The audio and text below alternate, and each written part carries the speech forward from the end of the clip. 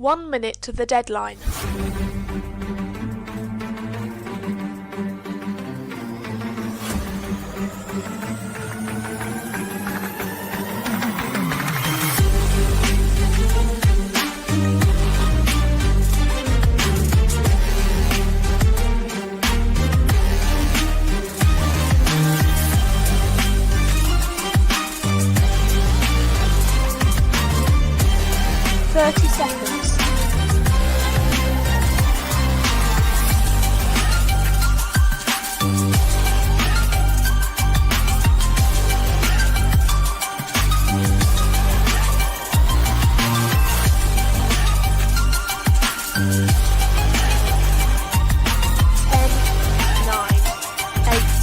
Seconds.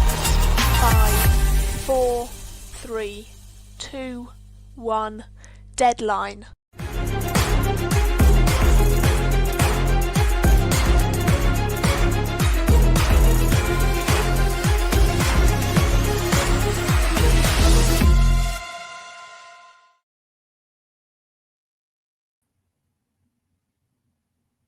Good morning, good afternoon, good evening, and welcome to wherever you are in the world to TBN's coverage of the 2025 Australian Open. I am joined with three fine analysts from over the world. We have perennial UK champion Dan Lester, perennial champion of everything Micah, and perennial fourth place guy Darcy Morris, joining me for coverage of 15 games and coming from Canberra, Australia. Darcy, you played at this tournament last year. It was won by Peter McNamara. Can you give us a little bit of an experience on what that was like to play in? Yeah, so the Australian Open is our national championships. And I guess outside of APAC last year, it was fairly high quality in terms of like players playing to win and only to win. We had a great top board, including APAC winner Max Rowe-Banks. We had Andrew Goff, Peter McNamara, and Marcus Loan, who won a tournament this year.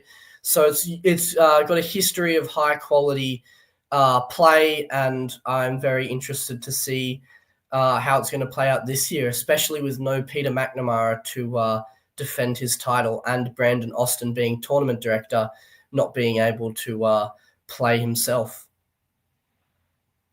Yeah, it's a couple of the big names in the Australian hobby are not playing at this one, but there's still plenty others who are. We've seen many Australian tournaments this year. This is the last of 6 or 7 of them, and there's been quite a few different winners and quite a few people making breakthroughs. So one of the interesting facets of the tournament this year that Brandon is running in Canberra is that they have decided not to decide a scoring system in advance. It is being done by a dice roll from a list of predetermined selections that the players have no idea what they are. And before round 4, I was told what that scoring system would be, but I'm not entirely sure the players were until the end of the tournament, and they definitely were unaware for the first 3 rounds. So, Dan, have you ever experienced something like this before? I know there's been a lot of weird trials of scoring systems in the past. No, I've never experienced anything like this before, but it has been talked about a lot because everybody knows one of the biggest problems of tournament play, one of the most irritating things that can happen is that people can go right the way down the rabbit hole of the scoring system. And actually, you will often see at these tournaments, any tournament face-to-face, people walking around with a sheet of paper that explains all the different permutations of the scores that you can potentially get depending on the game end. And people will, towards the second half of games, be like looking at the sheet and thinking, oh, is this a 3/4 of a point better than me for me in a 300-point tournament? And making these kind of really skewed and weird decisions based on these very small indicators. I think it's a wonderful idea. I think it's fantastic. I actually think it could become a trend. I'd love to see it work here. The most important thing about diplomacy, tournament decision-making in the play is game end date, not scoring system. I presume that's decided. how long the games will go? Yes, so instead of having a year end, they have timed rounds, which are for the most part the same. But because one of the rounds they all agreed a draw an hour earlier, that round got an hour extra. And so you will notice that one round has games that go a lot longer than any of the other games, which I found quite interesting when I was sent the games. That's really interesting because, again, not knowing the scoring system incentivizes you to play the game with the time that you have available, like the number of years or the amount of time. I'm for it. I can't wait to see what happens. Brilliant. All right. I also look forward to it. It is an interesting experiment. When Brandon first told me about it, I was like, this will be an interesting one to cover. We haven't seen something like this before, certainly on DBN. And apparently we haven't seen something before in general. So groundbreaking stuff coming out of the Australian hobby. Now, this is the last Game Day Live of 2025, but lots of tournaments have announced their dates in 2026. So, Micah, if you could go through some of those upcoming tournaments for us, please. Yeah, absolutely. There's actually a lot coming up. Usually these are a bit quieter months, but this year everyone decided it's quieter months, so we're gonna put in a lot of tournaments. We have actually today a 7 years war game online, so the 23rd. If you're still available, I know it's 6 my time in the Netherlands. No clue what it is in other times, but you can sign up by messaging Piotr, who's gonna GM for the first time. I believe we have a Polish game and an English game, so that's going to be exciting. Then the 6th of November, the 6th of December, we're already in December, we have the last VDL round before the top board. 30th of November, there's still a Snake Pit League running.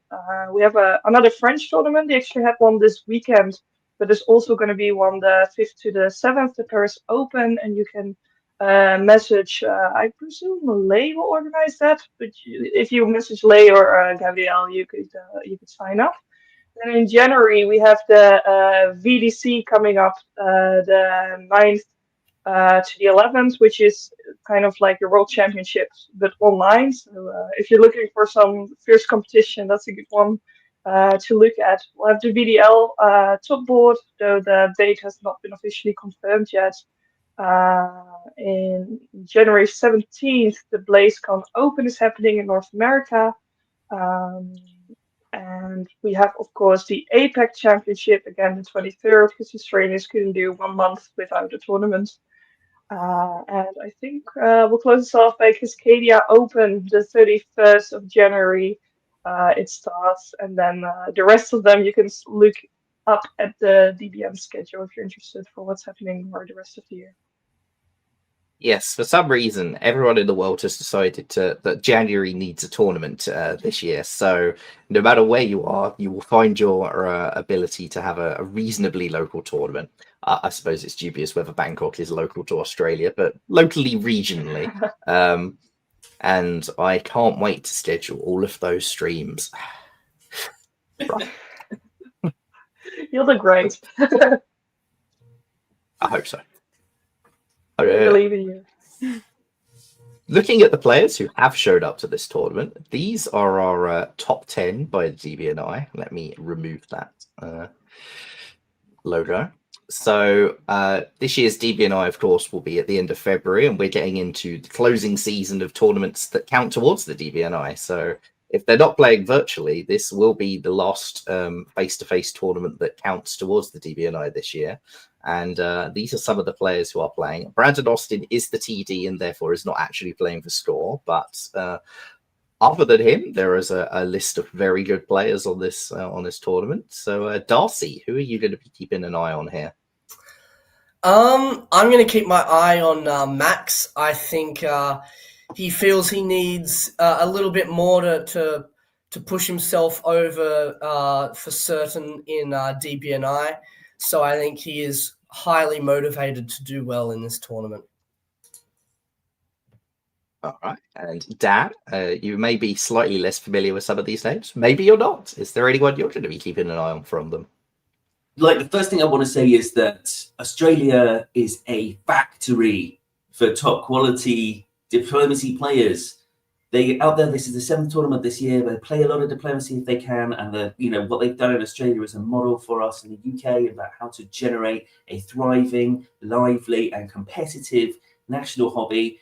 Every time I go to a kind of world championship or a European championship or something like that, I will meet an Australian player for the first time, and they'll be like, "Oh, hi, I'm just an Australian player here to, just have a fun time and have a couple of beers," and then they get 11 right on the board because so I'm not going to make the mistake of pointing to Andrew Goff and saying he's the class of the field, although obviously he is all-time great player, 3-time world champion, always fantastic fun to have on a board as well. Like, not a guy that you have to kind of go and hide in the corner. Very encouraging to new players, mid-range players, and experienced players. You can't kill him. He's going to be my pick, but I'm not going to make mistakes saying he's, the best guy here this weekend for sure. Because, like I say, Australia, what a hotbed, brilliant. Looking forward to finding out a lot more about these players, so that I'm not going to get hoodwinked by them when I meet them. I mean, I know that about 17 Australian players minimum are already showing up to WDC Athens next year. So this is a chance to get your research in, Dan. Right, Micah, are you backing up these picks of Max and Andrew, or are you picking someone else from this list? They're good picks, but I would pick someone else. I will say all of these players are really good and know what they're doing. So I think what's going to be very important is also how likable people are, how easy it's going to be for them to get allies. And I think Zoe is going to be able to do that really well. I like Zoe. Everyone likes Zoe. I think she'll be able to do really well, and she obviously also knows how to play the game. So I'm very excited to see how she'll do. I picked Shane the last 2 times. I needed to make a pick for Australian tournaments, so I'm just gonna add him in as a little extra. I think Shane will surprise us. I believe Zoe is the only person that I've ever seen to win a major tournament and get player's choice at the same time at that tournament, which is an indictment on what a player she is. All right. Well, because I'm highly prepared for this, I haven't actually decided who's going first. So which of you would like the first break while we go to the first game? All right. We will give Dan a break, and we will see you once this game is done. Thank you, Dan. And we will start out with game round 1, board 1. Darcy, if you could go through the players for us. We have one of the ANU executive members, Alex Batten. We have Joshua the Beast Crowther in Austria and England. We have a younger player, I think, that I've never met in France named Max. We have another ANU player in Charlie in Germany. We have Tianu, my favorite, in Italy. We have Mr. Goff in Russia. And we have Gavin Atkinson in Turkey. All right. So for the first game of the 2025 Australian Open, we'll put Darcy in the West, and we'll put Micah. No, we'll do Darcy in spring. We'll do Micah in fall, and jump in if you have anything you need to say before then. So, Darcy, take us away. All right. My eyes are drawn mainly to the Turkish opening, as Turkey and Russia do not bounce in the Black Sea, and instead Gavin tries to get the fleet out into Con. Elsewhere, we have Goffey opening to the north, moving Moscow to St. Petersburg, as well as having a Galicia DMZ with Alex in Austria. Tianu was bored of just holding Venice, so he moves Rome to Venice and then Venice to Apulia. And then it's mainly standard in the west with a DMZ in Burgundy and England opening to Yorkshire. Yeah, gotta call it out immediately every time I see it on these Australian streams. Sevastopol to Romania, classic Australian opening. Somehow it's not. It's usually pro-Turkish. We'll see whether it is in this case.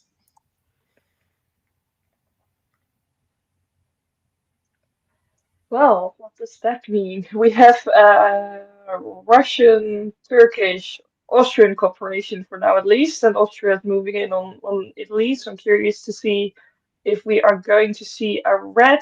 Could also be something entirely different that we haven't even come up with in our minds. So that's going to be interesting to see.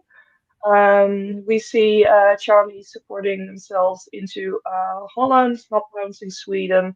Guffey is showing some nice support to England by supporting them into Norway. It's a fleet, so that's always going to be good for Guffey.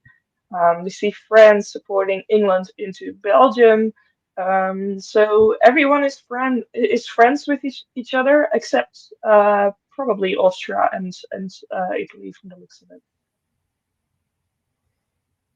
Yeah, it's very interesting to see an Austria moving on Italy in 1901. That is quite a rarity.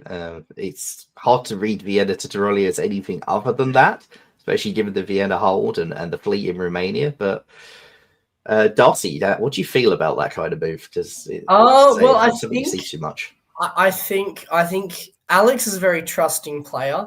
But if anyone's gonna convince Austria to make a move on Italy that early, it's going to be an Andrew Goff in Russia.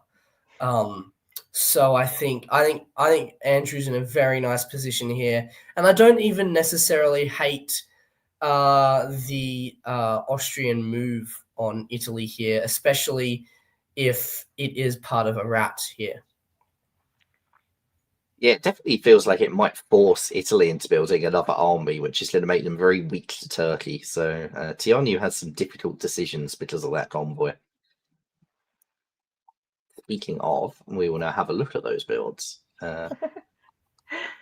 have Andrew Goff saying in the chat, "It wasn't me." All right, Micah, you can take the builds as a. Sure.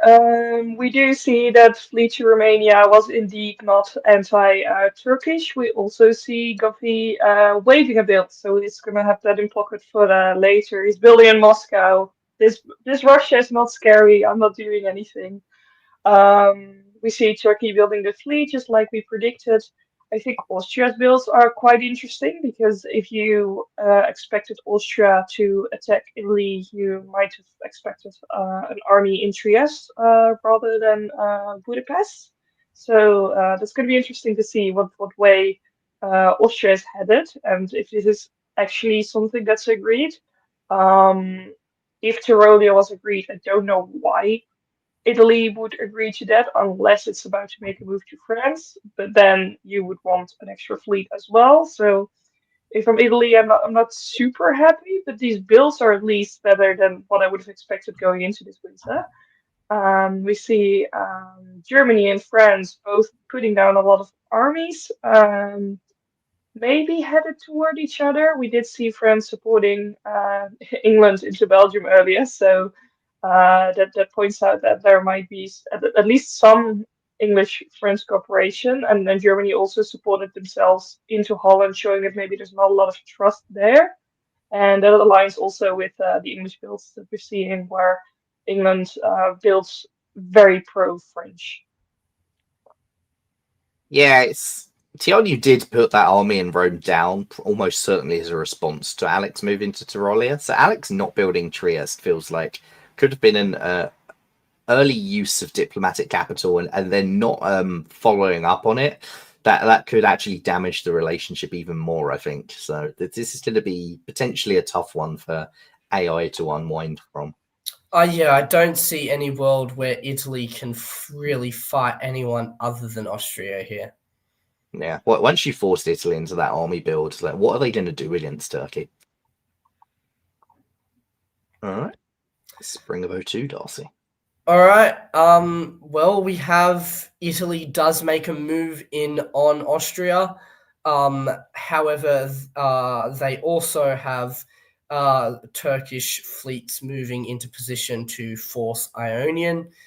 It also seems like Austria tried to make amends with Tianu as Greece support held Ionian. But I don't think that's going to change Tianu's mind. Meanwhile, in the West, we have Munich, Germany has decided they want to get involved in the east as they move Munich to Bohemia and then Ruhr to Munich. So they seem to have some level of trust in their Western allies, whoever that is. However, it looks like there is pretty simply an EF in the west, as Belgium supports Paris to Burgundy, as well as Picardy supporting Paris to Burgundy. Meanwhile, Goffey decides, you know what, Jamal's coming back soon, so I'm going to win the Jade Buddha Peace Prize and hold literally every single unit. Yeah, a lot of holds in this, as Robert in the chat has just called out. You see England moving no units, just one support. Russia, no orders whatsoever. Austria, no orders whatsoever, essentially. It seems very much like a board where no one really wanted to fight each other, and everyone was waiting for someone else to be the first aggressor, and no one really wanted to. I have to respect Charlie in Germany seeing France put 2 armies down and going, I'm still going to make an Eastern adventure. And their Eastern adventure is over as they immediately turn back, which is a good call given the moves that we're seeing. Germany does manage to bounce France out of Ruhr at least, does lose Holland by doing so, but Holland was very likely to fall anyways. It was Ruhr Holland, Ruhr's worse positionally, so it makes sense that Germany did that. Austria has decided, actually, I am going to go attack Italy. I'm gonna attack Trieste to take it back, and then finally be in Trieste. When they could have already built it there, but I think this is the good call for Austria for sure. There's no real pressure on them from anyone else, as Russia still has the fleet in Romania and did not put the army into Galicia. We do see Goth getting into Norway, which is walking out. I assume some sort of deal was made there where Russia said, yeah, I'll support you into Denmark or something like that. But Russia decided, I'm just going to take Norway. We see Gothi walking out of Moscow into Livonia, which I think has to do with the build he still has in pocket. This way he can build both in St. Petersburg and in Moscow and have a really good position here. We see Turkey advancing because they get into Ionian. Austria does, I think that's Italy supporting Austria, right? Not Austria supporting Italy. Yes, that's Italy supporting Austria. Right, okay, so Austria is definitely in good terms with Turkey here. We see France moving into mid-Atlantic. I don't really read anything into that. I think that's mostly just a defensive move. It's better to be in mid-Atlantic than in Spain North Coast, regardless of if you're attacking England/Germany or Italy later on. All right. Well, winter I'm sorry. 1902.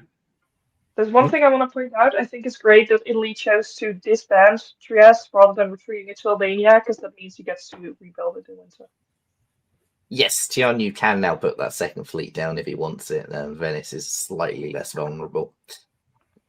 Well, Venice is very much vulnerable with a tap from Turkey on Apulia. That's true. That's why I said slightly and not completely invulnerable. And Austria could also wrap around to Piedmont. But Tianyu does rebuild it as a fleet, maybe hoping he can still find a way to peace out with Alex. And Goffey, with those 2 builds, with Warsaw, Moscow, Sev all wide open, decides that the only thing he needs is a St. Petersburg North Coast build, because of course he does. So, spring 1903. Well, we have the Turkish tap on Apulia, but there is no follow-up fight from Austria. So Venice holds for now. Meanwhile, Italy takes back Ionian, and curiously, the retreat is not to Tyrrhenian Sea, but instead to Eastern Med. Elsewhere in the east, everything is just holding. It seems like Greece was meant to follow up into Ionian and just so happened to not. Meanwhile, in the West, we have Goffey somehow convincing the Beast to just let him continue to move up against him as the Beast moves down into Helkel and Bight and North Sea. And presumably Goffey didn't put the support in for Skagerrak to Denmark like he was meant to.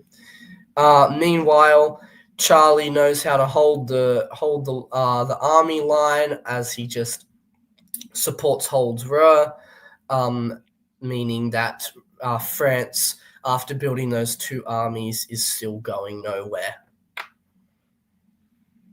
Yeah, I mean, Austria, once again, doing nothing, having, like, attacked Italy, not attacked Italy, attacked Italy, not attacked Italy. It seems like Alex is not convinced that he's following through on any of his plans. So maybe Alex is showing a little bit of indecision at this point. Maybe he's getting a little pressure from Goffey or from Gavin, and it feels like, they're selling me on something, and it sounds quite good. And then when I look at it and think about it, maybe it doesn't sound quite so good. And so Tionu has potentially a little path back into this game, and now that the pressure's gone away. Turkey retreating to Eastern Med, possibly because Austria didn't do what they'd agreed. So maybe Gavin's feeling a little vulnerable now. Yes, maybe Alex is about to be the odd man out.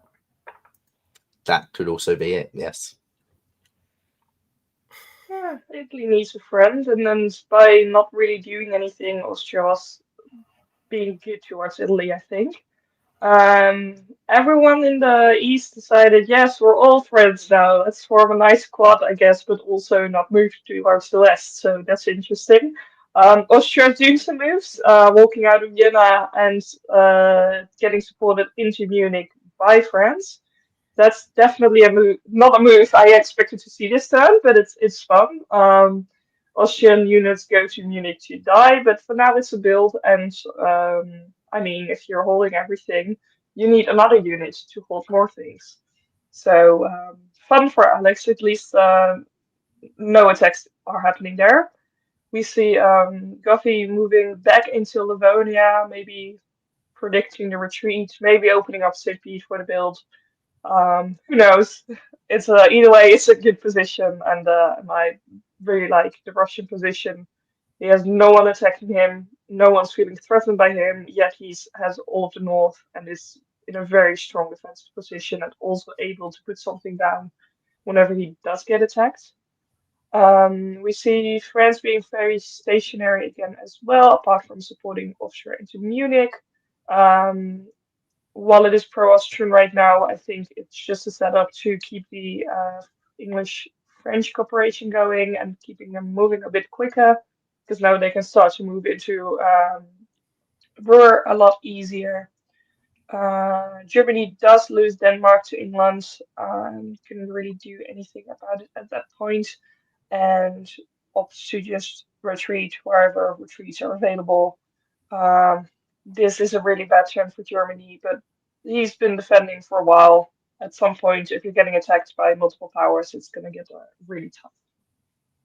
Yeah, this is a rough time for Charlie in Germany, who's essentially had all of his neighbours go, we don't want to do anything else, so let's just kill you. Painful, we've all been there. Learning experience, I guess, but never feels good to be in. Yeah, rough first tournament, first round, but yeah, it's hopefully Charlie will find a few good results in the later rounds, but I don't think it's going to be this one. Well, Micah said that Goffey has opened up St. Petersburg, opened up Warsaw, and North Coast. I mean, all right. Is that what you think he's going to do, or what you think he should do, though? That's what he's going to do. What he should do is, I'd probably put like Army Moscow or Army Warsaw and then just sit there. Micah? Yeah, I'd absolutely build Army Moscow, but I wouldn't be surprised if Goffey doesn't, and I think it's a good move not to. I'd be very tempted by Army Warsaw and just charge in on Germany to try and get Berlin. But we shall see. It does put Army Warsaw. Andrew Goff thinks like me. What a compliment. Elsewhere, we see another army from England. We don't have enough armies in this game. We see an army in Vienna from Austria, and Germany disbands Ruhr and Baltic as they look to attempt to turtle up. Spring of 04. All right, well, Goffy doesn't get to completely charge in on Berlin as Munich supports Berlin to Silesia, which is a very interesting move set there. Meanwhile, it seems like everything is going well for the Beast here as he convoys into Kiel and supports his ally into Ruhr. So Munich is very much under threat. Elsewhere in the north, we have Goffy moving everything down towards Denmark and Berlin. Whether he'll go for Denmark or Berlin, probably Berlin. We shall see. Elsewhere in the east, nothing happens for about the fourth year in a row. As Alex self-bounces Budapest when there's nothing next to Budapest that can move into Budapest, whilst not moving to Tyrolia to support hold Munich for fall. Yeah, I just want to be a fly on the wall of these negotiations to sort of understand why the East is moving, or why there's a lack of movement in the East is probably a better way to put it. But it looks like Tianyu is still trying to get on the charm offensive with Austria as he supports Greece and Trieste again. And I just think this is all EFR coming together here. Yeah, Alex supporting Germany to Silesia rather than Russia, which looks like a sort of semi-hostile move towards Russia, but they're not moving Budapest to actually make an attack on Russia. The East is either nothing is happening in the negotiations, or so much is happening in their negotiations that no one can get on the same page, and be interesting to know which of them it was. Let's see. Oh, well, this is very interesting. I was thinking France has a very good position there in Picardy, Ruhr, and Burgundy. They have all the leverage, and they can now say to England, like, hey, you're getting Kiel, you already got Belgium, I need Munich now, and just demand it. But what we actually see happening is France supporting England into Munich and taking Belgium for themselves. This is a very nice French position, but it's also a nice English position. So I think both of them are quite happy with what's happening there. It's going to be a lot easier to start and take that last German dot after this turn. We do say goodbye to Germany. Thank you for playing. It was a good defense. You lost it until 19-4. At some point, you can't do anything else. But I think you made a lot of the right calls by putting yourself back into Ruhr after moving to Bohemia. I think it was moving back and recognizing the threat. So thank you for playing, Charlie. We do see Austria making the moves on Russia, but Russia gets a build from Berlin, so that's going to be tough. Other than that, we don't see much movement again. Russia is doing a silly move, but nothing is actually happening over there. I also think France and Italy seem to have a good relationship. With all the lack of movement, Italy maybe could have opted to go west, but I guess they're not feeling super safe yet, and that's fully an advantage of France. And of course, this is a great turn by Goffey again. There's one person attacking him now. Oh no. I think this is an EFR. I think that's why England is getting Munich, so that England has a path forward. I just also based off of the lack of fighting we saw after the Fleet North Coast St. Pete build. I be very, very interested to see if I see a Fleet Marseille here and England continuing an army build or something. So would Do you you think the expect? EFR will stick together? I think the EFR will stick together. Whether or not they should, I'm not too sure, but I think they will stick together. So do you All right. expect Russia to start supporting England into Bohemia and things like that? Is that the direction where England I mean, would be headed? Austria just made a move on you as Russia, so if you can get England to move towards Bohemia, then I think Goffey will take that with both arms. All right. Winter 1904 builds. We do see that army from England in Edinburgh. We see another army from Goffey in Moscow, and we see a fleet Marseille. So EFR builds it is. And at this point, we'll pick who do you like? So Darcy, your first pick. I think I like England here, but I see the appeal of Russia. Okay, Micah. This is very difficult because I like if it keeps being an EFR, I think that's very good for Russia. If we see something like Kiel to Berlin being supported and the fleet getting into Kiel, then that's probably best for England. I do agree that it's either Russia or England here. I'll pick England as well for now. Neither of you liking the French position, although if Oh, I England do. and Russia start fighting, I think France has got as a path. Munich is takeable. Jump up into England. Anyway, so let's have a look. Spring of 05. Well, there's EF fighting. I feel like France is quite unlucky. Oh, actually, not too unlucky. So France takes Munich, taps Holland. Potentially was hoping for Goffey to also go in on England this turn and moves up into Irish Sea. However, Liverpool is not a walk-in because Edinburgh did fail to move out into Kiel. Elsewhere in the east, we have Alex moving all the way back from Goffey, whilst still supporting Bohemia, whilst still supporting Italy into Tyrolia.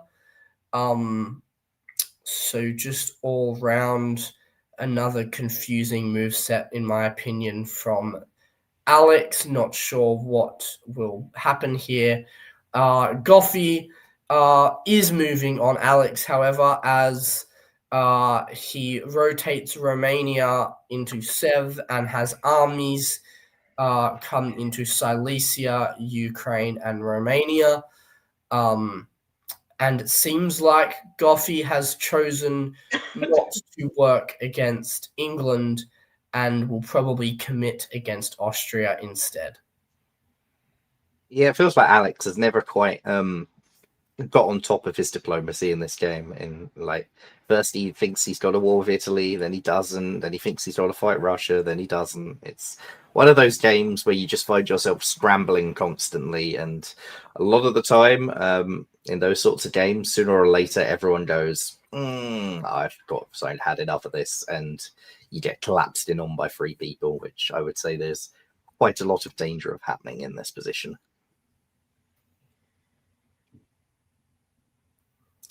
Can I pick Russia? Let's see. Is Kiel getting supported into Munich here? Yes. What are those arrows? Okay. Well, that's good for England. France, however, does take Holland. There's a bounce to the English Channel, which is fun. I think that's the right call for France to go for English Channel here rather than Liverpool, because Liverpool is going to be covered anyways. In this way, you have a better move on English Channel next turn. So good job on Max for recognizing that. We see Charnu moving east, taking Trieste this time. Vienna wasn't defending it. Just got support. Italy just got supported into Tyrolia, but decides that actually they're going to use this for attacking Austria rather than going for Munich as well. We see some cooperation between Italy and Turkey, putting Turkey into Greece.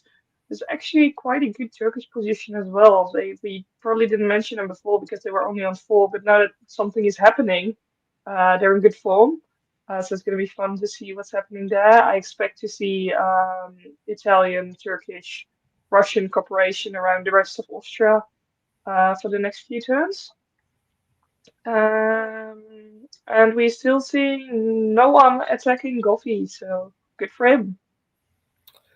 Yeah, I would like to give Goffey a bit of recognition here in terms of he's playing very well to keep his 8 centres as the lone board top this game, realising that France had done a good stab on England, couldn't let France get too much out of it to keep his lead, and instead helps prop up England. At the same time, he can also push up Italy and Turkey's scores from slightly lower to slightly higher.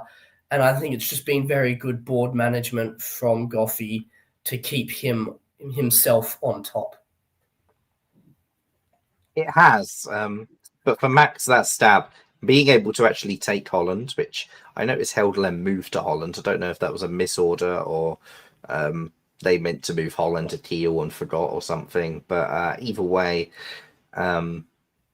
Max's stab on England really needed that build. So the fact that he got Holland, will be able to build Fleet Brest here, the stab is way better than if it had faltered entirely, had lost Munich and had not got a build. So France does still have a path in this game for sure.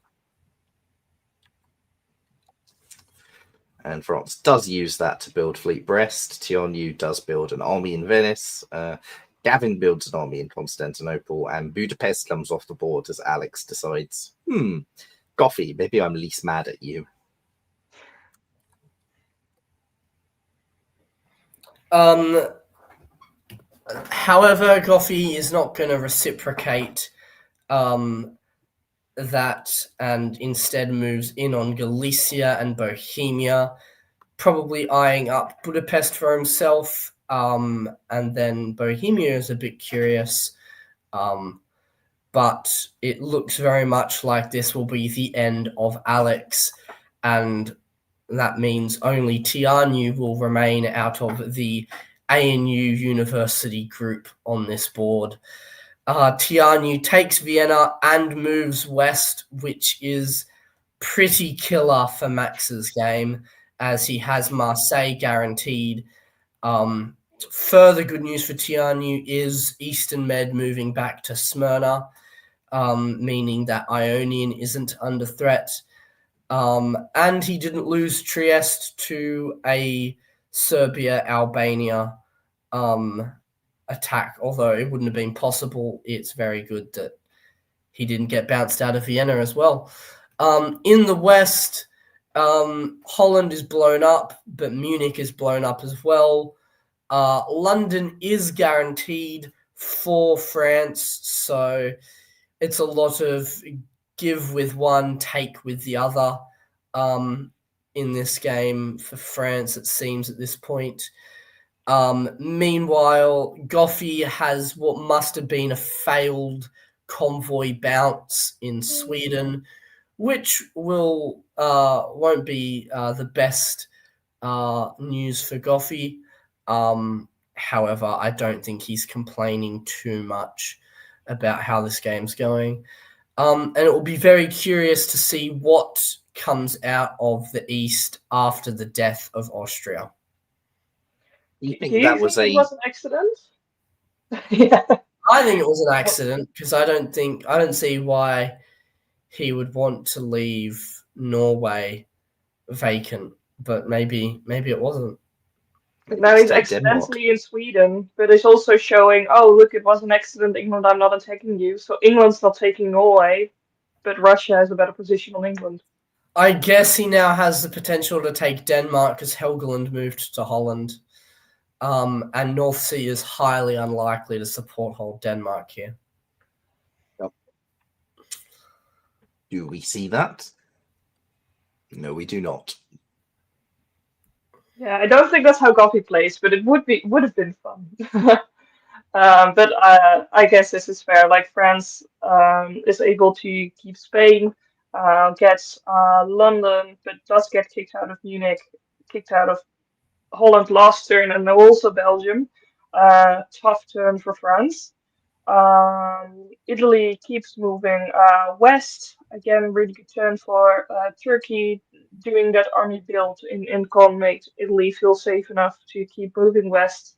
And now Turkey is getting Serbia out of it.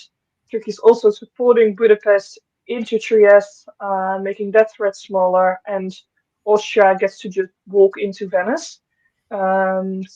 We do see Russia taking Budapest and taking Munich, so it's a really good turn for Russia as well. Let's see. I think France might have expected support into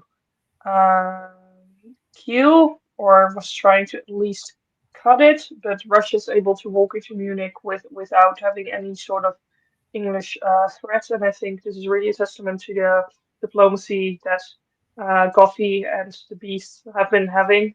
The whole game, they haven't really attacked each other. Sure, Goffy has taken Norway, but other than that, they've been pretty much on the same page for a big part of the game. Austria is going down 2 and going down 3 and building 2, so they're still in the game. And I think, yeah, it's a pretty good turn for most people that are not friends. I think it's a pretty catastrophic turn for Tiognu in Italy as well.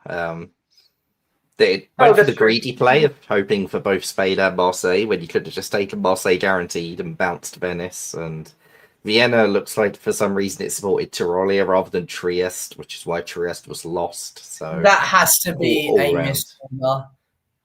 Yeah, there's like a couple of misorders here. You've got the support there, and you've also got over here Belgium supports Roer Belgium and Roer Belgium, which I presume meant to go to Holland, and is the reason that France lost Belgium as well. So painful misorders in this turn for Max and for Tiognu, and they are the two people who I think have come out as the losers from it. Winter 1906, Goffey has now opened up a 4-center lead over everyone else, up to 10. He puts down just the army in Warsaw, no need for anything else. England builds fleet Edinburgh, France pulls Wales, Tiognu rebuilds that army in Rome, and Gavin puts down another army, which I'm not really sure at this point should make Tiognu feel any safer.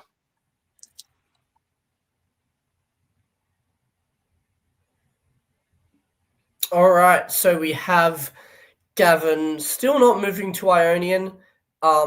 Instead, just moves everything straight towards Trieste. With Russia and Italy supporting Serbia to Trieste. More painful news for Tiognu, though, as Rome is now lost to Austria outside of any taps on Venice or Tuscany. Meanwhile, Tiognu continues to commit towards Spain, which will be guaranteed for him in fall, as long as he then doesn't worry about losing Rome. Meanwhile, the Beast will take back London this year, and it seems very much like there is going to be no fighting Andrew in the north. which is just more good news for Goffy. Meanwhile, Goffy moves Warsaw to Silesia to better hold Munich and to make sure Berlin isn't lost. Goffy has Vienna in pocket whenever he wants and is probably going to be the one supported into Venice in fall. So this just continues to look more and more like Andrew Goff winning the board. And it seems like France is on its last legs. Yeah, Tionu there, Rome hold is this is a learning experience, I'd say, in that you're potentially worried that Austria can drop 2 on you. Maybe you don't want to move out of Rome. I think that's quite reasonable. You've only got 1 army there. But Rome to Venice is just such a natural move. It stops Austria putting the 2 on Rome. Yeah, they could drop to Apulia and you have 50 as well. Yeah, it's in all round just a better move. And Tionu maybe focusing a lot on Spain, not thinking so much about the homeland anymore. Trying to become the tip of the spear towards this sort of late breaking juggernaut. But yeah, there was an opportunity to not lose a dot this year, maybe Vienna, but Vienna gets blown up, so you could rebuild taking Spain. Now, this is sort of just Janissary or bust for Italy. But what do I know? Well, that's definitely interesting. I guess Italy prioritized keeping their home centers. So what do then? You convoy Austria into Spain to give them something to do, keep yourself in a better position, and it's working. They do lose Vienna, but they couldn't help that anyways. I mean, the juggernaut is together. I assume Gavin here is telling Goffy like, "Hey, you're already on 10. I'm just on 6 here.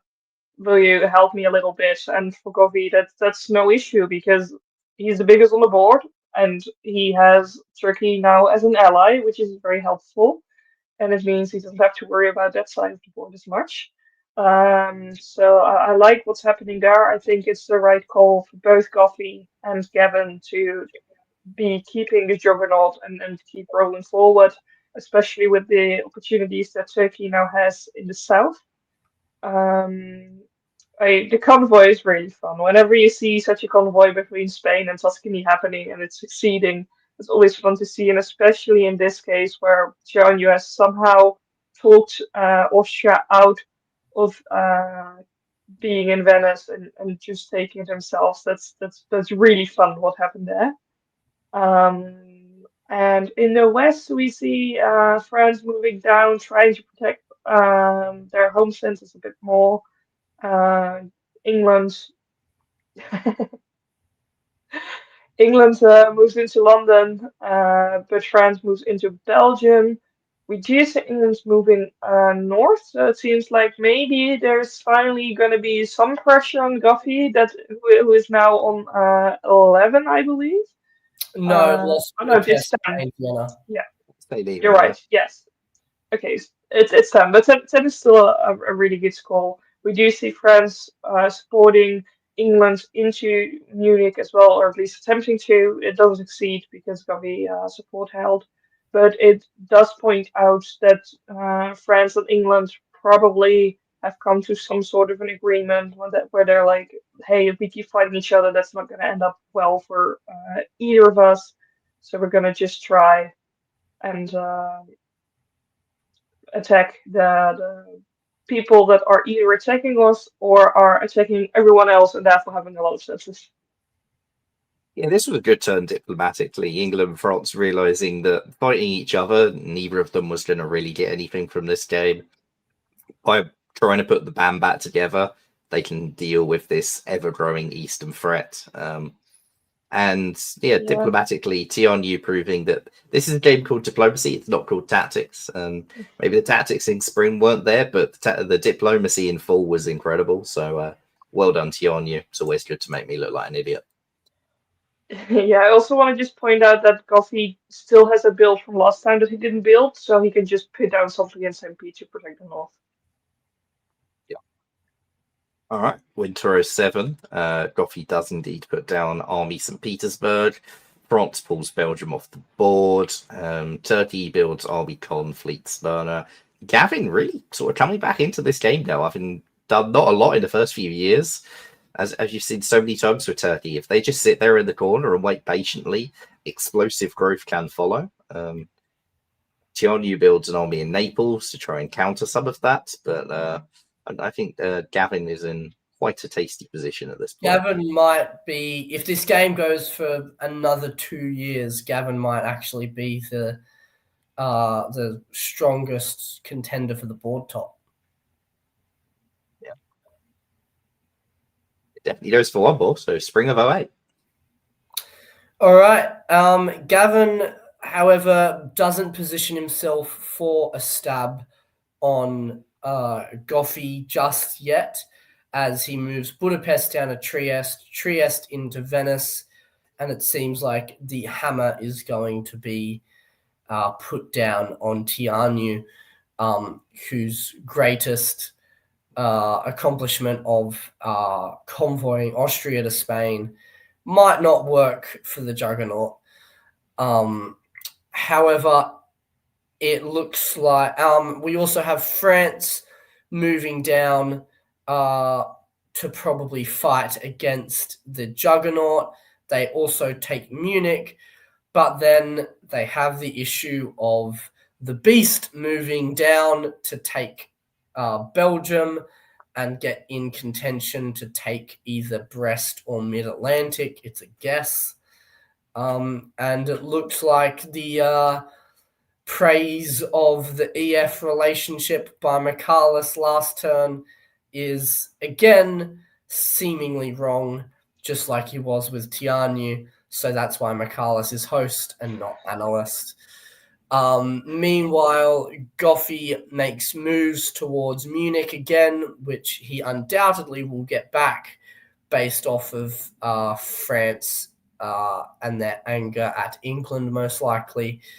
As Munich gets a nice little retreat into Kiel, meaning Goffy might actually be building here and going up to 11.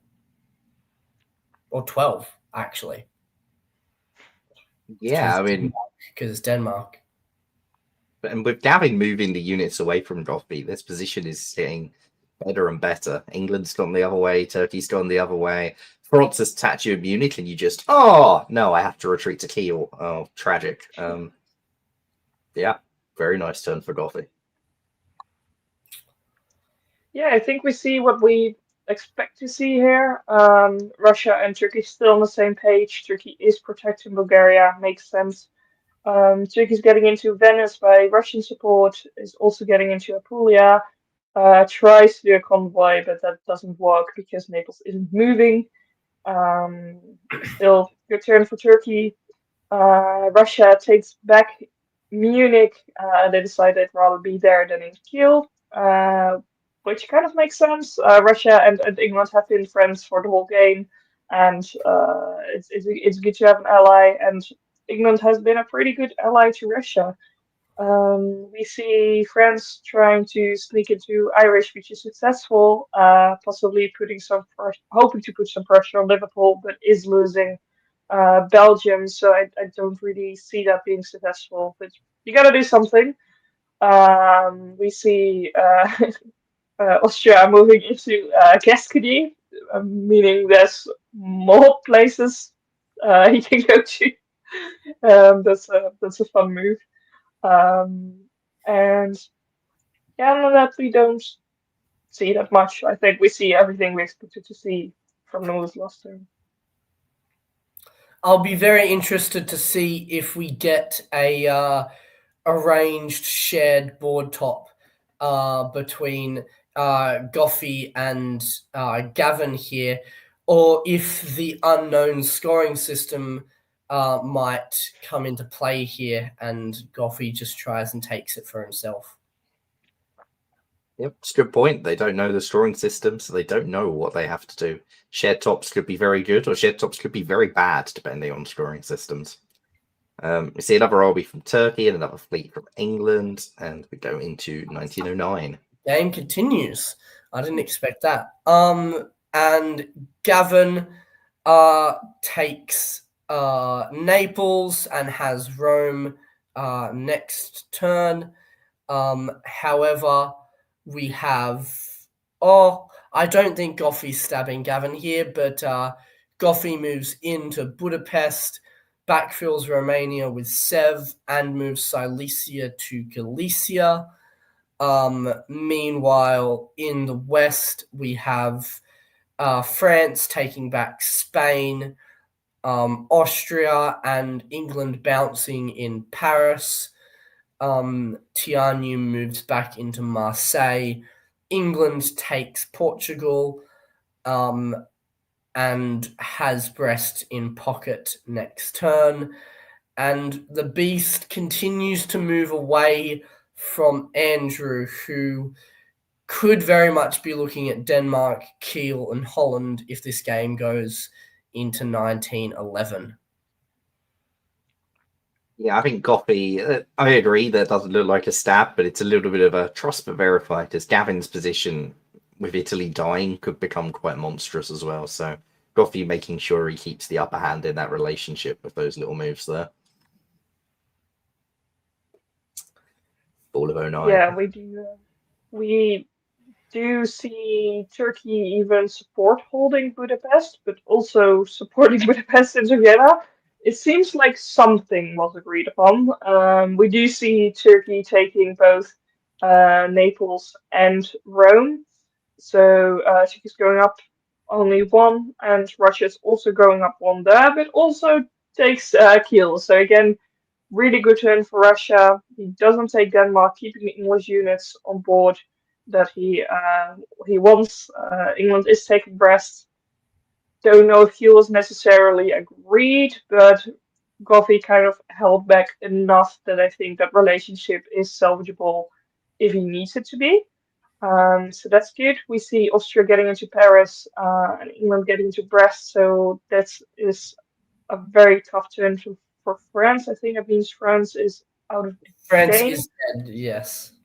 Yeah, thank you, Max, for playing. You had some good chances. In the end, it got a bit too difficult when everyone went for you. Let's see. We see England. Is it England getting into Spain, south coast?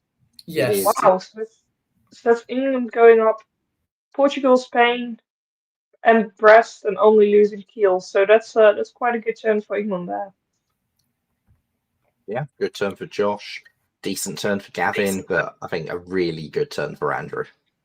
Absolutely. All the diplomatic capital. Andrew can put down Army Sev here, holds Romania, and then can hold Vienna and Budapest with the right move set next year. So usually in an RT, Turkey can sometimes get a grab on Russia if it's sort of in this sort of explosive Turkish sort of vibe, but not in this one.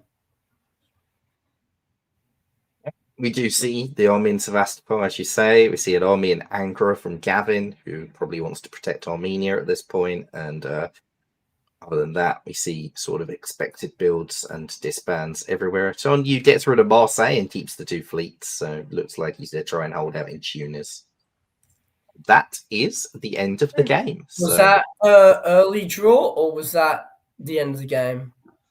As far as I'm aware, that was the end of the game. Okay, 19. Correct me if I'm wrong in chat. 12 centre board top for Andrew Goff, regardless of what the scoring system is. We know that's going to be a pretty good score. 10 centre second, 9 centre third for Gavin and Joshua. They could be very good scores. They could be not so good. So we will get to that later, I guess. We see a comment in the chat. Was there a specific rationale for not having a scoring system? It was so that they don't play to the scoring system, trying to get rid of the meta. We will also bring Dan Lister back on stage now. Dan, what do you think about that game?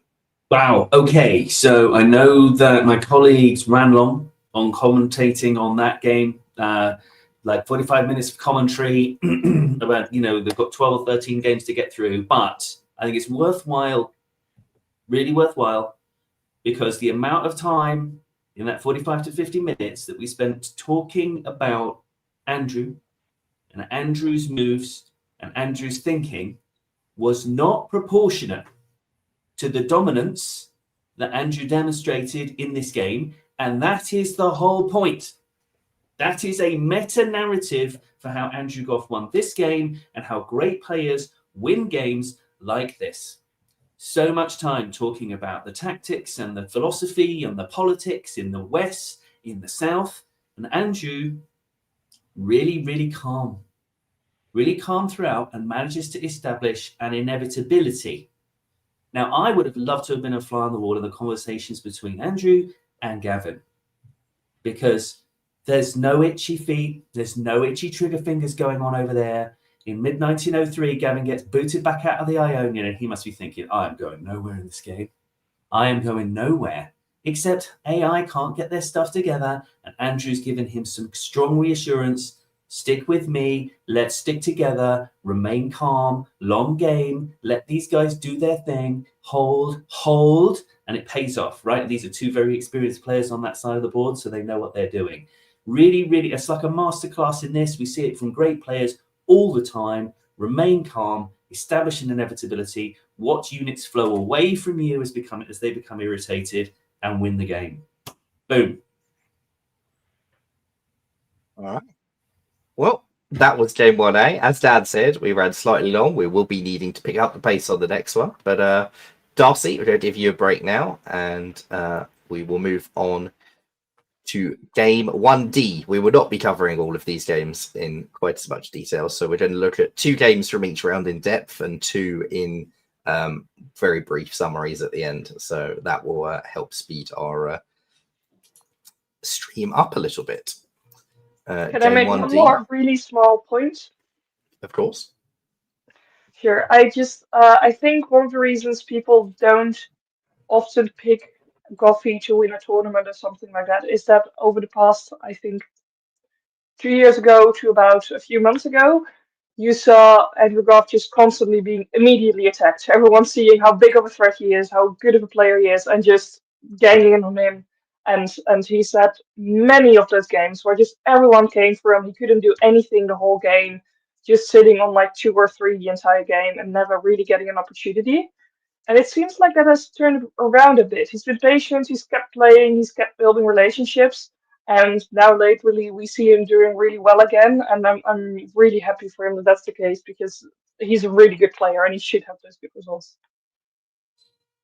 Yeah, I think he's also not necessarily been trying to win tournaments quite as much. He's done a lot of, I'll just play. I'm trying to build the hobby up, and I don't want to just curb stomp them all now that they've joined the hobby. But the hobby's been built up in Australia, and these players, it's not all like a bunch of rookies. Quite a lot of them have got quite a lot of tournament experience. So maybe Andrew's like, you know what? The gloves can come off now. I've got you into the game. I've got you hooked. Now you're going to get my right hook. Anyway, game 1D. Micah, take us through the players. In Austria, we have James. I'm not familiar with James, but maybe a newer player. He doesn't really be an high schooler, so he has played before. Looking forward to seeing how you do. In England, we have Arden. I'm also not familiar with Arden, I'm afraid. In France, we have Zoe. Now, Zoe is known for being the France specialist, so always exciting to see her in France.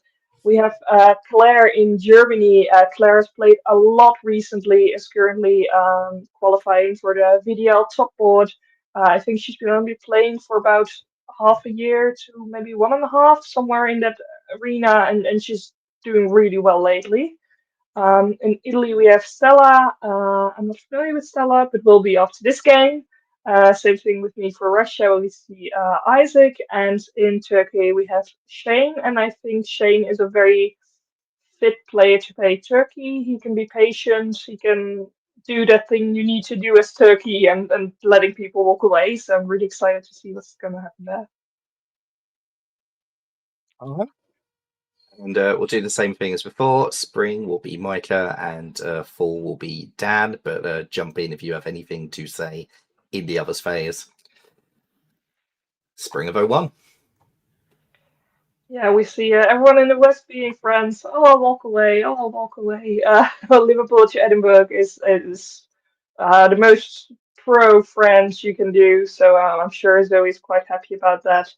I do like what Zoe's doing. It's a little less standard, but moving Paris to Brest means that can be convoyed into Portugal or Spain, so that you already have that fleet in mid-Atlantic to start moving wherever you wanted to. Um, it does mean that Germany and England are either going to bounce for Belgium or one of them is just gonna get in. We do see Germany moving to Helgoland. Oh, I didn't notice that before. That's not as uncommittal as I thought the West was being.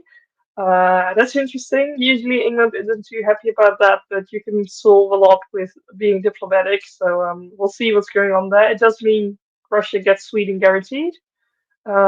We see Russia moving down. Again, like last time, we see Sevastopol into Romania, which in Australia is super pro-Turkey. So we'll see if it's the case in this time. We don't see a Galicia bounce. Instead, Austria moves to Budapest. Can really go any way. We see the fleet getting into calm, which is always nice if you're able to do that as Turkey. And we see Italy making sort of standard moves. Moving to Naples does mean that they kind of have to do some sort of convoy if they want to put another fleet down. So I'll be looking out for that. And fall of 01. Right. Okay. So does the pacifist theme continue? And the answer is yes, it does. Yes, it does. So this is the pacifist board, with a small exception of Galicia. It's very interesting, isn't it? Like Warsaw is sitting there in 01 with nothing to do. Isaac decides not to go north, right? So it's got this kind of Warsaw. It's it's keeping everything under control. He's trying to remain safe. Keep his lines clear. And then he's got Warsaw in Ukraine. He's put that fleet in Romania in that peaceful way towards Turkey. And then he's like, oh, I'm not doing enough. I'm going to get 2 builds, and I'm not doing enough. And he goes to Galicia. I'm not sure how I feel about this. If you've got the fleet in Romania, why are you going to Galicia? What's the function, right? Your attack on Austria is going to be limited. He's going to get itchy feet. He's probably going to build 2 armies anyway, one way or another. But with that, something in Galicia, now you've got only one thing to talk about in spring 02. I don't know what Isaac's plan is. I mean, if he hadn't gone to Galicia, I'd have been like, this is a great opportunity to go both ways. Build Fleet Sev, build Fleet St. Petersburg, North Coast. The centre's going to absolutely 100% going to hold. But anyway, really interested in what's going to happen in the East. Russia's obviously got a fantastic relationship with Germany, so that's great. My guess is that Zoe's setting up for a massive attack on England. Like the classic here is build Fleet Brest, build like something really, really like Army Marseille or something, and go, oh, I just love everyone. And then you go to the Irish Sea and the English Channel, and you're there for an unopposed convoy to Liverpool if you're not careful as England. So that's what I'm seeing. AI, Budapest to Trieste is fine. I don't think, that's fine. It's all good. Almost all good. And James saying in the chat, a slight misorder. He's moved the wrong unit to Greece. My apologies. I didn't even spot that. Yeah. Okay. Yeah. So Serbia is neutral, which not too good for Austria. Okay. All right. Well, maybe Isaac's clairvoyant because he maybe saw that coming. And what we might be about to learn, I don't know, is that misorders can make and change games. Right, you can have your diplomacy absolutely sewn up and everything is perfect, and you've got all your relationships sorted out and everything's looking great, and you make a misorder, and it can even be a reasonably minor misorder, not even one that costs you a build, and suddenly your position has got that big hole in it, and people be like, right, well, I'm just going to take all that stuff we talked about and I'm going to rip it up because I can kill you, so I will. Sorry. And then misorder people, I frequently misorder people. The worst thing you can do is get down on yourself, right? This is a general tip, right? If you make a misorder in a game, don't panic. Don't panic. You have to reassess what your new situation is, right? You can't yearn after what a fantastic turn it could have been, and I'm so stupid, or I don't deserve to be at this board with all these wonderful players, or why have I come to play face to face? It's so different than when I'm sitting at home or writing a letter or whatever. Right?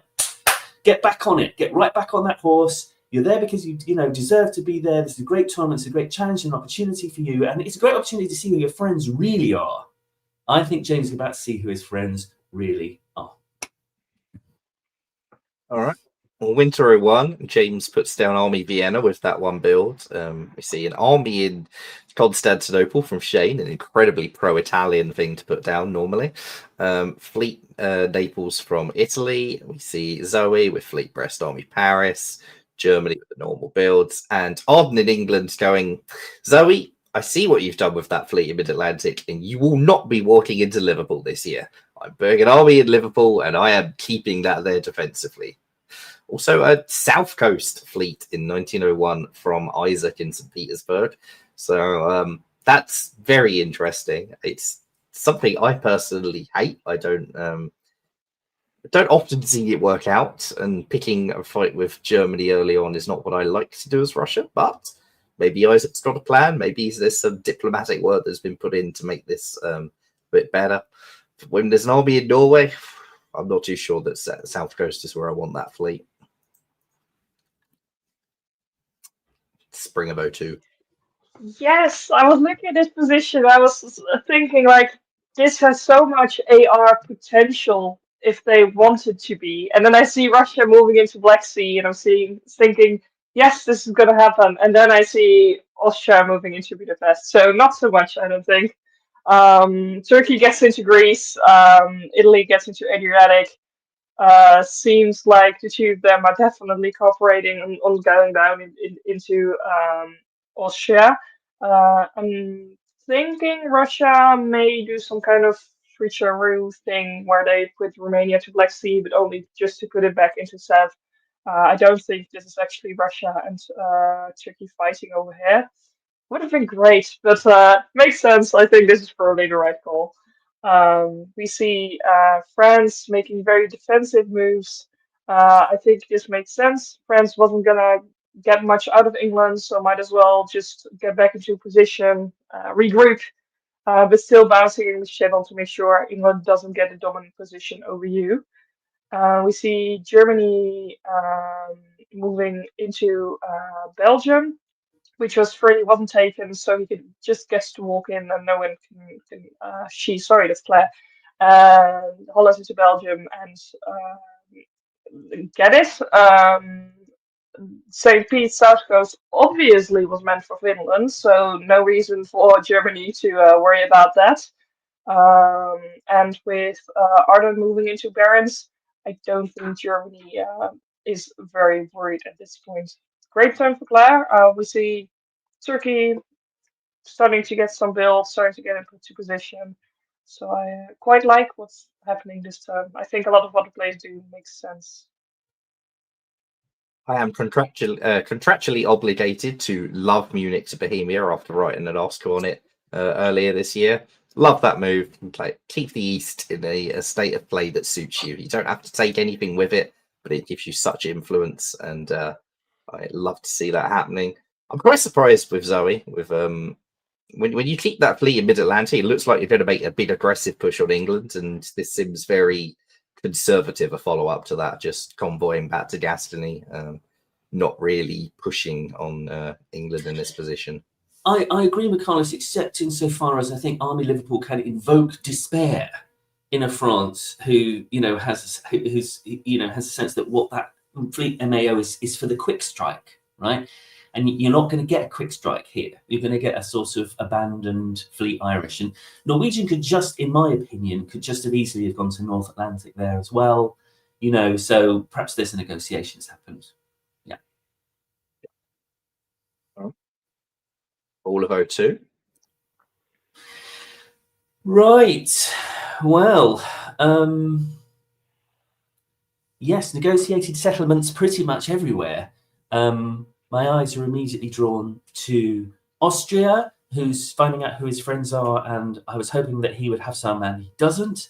That misorder has indeed occasioned a full-on maximum power pile-in What's going to be interesting about this, sorry, James, is what happens next after he's dissected.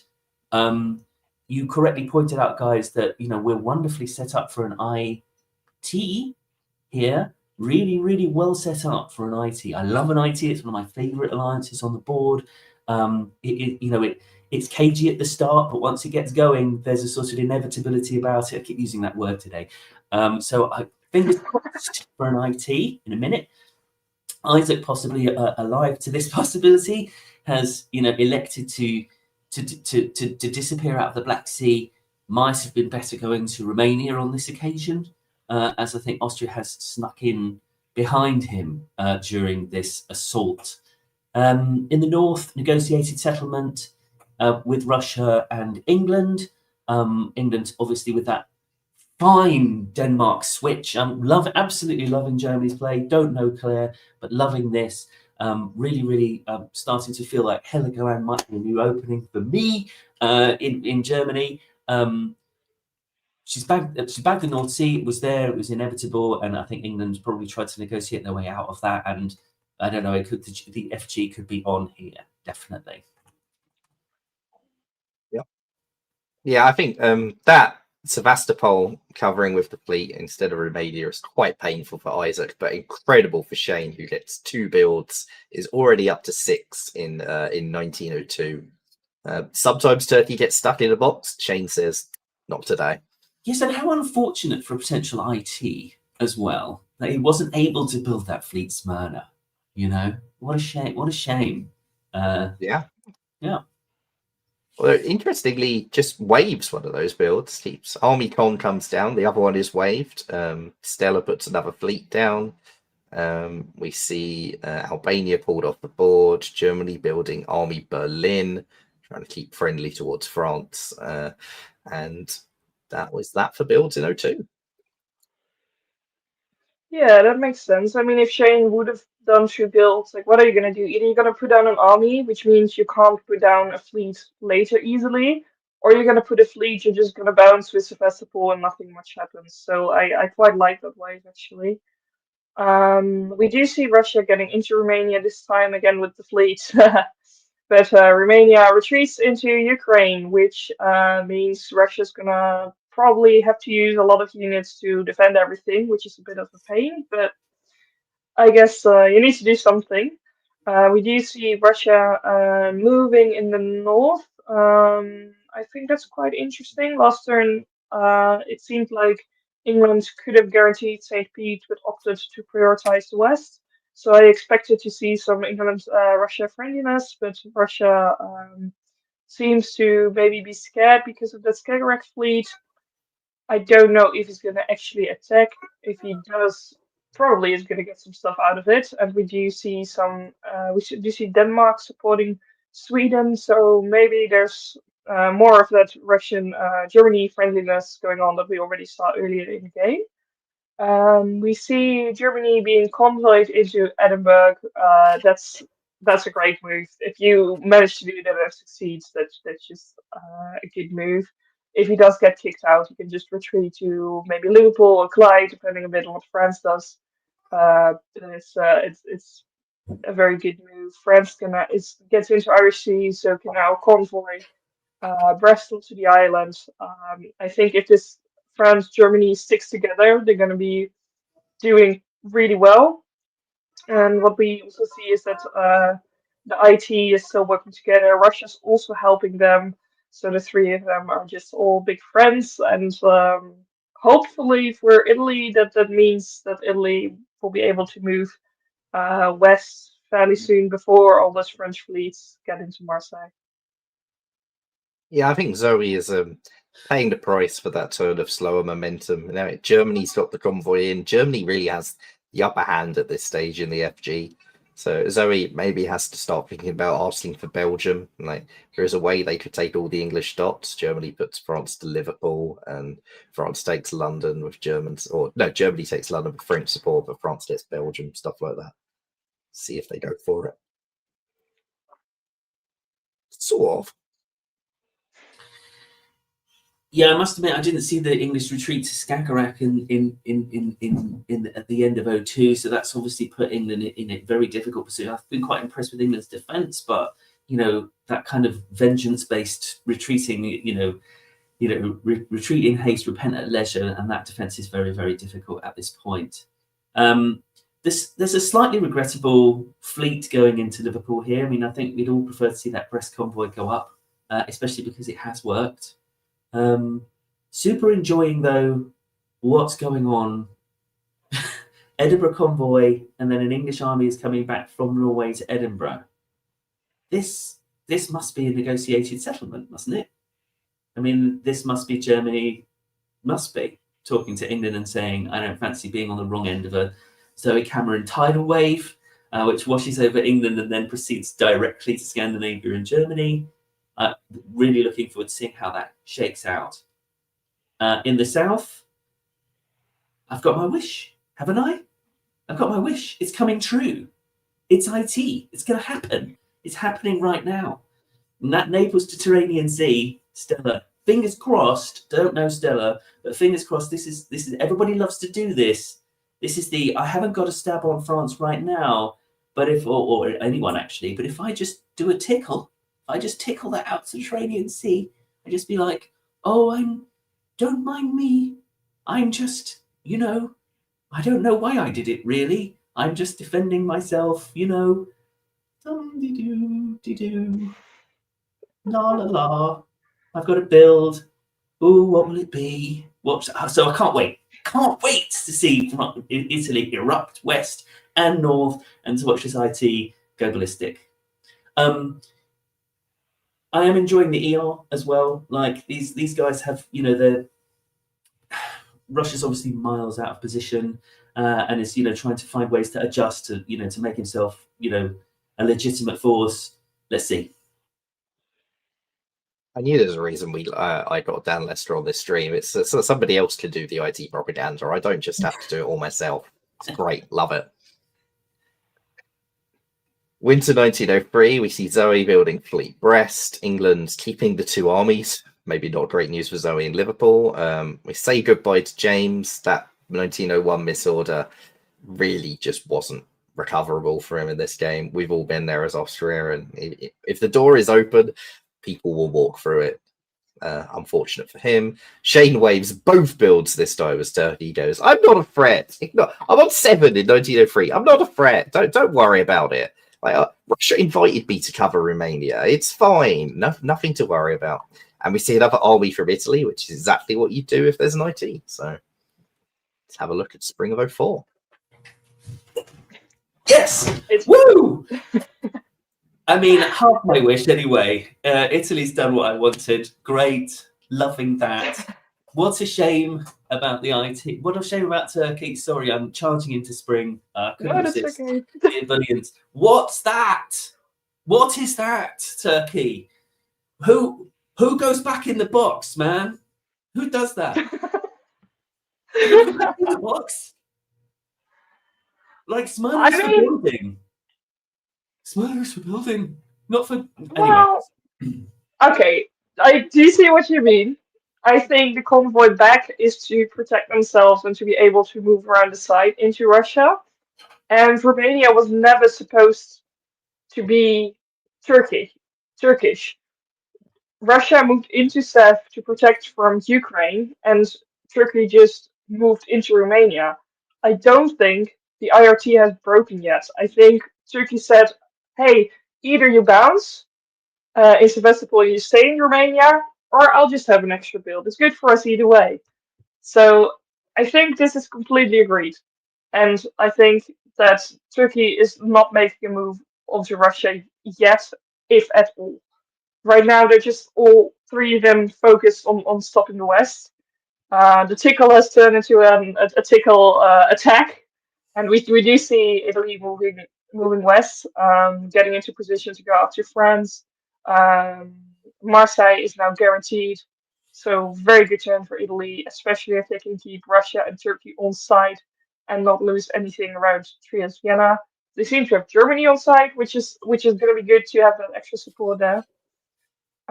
We do see France getting convoyed into York. That's a possibility. That's something you can do.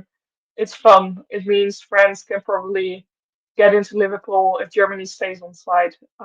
It also means Picardy isn't threatening Belgium anymore. Kiel's moving to Holland to protect Belgium, I assume.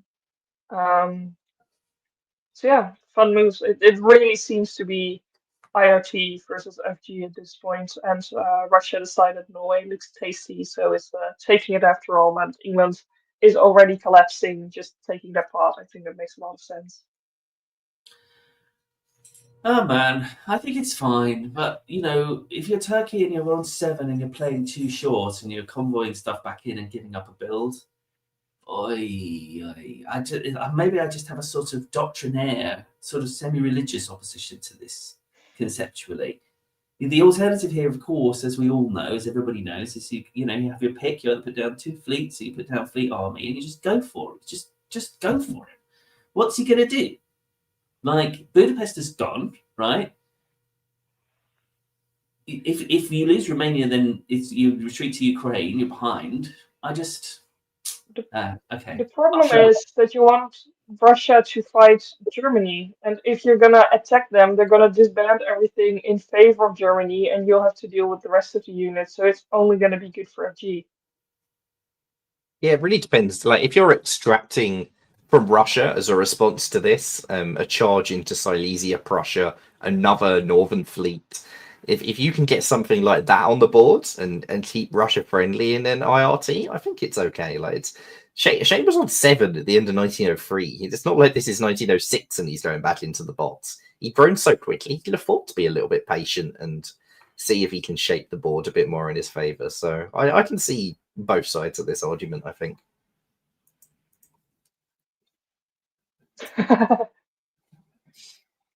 Or we can do it just as a wall. Or you can just do that. I love this. I love this game. Like, Shane. So we've established that Shane is smarter than me, have we? We've established that, like, without any doubt whatsoever. I love that.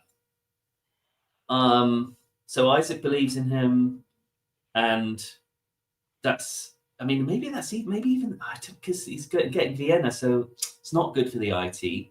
But then Marseille is going. Do you guys think this is all arranged? This is all just agreed? No, he's not getting Vienna because Germany is support holding him. There it is. Okay. Great. Okay. Thanks, guys. Yeah, I would love to know the alliance structure here. It's fantastic, right? It's great fun. This.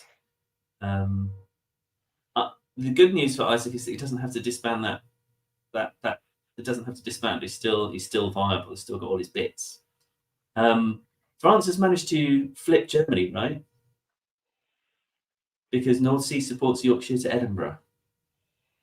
I wonder why. I wonder what Claire's thinking. Germany helped convoy that army there in spring anyway. So, yeah, go back. It was Picardy was convoyed there by the French and the Germans. So Germany is working with Russia, like tacitly, because they're leaving each other alone. Oh no, because he's supportive. So Germany is working with Italy and France at the same time. Is that right? I think so. And Russia's not disbanding; they're having a build because Romania was never theirs. While Italy attacks France. Lovely, great. That's great. I love that. Munich to Tirol is going to be hard to square on that alliance with Italy, I would say. There's it'll be hard to keep the IG going from that. But by the same token, if there's an IT, you probably want to counter it. So I think Tirol is a really nice place to be for Germany. I really like that play. Winter 1904. France has a disband and it has to be in Edinburgh, which it's quite painful for Zoe. This game has gone south quite quickly for her. Shane builds fleet Ankara because, hey, look, I've now got cover to build that second fleet in an IT because I've got to do. I've got to force Black Sea. And maybe in 3 years' time, Stella will be wishing that they had not built that second fleet. But at the moment, it's all coming up Shane there. And Stella puts down an army in Venice as well. To spring of 05. Yeah, we do see that the force of the Black Sea couldn't be stopped, and also Russia didn't bother trying to stop it. We see Warsaw to Ukraine, which they have to in this position. I think that makes sense. We see no attacks on Budapest whatsoever. We do see Germany also cutting both Vienna and Trieste, so it seems like Germany doesn't really want Russia to go down that fast. Germany and Russia are also being friends to the north, nothing happening there. We see Ruhr covering Belgium, which wasn't necessary, but was something that you can do just to make sure. I do think French units are completely headed towards Italy and are not going to do anything with Germany at all. After all, Germany did make sure they got into Edinburgh and they have been friendly the whole game. France has other problems to worry about. We see Germany making a move to Wales, getting bounced. That's fine. I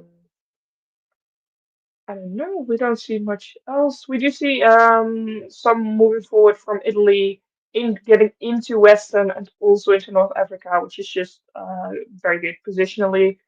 They might lose Marseille. They also might get Spain. It's a bit of a guess on what's going to happen there. Yeah, I mean, there is a way to actually to guarantee the capture of Spain here, but while losing Marseille, where you tap Gascony, tap Mid-Atlantic, and then just support yourself into Spain from Western Med. We'll see if Italy makes the correct moves. Don't need to. Yeah. So, do you guys think that's a good swap for Italy? Spain for Marseille? I mean, I'm sure I didn't mean to swap, but how do you feel about that? Is that the right move set? I mean, if you do something else, you risk not getting either, right? If you just support hold Marseille and you tap Spain, but they're moving from Spain and also doing Mid-Atlantic into Spain, then you have nothing. So I do think this makes sense. Yeah, so we're You're confident enough to do Venice to Piedmont. I quite like it because taking Marseille back is much easier as long as Germany doesn't walk into Venice, right? Yeah, I would love to know what the deal is in the east. Munich to Silesia is now has now occurred. So this German play is fantastic. Burgundy to Belgium doesn't work. Burgundy to Munich would have worked. Like, I think this Zoe must have run over several Black Cats on her way to this game because every guess she makes is unfortunately the wrong guess. Hashtag no fault bad guesses. Bad guess in the spring, as we saw in terms of the defence, and now bad guess in the full path potentially over Munich, and she will disband, right? So that defence is going to get harder. In the east, I mean, isn't Galicia support Budapest and then the other two support Sevastopol locked? Well, Budapest isn't locked, so like Budapest can be done from an Italian dot. Yes, with the Italian dot. Yeah, but yes. But anyway, I think Sev could have been held there, so it could. That's a mistake, unfortunately. Yeah, it could be a mistake, but it's also possible it's a diplomatic pitch. It's right. You've got Sevastopol. You've blown up my fleet. You don't have to worry about me. You can turn this into a juggernaut from here, saying like you can have Sev. Like, we're good. Black Sea area is yours. Now come and attack Italy. And that may have been Isaac's logic there, because it's very unlikely that Turkey's going to pull back out of Black Sea whilst the fleet is still on board. But once the fleet's blown up, there's a bit more sort of leeway diplomatically. I'm very interested. Claire, Zoe saying that Edinburgh was a stab, but Claire not forcing Burgundy, not following up at this time, going to Silesia instead. This is an interesting little position for Claire here. Yeah, I would call that a very European stab, actually. Like, I'm just going to pop a dot. It's going to put you in a lot more difficulty. It's going to allow me to build, and then I can come to you in the spring and say, sorry about that, but let's still work together and see if you're phlegmatic enough to do that.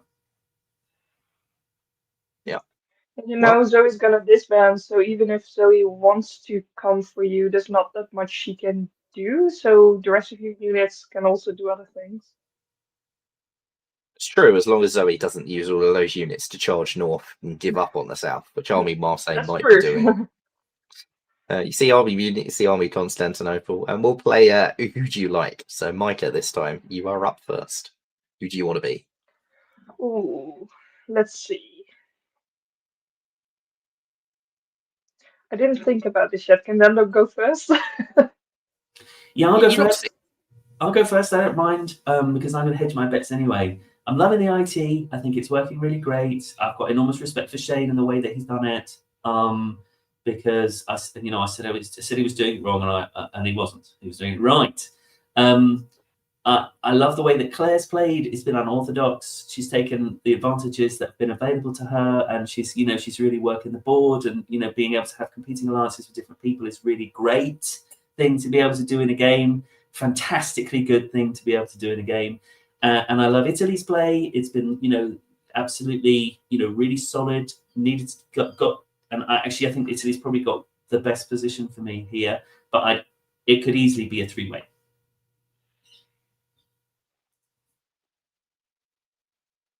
Micah, you've had your thinking time. Yeah. I don't know. I am gonna pick Shane for this one. I think he has friends and he has opportunities, but I completely agree with the read of that Dan's just made on the rest of the board. I actually kind of like the Italian position on this board. I think that I would probably fancy my chances of Stella now that Zoe seeing it as a stab and that Marseille's come off the board. If you can just get Marseille Portugal down before anything else crazy happens in the East, I think Italy has a very good little position in this game. But you've got to be super fast paced. Spring of 06. Oh, I like this. I like this convoy from Anchorage into Romania. That's really nice. We do see Italy and Turkey still being on side with each other. That's good for both of them. I hope they continue to do so for a bit. We see Germany getting into Galicia, is trying to make moves on Russia. I think the problem Claire has here is that Russia is still so present in the north. They have two fleets on Denmark, and North Sea is walking away, so Claire can't defend Denmark. The only advantage for Claire is that Sweden has decided to move to Baltic. That does mean that there's going to be gases around the Berlin-Kiel-Denmark area, but it also means Russia can't just force Denmark by moving from Sweden to Denmark. So I'm not sure what Isaac's play was there. Maybe it's to force those gases, or maybe he didn't expect North Sea to move away.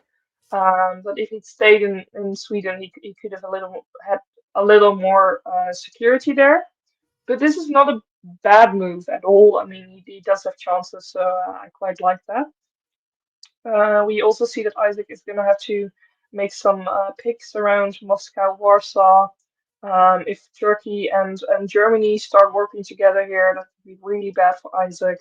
I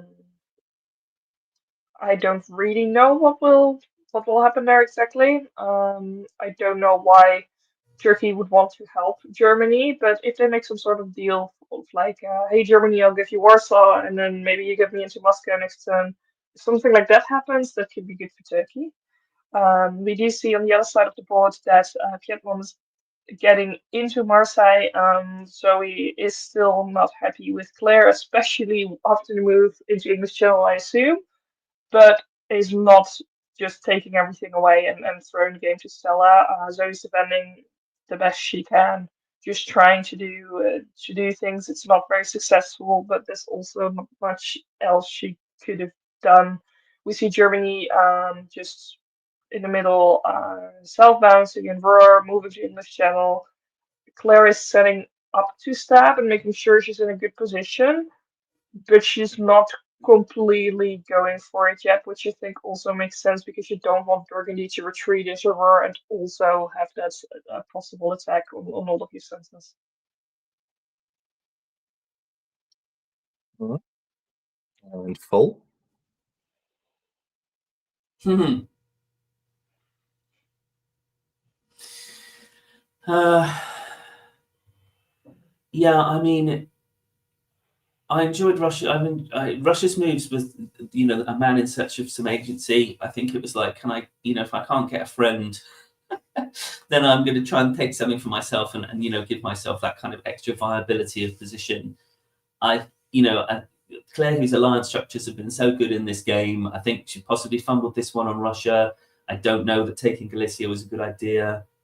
She's come back into Warsaw now, but she's got this sort of implacable northern problem suddenly. So, I do understand. I do 100% understand that the right way to play this game is to think, what's my next dot? Right? What's my next growth center going to be? And possibly Claire identified Warsaw, and I'm like, yes, I think I can get around it, and I think I can do it in this way. But yeah, unfortunately, it's, I think probably Liverpool might have been a better choice, if that could have been affected in some way. Solid continued progress for Stella. All hands in the air. Stella's doing great, right? Just keep on trucking, keep on rolling. Shane just continues to pick up those dots, and Italy is helping. So that IT still looking good, real good. Yeah, I really like that sort of swap of the fleet into Spain here, get the army up into Gascony. There's a real void of armies in France right now, and you can now try and take advantage. Look at Paris, look at Brest. France has disband. There's not really a good disband. If they pull a fleet, the Mid-Atlantic falls. So, good turn for Stella. Really good turn. Winter 1906, and Portugal is the fleet that goes off the board. Army Venice comes down, Shane waves, and that is that for builds. Goes straight into 07. Yeah, Where it draws. I'm not surprised. I think this is honestly, I think this is Italy's call. Is Stella okay being one behind Shane? With Portugal sitting right there, she's obviously decided that she is. Claire takes this with both hands, I reckon, because you've got, all kinds of mess. It's just messy.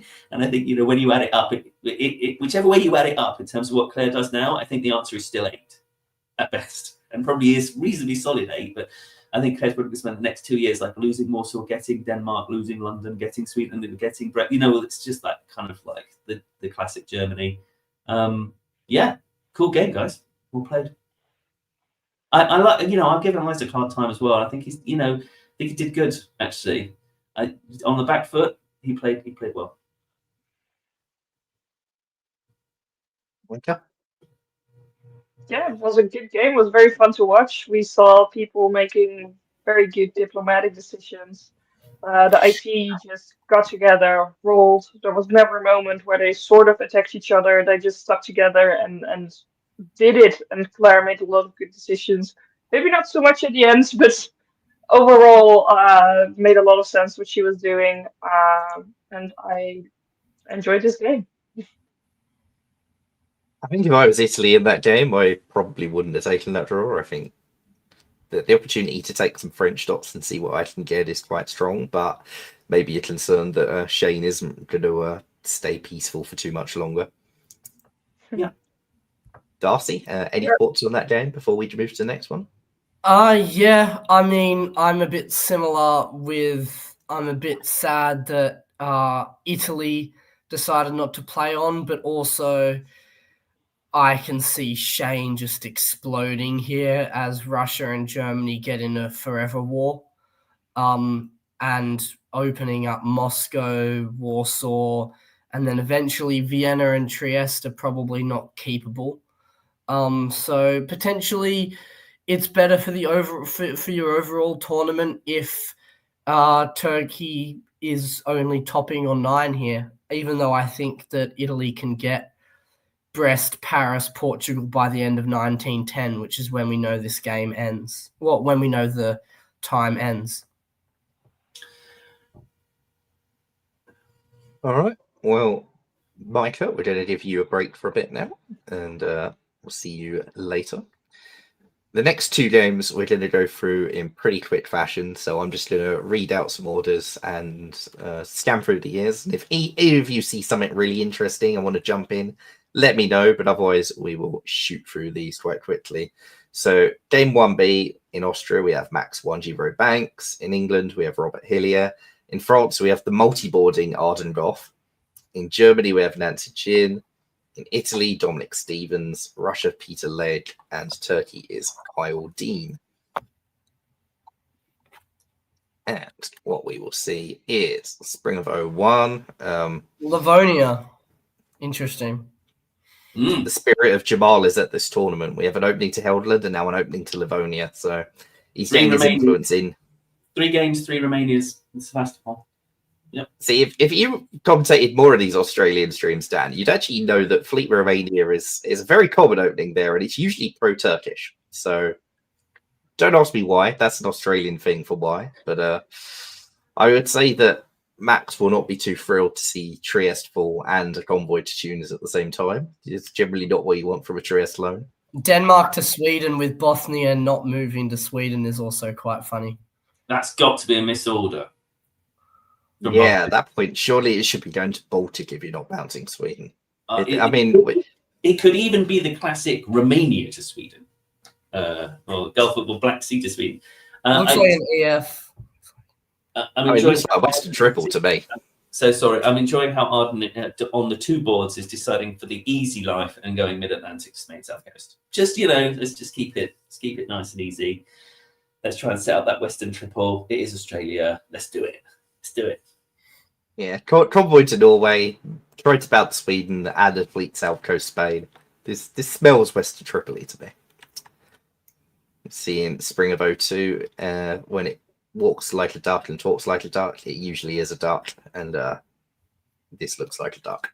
And Arden tried to hide it so much by building Fleet Brest, Army Marseille, to try and be like, guys, we're not tripling, and then it was obviously tripling. Well, it kind of worked because it's not. Well, I suppose Dominic's got to pick his poison, right, with the Turks. Ooh, what's happening in What happened there? Alicia behavior. So Austria and Russia figured out that it was a triple, so they have moved to the line. Italy didn't go with them, which is interesting. But I think we're seeing we've got to kill Turkey because there's a Western triple very much happening in the East. Well, Fall 02 is an incredibly good turn for Russia, an incredibly bad one for Nancy in Germany, who manages to lose Berlin and Munich and walk out of Denmark. So sometimes Western triples are bad for Germany because they get sapped. Sometimes you just make all the wrong guesses. That's painful. Elsewhere, generally Western triple progress, and Turkey just loses the 1. Italy shifts into a much more defensive position. Plays it in Tyrolia, which is fun. Germany pulls both their fleets, so things going from bad to worse for Nancy. And Russia, a bit of a false position given the attack they're facing, but for the moment at least, is an early board leader. I mean, I don't find it like for Russia. Like you're now gonna play a Southern Russia, right? Like the nice thing those builds get you is the ability to go and crush Turkey. Yep.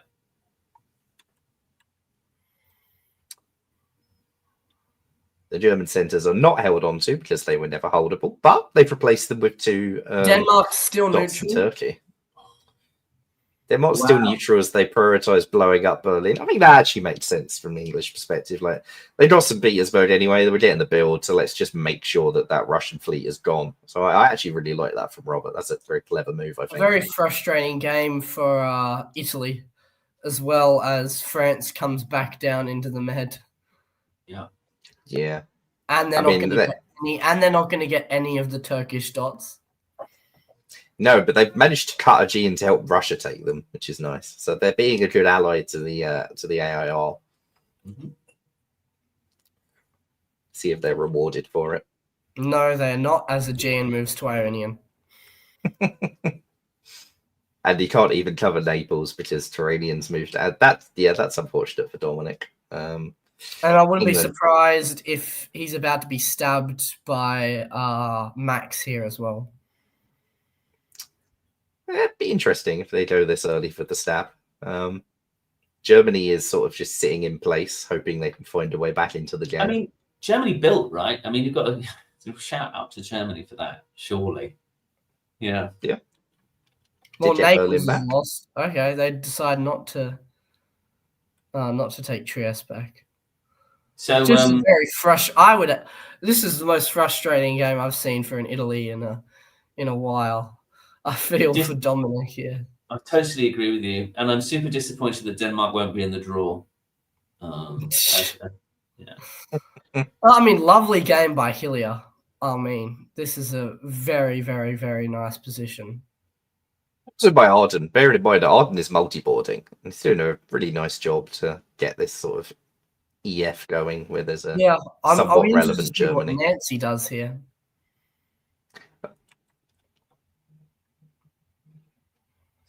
At the moment, we see sort of G sticking together. Nice convoy into Livonia there.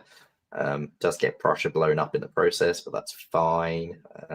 This just seems like a board waiting for Hillier to stab for the top. Big top. Nancy says no. Why let Robert stab for the top when I can stab and take Belgium here? So even though they can't build, they're on 5, but only have 3 units. Rough. I'm not sure what's going on in this turn. And Dominic again having to deal with fleets moving straight back into the Med. I'm just genuinely not sure what's going on in this turn. Like, why is Denmark going to Skagerrak? Getting ready. I think they're just moving. Yeah, they tried to convoy over Baltic again, right? So they wanted the army in Denmark. I think Nancy figured out that Nancy was about to be stabbed for Sweden and decided, no, I'm not going to let it happen that easily.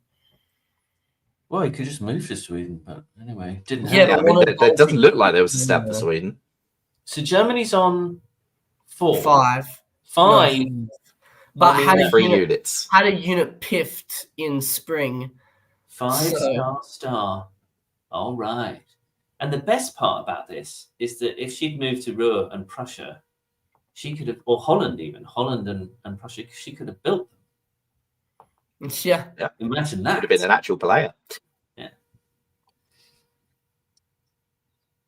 And then Belgium is taken right back by Hillier. And it seems like there's been a stab in the AR. Maybe. Or maybe they thought that Bohemia would get in and wanted to make sure that Galicia wasn't left empty. I don't know. It doesn't look like the best of stabs if that was a stab. I think it's a stab. I think you'll see in 4 a stab here. Romania's gone. Yep. Yeah. Not sure it's the wisest. I can already hear Dominic begging for Arden to leave him alone. Dominic has not been able to do anything all game, and I feel so bad for the guy. Yeah, those 4 fleets are just, and it's so hard to disengage those 4 fleets as well. It's So I want to just say something about double boarding, if I can. So Arden's been played 2 boards in the first part of the game. So his time would have been difficult to get, right? So he's only got half as much. So that decision that they make right at the start, that with double boarders, that tends to stick, right? They tend to stick with what they choose at the beginning, and then they just keep going because they just simply don't have the time or the mental capacity or the energy to think about changing, which can be incredibly frustrating if you're playing Neil 1. And it makes that 1901 so important when you're dealing with someone who's on 2 boards.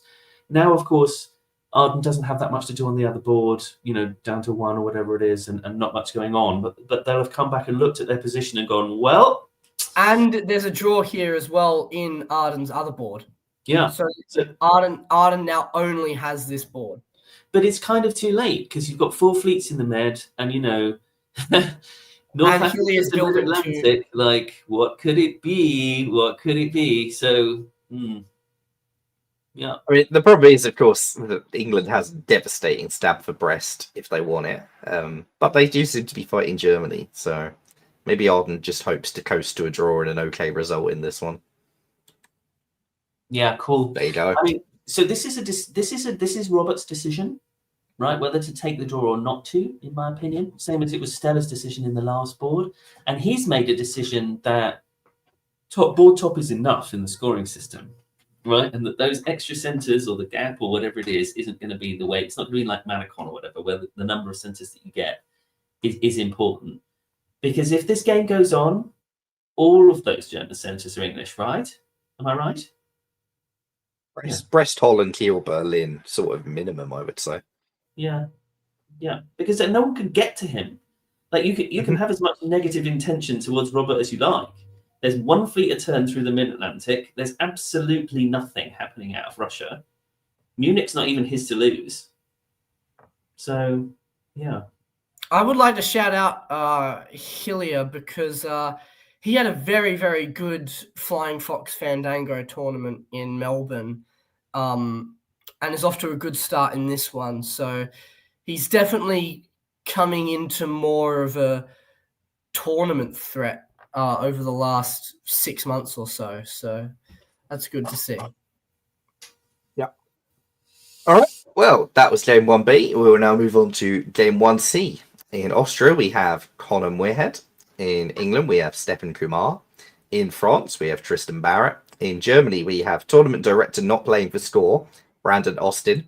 In Italy, we have Jacob Trader. In Russia, Jude Connor. And in Turkey, we have Jason Gray. Let's have a look how this one goes. Spring at 01. We see a Sundstrom from Jason. My favourite Turkish opening. Jason not loves a lot an else of 80. note. He does. Let's see if he gets one. There's a 80 or an IT are both very viable from this sort of opening. It's a good way to try and break AI up diplomatically.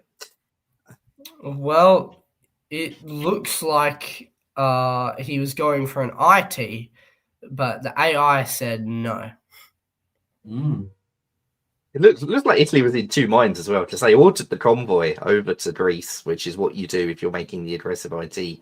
But they decided to move to Aegean instead. Yeah, but Greece is also a very common joke order these days. So that's true. But it's half of an IT order set. We also see Germany moving to Tyrolia in fall of 01, which is curious. Two French armies. Fleet Venice is an amazing build.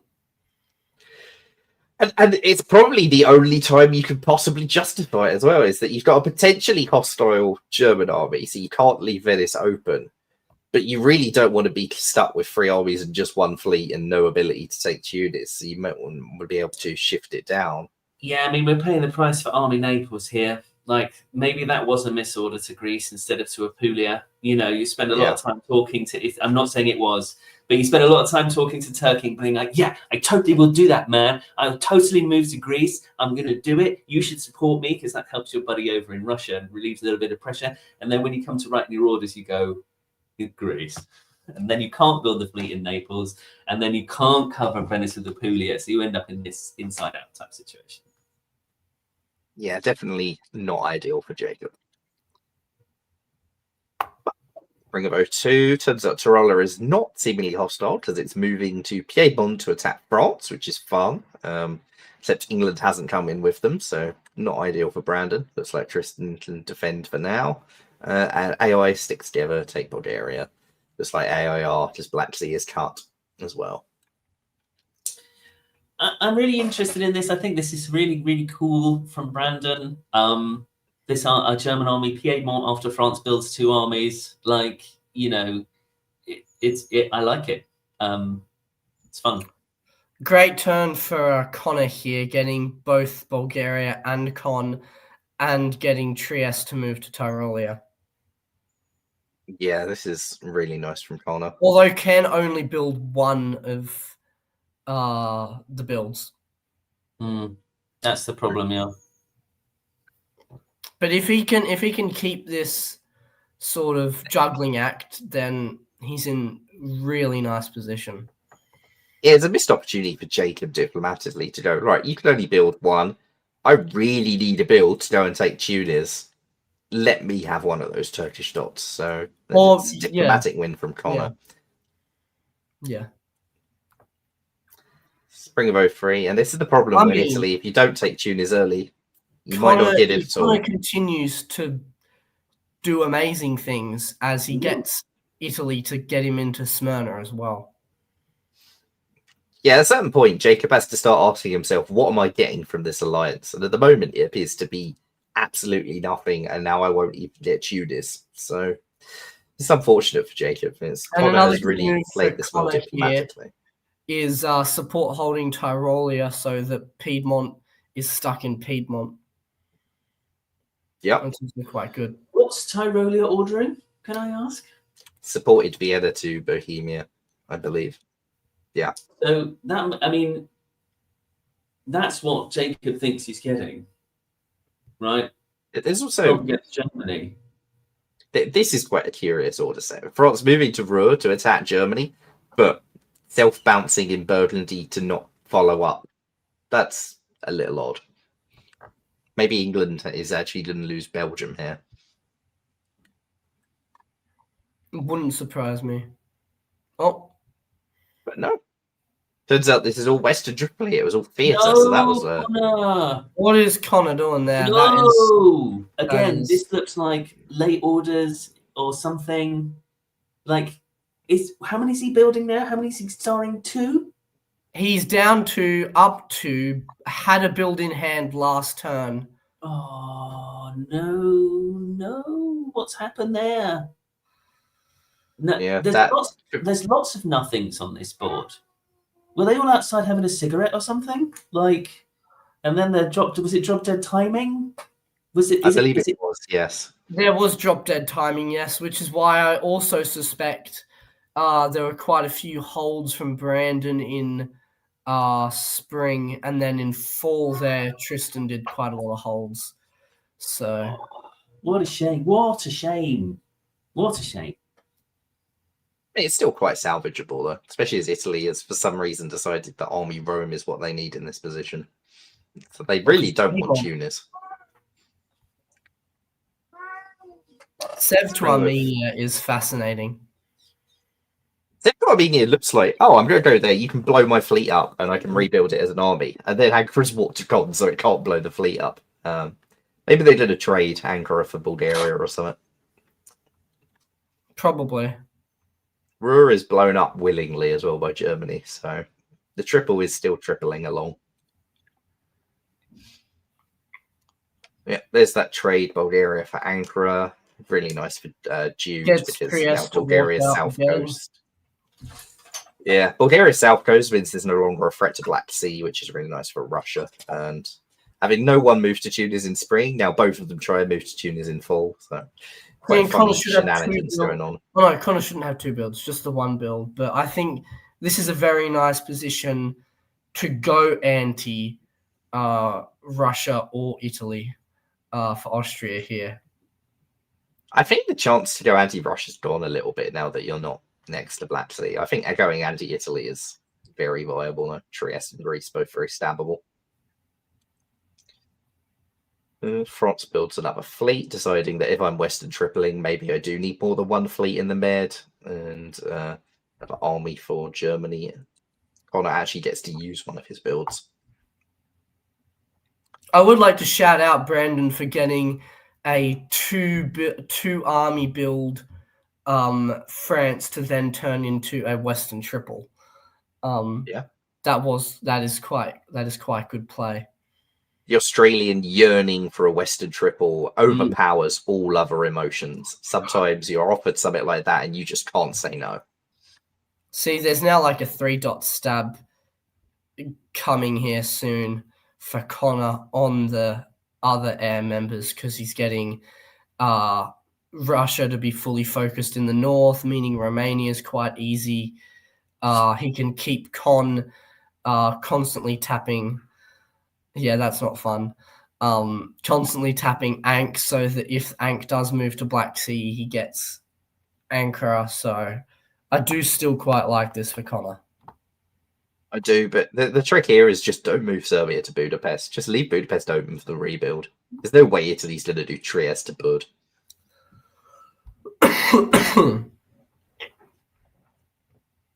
Bring about 6 for back into Bohemia, so it's just AIR versus Western Triple. Skipping forward again, more AIR versus Western Triple. There's some slight moving of units. G into Con is a very, very interesting move. That definitely puts the stab on Russia back on the table.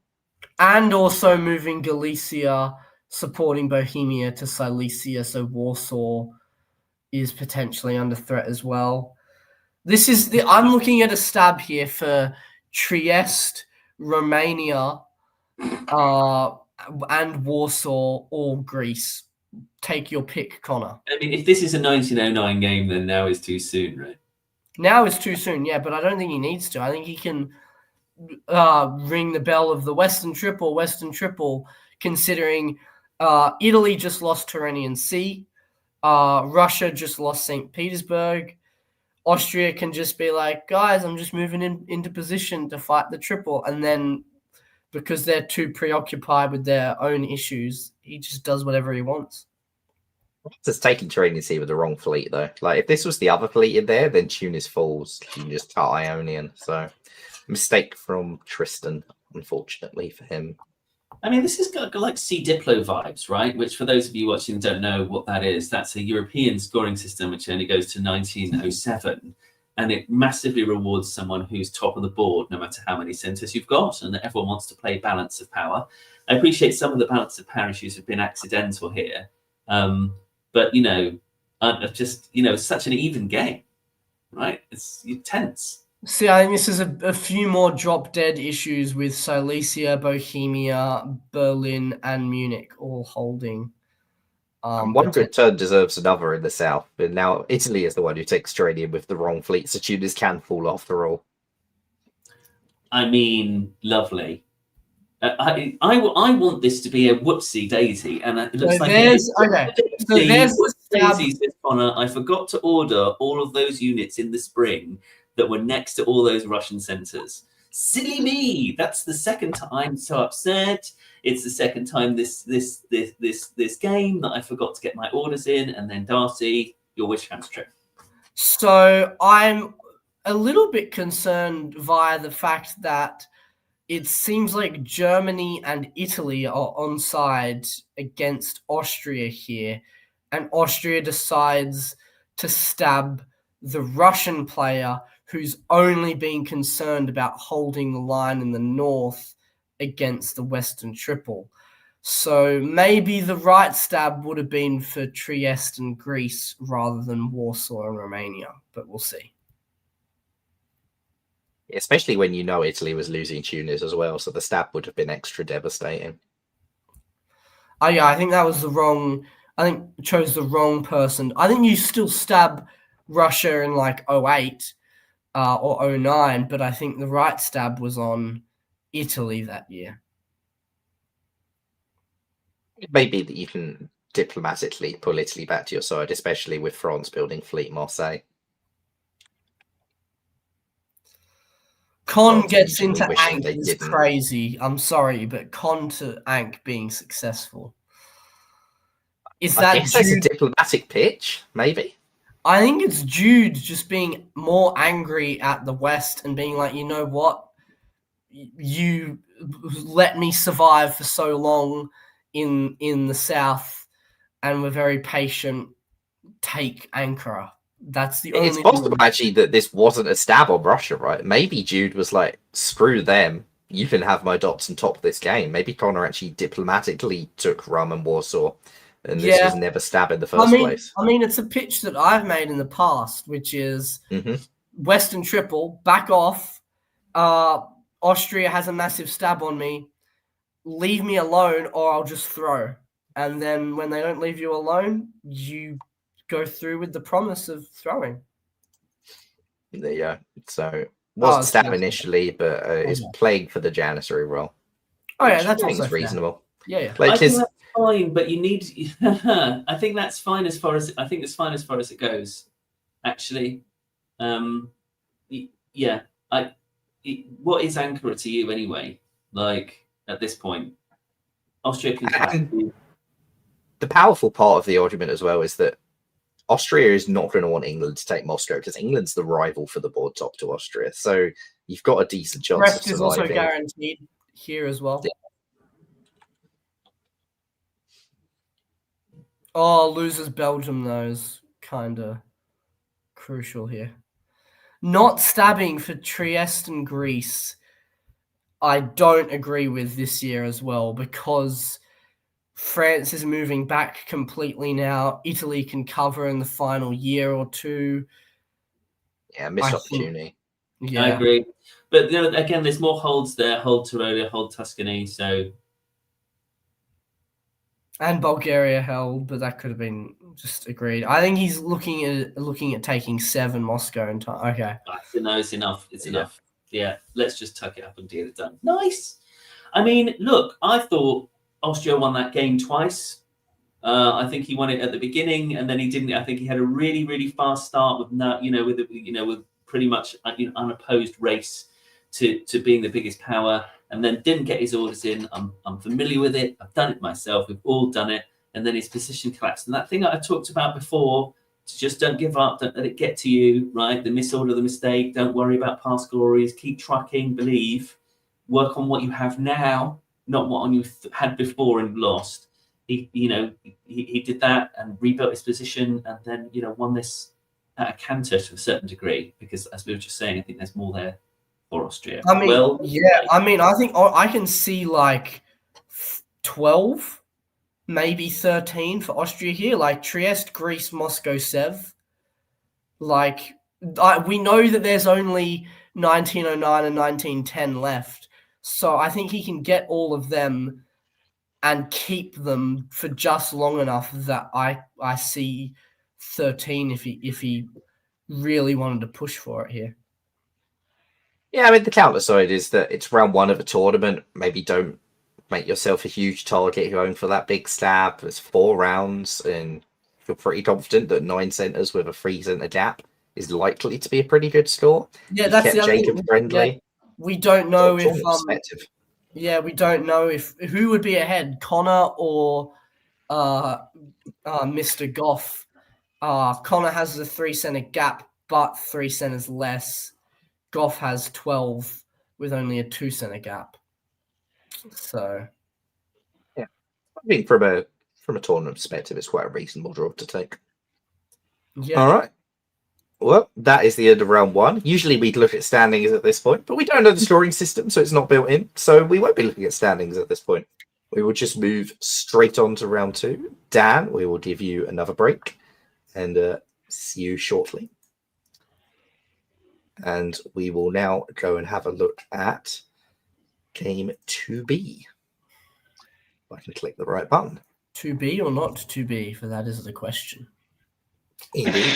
So, in Austria, we have Stefan Kumar. In England, we have Conor Moorhead back again. France, Charlie Murphy. In Germany is Kyle Dean. Italy is Zoe Cameron. Russia is Nancy Jin. And Turkey is Isaac Barrett. So, Isaac is... No. Darcy, take this away. All right. Well, we have a mainly standard board here with a bouncing Tyrolia and the old-fashioned Smyrna de Con de Bowl as the highlight, not as normal moves. DMZ in Burgundy, bounce in Galicia, bounce in Black Sea. And yeah, pretty standard.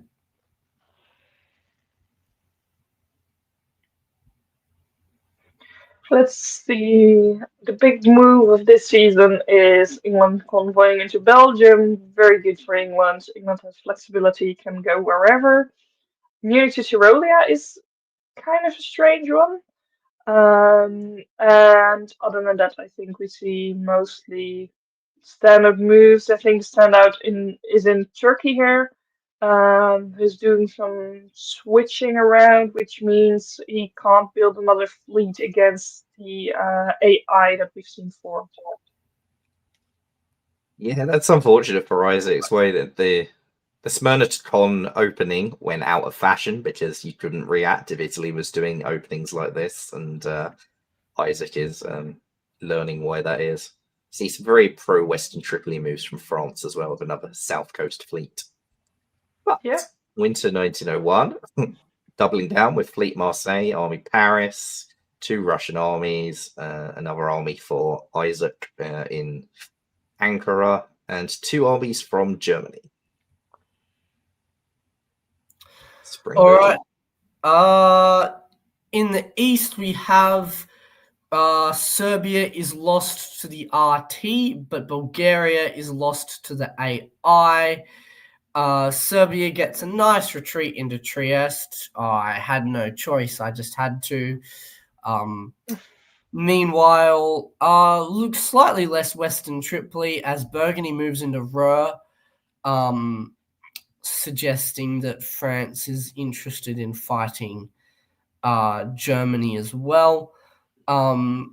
Seems like Tunis is going to be left neutral by the end of the year as France does head down into the Med. Yeah, it looks more like EF at this point now.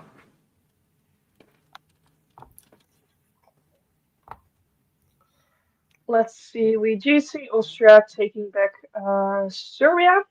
They're moving from Trieste, which means Italy gets to keep it. The big move of this season is Burgundy into Munich with support from Italy. Don't know how that happened, but it did, and it's good for France. Italy also moves to Piedmont, and France also moved to the Mediterranean Sea. So I don't know what was going on there, but it seems like they agreed France should have Munich, but didn't agree on anything else over there. We see Italy supporting Austria back into Greece, which means Bulgaria stays Turkish, and we now have a fleet in the south coast. And Serbia retreats to Albania, so I'm guessing Austria isn't too happy about that. We also see Russia being supported into Galicia by Germany, so it seems like this was a really good turn for RT. Like this a little bit of a behind the scenes negotiating. Stefan told Isaac that to claim that it's his birthday to avoid dying. We'll see whether that works. That is absolutely brutal. If that's what actually happened, that is quite crazy. France doubles down with another fleet in Marseille. Army Bohemia comes off the board, and that is it for 02. In 03, we have Italy gets into Greece with support from Turkey, so it seems like there has been a stab there. Greece moves into Ionian. As Ionian moves into Naples, presumably Rome will be taken back in fall by Italy as they move to Tuscany and Venice. Tunis is left completely untouched. However, Charlie can't have everything go right for them as Connor moves down to guarantee Brest. Connor is doing very well this tournament. And Nancy makes a move for Berlin, seemingly. And a lot of holds by Isaac, who obviously was getting birthday wishes from everyone at the tournament at this point and couldn't do moves. Okay, we do see Zoe taking back Rome, so that's going well, making all the right moves there and getting Greece. Unfortunately, no place to build, but still, it's good not to lose things in general. We see Turkey setting up to make some moves, I think, on Greece from the looks of it. Getting the fleet out. Russia's going for Munich by supporting Germany in. Doesn't work because France support all it. but it does show the friendliness of Germany and Russia, at least for now. And I think a really fun move here is the convoy from London into Brest. Kuma decided he likes centers. Which France means is Paris is also guaranteed next year. exactly. He can just walk them through. France doesn't build anything because Rome was retaken. So England just can do whatever, whenever, can also walk into St. Pete whenever. So I think this is a really good position to be England. In Germany, I think misordered there in Kiel. Probably should have cut Ruhr, which would have guaranteed Munich. Instead, I decided think to this play was more Berlin. paranoia Yeah. about what Russia was going to do, and probably potentially Stefan ran out of time in order writing and was perhaps expecting support into Munich as well. Yeah, potentially. But Although even if Kiel if he does had have to come gotten into Berlin, Berlin, Holland. then Munich retreats to Kiel. Yeah. Yeah, there's problems with this, unfortunately. Good news for Connor, though. Puts another army down. Italy has built they can't use, and Ionian comes off the board for Austria. Connor decides, because he built Army London to keep options open, decides, you know what, I want Mao instead.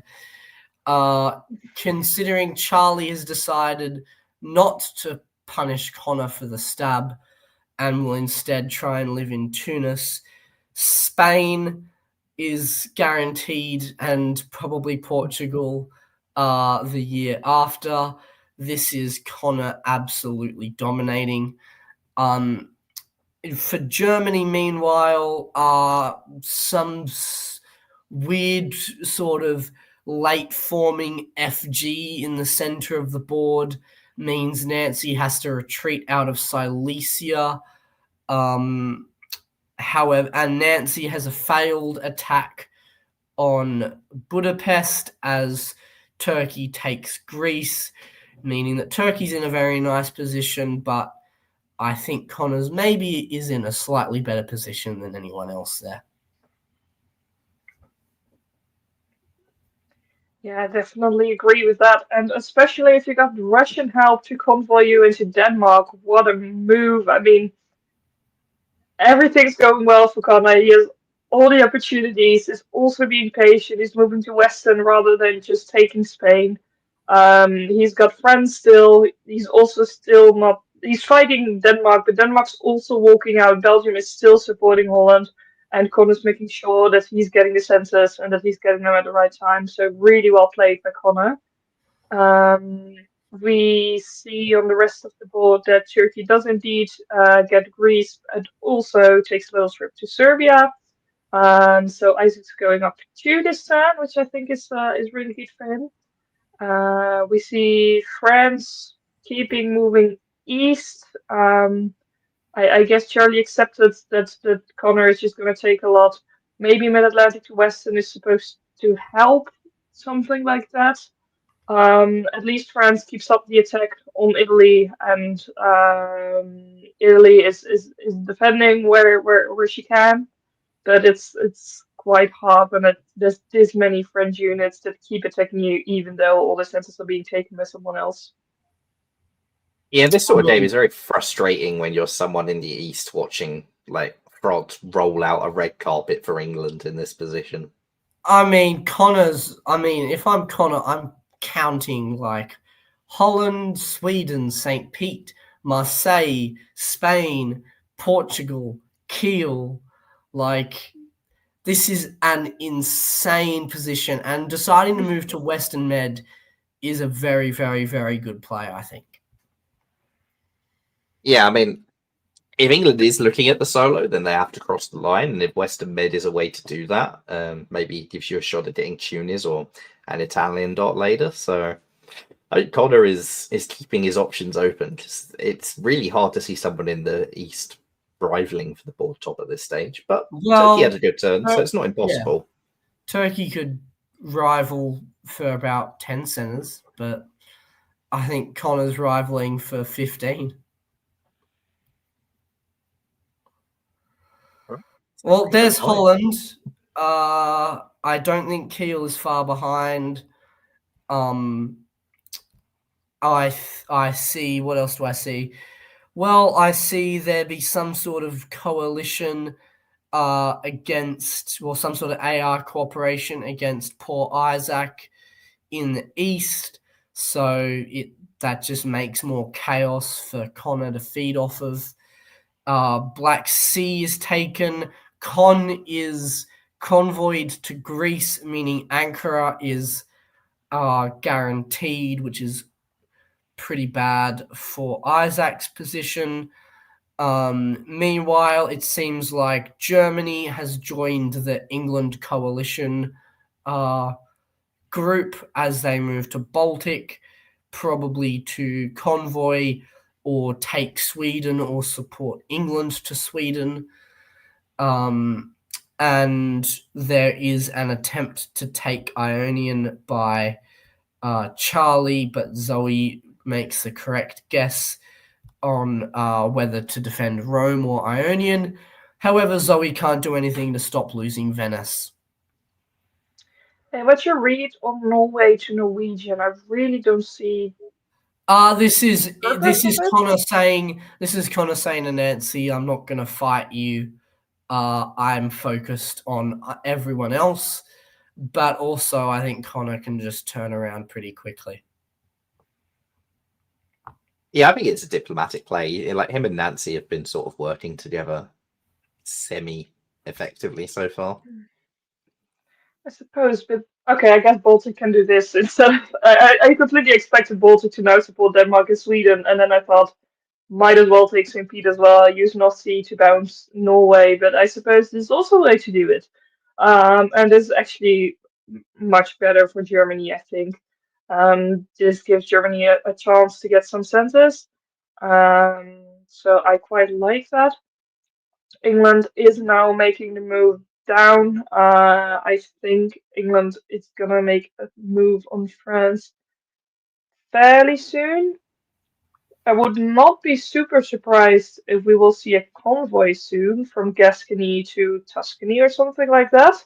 Would be really fun if they can make that happen. We see Turkey kind of moving around again. I mean, obviously Russia is taking Ankara, so they need to do something.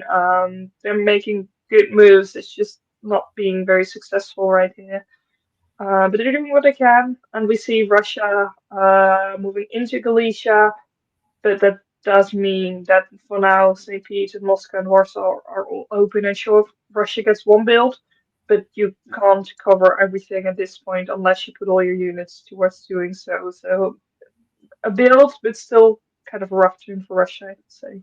Connor does have to be careful. I mean, obviously it's fine now after seeing Marseille fleet, but Connor does have to be careful around letting a 6-center Janissary build in the future. It seems like it's worked out well for him here, but there are plenty of examples of Janissaries getting out of hand in the history of diplomacy. Yeah, I mean, I think he was expecting to get Tunis. Like, it looks like he tried to walk in while France tried to walk out, but didn't quite work. Spring of 06. We're not going to bother with who do you like, because I think we'd all pick England. Yeah. I mean, personally, I'm a fan of this Italian position, but I see the appeal of the English position. Meanwhile, Nancy makes the correct guess around St. Pete and Moscow.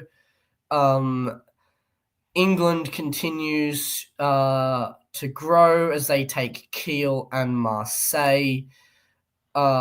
Charlie continues the tirade against Zoe as they move into Ionian. However, Piedmont holds, so Zoe will live for one more year. Yes, it seems like that was a run out of time, and Piedmont couldn't. The move set for Piedmont to Tuscany wasn't successfully put in. Nancy moves out of Ankara, going back to Black Sea, which is interesting. Does get into Berlin, which should offset one of the two losses of Sweden and St. Petersburg. But it's still, this is just England getting massive. This is like 15 centers. And no one is attacking them. England has attacked everyone, but has also been patient and not taken some of the centers. They're really going for it now, but now no one can stop it anymore. They're taking Sweden, Kiel, Marseille, Spain, and Portugal. So England's going +5 this term. That's incredible. To have this kind of play to keep everyone on board with you diplomatically, and then to take your moment when it's there. Excellent play by Connor. We see Germany taking St. Pete, so Kyle doesn't die just yet. We see Turkey retaking Ankara, but Russia takes Bulgaria, and Austria takes Greece. Austria is growing as well, going +2. Obviously, it's not as good as England, but we don't know the scoring system. Might as well take all the centers we can. So I quite like what Austria is doing there. And let's see. For now, Italy is still alive. Still in Rome. I mean, Paris is lost. We're not sure how much that matters, but I mean, you say that, but France has 3 disbands. There's no guarantee. There are only 2 units left. True, but we'll see. But I reckon Burgundy is kept on the board. I would probably keep the 2 fleets, to be honest, that are around Tunis and Naples. Like, they're actually more useful, especially if England's going for a solo. Because if all these med fleets come off the board, that solo is really there for England. Yeah, Berlin, St. Petersburg is 60.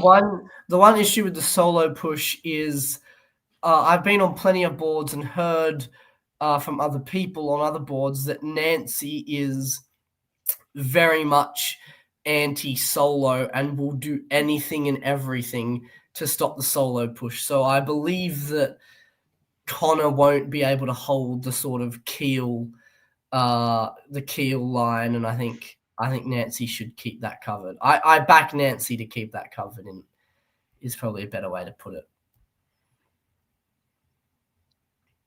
Well, Burgundy is kept versus Leon. Yep. I told you Burgundy would get kept. I'm not totally sure about Lyon. Well, it makes it harder for that army to move around to get to Paris, to take it back. Yeah. I mean, Tunis is going to be pretty open, though. Tunis is actually Mid-Atlantic to North Africa, Spain to Western Med. You're now guaranteed Tunis because the Italian fleet and both French fleets that are near it have all come off the board. So England now has a walk to Tunis if they want it, to make up for Paris. Wow. That is not the way to get the walk to Tunis, though. Maybe it is, with how France has been helping them. I mean, that's true. France could just let them take it, I suppose. Connor supporting Moscow to St. Petersburg is interesting. Trying to keep Nancy on side. However, I don't think that is the case due to the attempt on Kiel, and I think that Munich move has to be a misorder. Stefan, in the meantime, is moving to the line. I think Connor's solo threat is over. Charlie does indeed take Paris. Kyle lives on in Warsaw, which he's guaranteed to keep in fall, which is lovely and fun. And Zoe decides not to take Naples, despite the very fair, I would think, anger at Charlie for ending Zoe's game. And Isaac just chills in Turkey. Just chilling. It really is a random tournament. Let's see. We see convoy into Holland. Kiel gets to be kept due to the last misorder. We see Austria moving into Russian territory, I suppose. Nothing much is happening in the east. In the west, we see England does try to make a move for Tunis, but get bounced out. Like Mikhail is pointing out, we do see Rome to Naples, so Zoe gets a build, 100% growth rate this time, and England keeps going. It's unfortunate that that's a fleet that is in Brest because it can't retake Paris. But oh well, one France unit in Paris is not going to destroy a game at this point. I do think York maybe should have been convoyed to Belgium rather than Holland, because you can already keep Kiel with the units you have right now. And I think if you put it in Belgium, you could start to shuffle your fleets around in Marseille and could make an attempt to retake Paris. But I also understand that that would not be Connor's priority right now. He does still have builds in pocket as well, so he can still put some extra that's units true. He has down. one build in pocket because he lost Paris, which means he was disbanding one. Sure.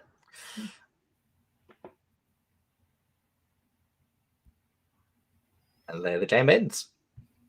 So a 13 centre-board top for Connor in a incredibly dominant game. 7 centre second for Nancy in Russia, and Stefan pulls it back from a pretty difficult mid-game to a 6 centre third place, which could be quite good in the scoring system.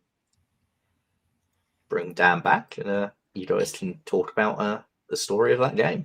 Yeah, man. I mean, so I've seen 2 games now from this Connor chap, and I just want to have a talk about his diplomacy a little bit. Like in both games, he's been able to keep people with him, thick through thick and thin, and interestingly for me, through thick and thin for him and for them. So reversals of fortune are the number one time when alliances break, right? When people feel like they're not getting it, they're not getting there enough for themselves, or they feel like they can go for you. And Connor has, I mean, there's been a lot of those moments in both of these games that I've watched of his, a lot of these inflection points where you can lose people off the train, and he hasn't done that. He's really good. I'd love to play with him. He seems like he's really, he's certainly on form this weekend. Yeah, I mean, he is a player that was discovered through the ANU University Diplomacy Society at the start of this year, and has been an absolute great person to play with since he came to since he found diplomacy, and it is very, very good to see him get massive results like this in a tournament, and hey, potentially on his way to his first tournament win. And can we just also say happy birthday, Isaac? Yeah, happy birthday, Isaac. Happy birthday, Isaac, whether it's your birthday or not. Indeed. All right. We will now give Darcy a break, and we will move over to round 2, board D. Again, if I will click the correct button. Our players for this one, we have Arden Goff in Austria, James Denholm in England, Anne Gray, another addition to the Gray family on this broadcast, in France, Tristan Barrett in Germany, Robert Hillier, big first round score from him as well, in Italy, Xian Yusun in Russia, and Joshua Crowther in Turkey. And Did you really say in Australia there? I did, yes. I think quite a lot of them are in Australia. It is down into the night, like Australia, so it's easy. That's true. Turkey, Australia, basically the same thing. Yeah, and I think this is Anne's first game this tournament, right? Yes. All right, that's fun. Probably a player that maybe didn't have the whole weekend free, but still wants to play and at least get one game in. So welcome, Anne. Let's see, what do we see here? I mean, the thing that stands out to me immediately is the bounce in Chirolia. Either that was agreed or one of them just said, "Hey, I'm going there. You can bounce me if you want, but I'll be there." And that's always interesting to see at first. Usually it's not too great for Germany because it means they can't put pressure on Belgium. But then again, no one is, because we see the same French opening that we've seen earlier. England's opening, super pro French, can just walk into Belgium if they'd like. So I fully expect that to see that next season. We see a northern opening from Russia. I know Dan and I are a fan of that. I'm very happy to see that. Um, we again see Sevastopol to Romania. So that's reason to assume there's a Russia-Turkey alliance going on. And other than that, we see quite a sad news. So this is my opening as France, and I'm a terrible France player, but I'm convinced that this is a great opening. So, Anne, please, for me, make it work. Make it work. You can do it. I believe in you. Prove the statistics wrong. Yeah, that wouldn't. Is this how you yeah, do it? Is that this your like, opening? it does look like the way I play France. Yeah, yeah. Yes. And you shouldn't have been watching coverage of me playing France. That's just not. Don't copy me. Don't copy me. So yeah, Belgium. No one wanted it. Like really, really, really aggressively didn't want it, and that continues with the fleet going in. So whereas it's a totally unwanted Belgium, which is interesting. A sort of semi-pacifist game. One bounce in spring, one bounce in fall, not counting Spain. Smyrna loves just to sit there waiting. Yeah, cool. Who's gonna do something first, right? Because we have seen patience pay off so far in this tournament. So let's see. Very genuinely, I'm really excited. Oh, that's tough. Okay, so this was a Spain misorder. instead to Portugal. Yeah. Most I analysts am, yeah, quite well. I am very excited to see what this France does. I once was in a game where I was playing England, and the France player on purpose put in all the wrong orders for the first turn, so that I would feel empathetic towards him, would want to be his ally. He could pretend to be a good janissary, only to then attack me. And while that absolutely was intentioned, then this was obviously not on purpose, but it might very well work out really great for him. So she still has that one build. England is putting a fleet in Belgium, which is not great for France, but also there's not too much going on. If France can diplomatically turn this around, this could be really strong. Yeah, if there's any country that can survive a sort of a misorder that costs you a build in 1901, France is probably the one most able to. And England looks like they've got problems with Russia in the north. They're going to have a lot of units up there fighting, especially if Russia puts something down in St. Petersburg to keep the pressure on Norway. Right, McCarlison. I think that's what's going to determine this next phase of the game, as a guess. Those two things, I think Anne's weak opening could provoke an EG. And I think what Tian Yu puts down in terms of builds will determine a direction for Russia. And you remember Andrew Goff in the first game that we covered today waved in this, in a very similar situation to this, because Andrew knew that he didn't want to determine the direction of the game in that way. He wanted to, into events. Let's see what happens. Interested. All right. Well, we see some armies from Russia, fleets from England. So yeah, that EG it looks on. Well, yeah, it looks on to me. Armies from Russia. So what does that say? It says, I love Turkey very much, even though he has been unfortunately forced to build in Con. What an accident. What a terrible accident that was, that he left Army Smyrna. So if you're EG, how do you feel about that? Moderate, right? England certainly might want an EG, but Germany this doesn't have to be an EG at all for them yet. They are very uncommitted. These are the pretty standard builds that could easily go against England if they wanted still, right?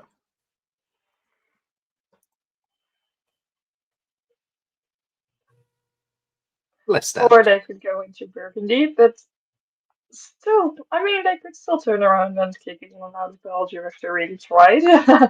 But it does look like at least England wants to be putting Germany into Sweden. Um, I like this French moves into Irish Sea. You don't know what Germany is doing, but you do know that England is probably not on board with you, so might as well take Liverpool as they can't stop it anyways. France is also taking Portugal.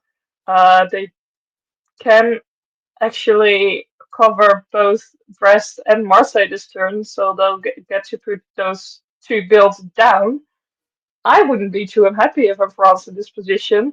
And given those two builds, it might incentivize Germany as well to say, like, okay, after an attack, clearly it's not working out, let's turn it around. So I like this turn for France. We do see Russia getting into Norway, but losing Sweden as a result of that. We see Austria barely doing anything, and Turkey is just also moving away, kind of. I think Greece was supposed to support Ionian to Aegean, but clearly didn't. Also didn't move to Tyrolia, though. So Austria is just laying low, and they're trying to not upset anyone, it seems. Yeah, I mean, we all France- need Tristan today, don't we? Like, he's got all the options. He's got no enemies. Yeah, the self-bounce in Brest rather than in Burgundy. Like, on one hand, that could be another misorder. Maybe they intended to self-bounce Burgundy. But on the other hand, it could be that there's some sort of plan cooked up between FG here for Germany to take Belgium from Burgundy. And Germany was like, hey, they look like I'm on the EG. Let me into Burgundy in spring. I'll take Belgium in fall. And then maybe they will, maybe they won't. But yeah, definitely nice for Tristan. I hope so. That would be cool. There we go. Yeah, and he saw it coming too. So look, this looks like James might have been quite a skittish person to negotiate with. He's sort of in and he's out of various different kind of alignments, and you know, and he's the difficulty that you have in this sort of situation, right, is that who's actually going to work with you, right? You've got to find somebody to help you survive if you're interested in surviving, and you know, this moveset doesn't do anything in reality. Like, how is Nordsee ever going to make it to Denmark?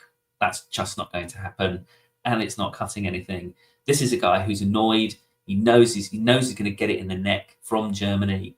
He sees it coming and he wants to express his frustration, but yeah, it's not been done productively. I want to talk about the East, if I can. There's a difference between being patient and spinning your wheels. And I think Italy is the biggest victim of this sort of problem, the spinning your wheels problem.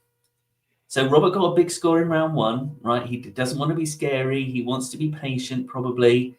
But an absolutely superb player of Italy once told me, it's all about your fifth centre. Until you get your fifth centre, you're nothing. You're nobody. You can't do anything. And right now it looks like AT have got a plan and are going to have some fun and do something. And Italy's like casting around for anything to do. And he's trying to do everything and nothing, you know, bit of a sad situation. Not saying he could necessarily have done much about it, you know, tactically, but I think sort of diplomatically, who's going to help you get that fifth centre and whose side are you on? Especially if he had an idea of what this move was going to be in the East as well, because like 80 is the worst possible alliance for Italy. There's not any sort of a two-power alliance. Okay, like Western Triple Rat, they're both terrible as well. But in terms of any two alliances in the East or any two players allying, you really don't want to see an 80, because at the moment that Rum and Sev fall, what's next? You're you're next on the menu, and you're not going to get anything in the meantime. So you're going to be easy pickings for them. So And yeah, Arden's moveset in Spain was one of the maddest movesets I've ever seen in my life. He moved everything to Greece, and Greece held. Like, that is a man who's literally telling everybody that wants to hear that he's not going to do anything that he doesn't want to do. And he's perfectly happy not doing anything at all. Just sit there like a fist in Austria. And that's the thing about Fleet Romania. I know it's popular. I've seen it be very popular in Australia, right? But Fleet Romania with no south build, like Tianyu has done, basically Austria's like, come on then, what you going to do? Genuinely, what you going to do? Nothing is what you're going to do. True. Can I just make one more comment on something you said earlier? Of course. I completely disagree with your read on England. I don't think England has done anything wrong here. I think England is fighting as hard as he can. He's supporting Paris into Brest. By doing that, he's ensuring that France cannot put down a fleet in Brest. He's going to Denmark, not to get into Denmark, but to cut the support so that Russia can get into Sweden. Either that happens, or Denmark does make a guess, moves to Helgoland because he expects England to go there, then England gets in. Maybe a move to Holland could have been better, but it depends completely on what you think Denmark is doing. And I really like the move around Paris, and I think Denmark was not a bad move at all. So on that bit, I disagree. But I agree with the rest of the board. All right. Winter 02, we see 2 more army builds from France, which is a decision. We see another fleet from Turkey, as they clearly need 3 to force the Black Sea. And we see an army Berlin from Germany, who realizes they have a Russian problem lined up on them. Well, let me start by saying this proves you completely correct, Micah. You're absolutely right, bang on, right? And what England has managed to do is win himself a friend, which is exactly the thing that I said that he needed to do and wasn't doing. But in fact, he needed to do it, he was doing it. So you're right. So nice one, well done, and good job, right? Good job. Yeah, James is doing well. Like, obviously the position sucks, but he's doing what he can do. So I quite like that. We do see Italy making the moves now. Austria is now doing the support. Italy is also moving to Tyrolia.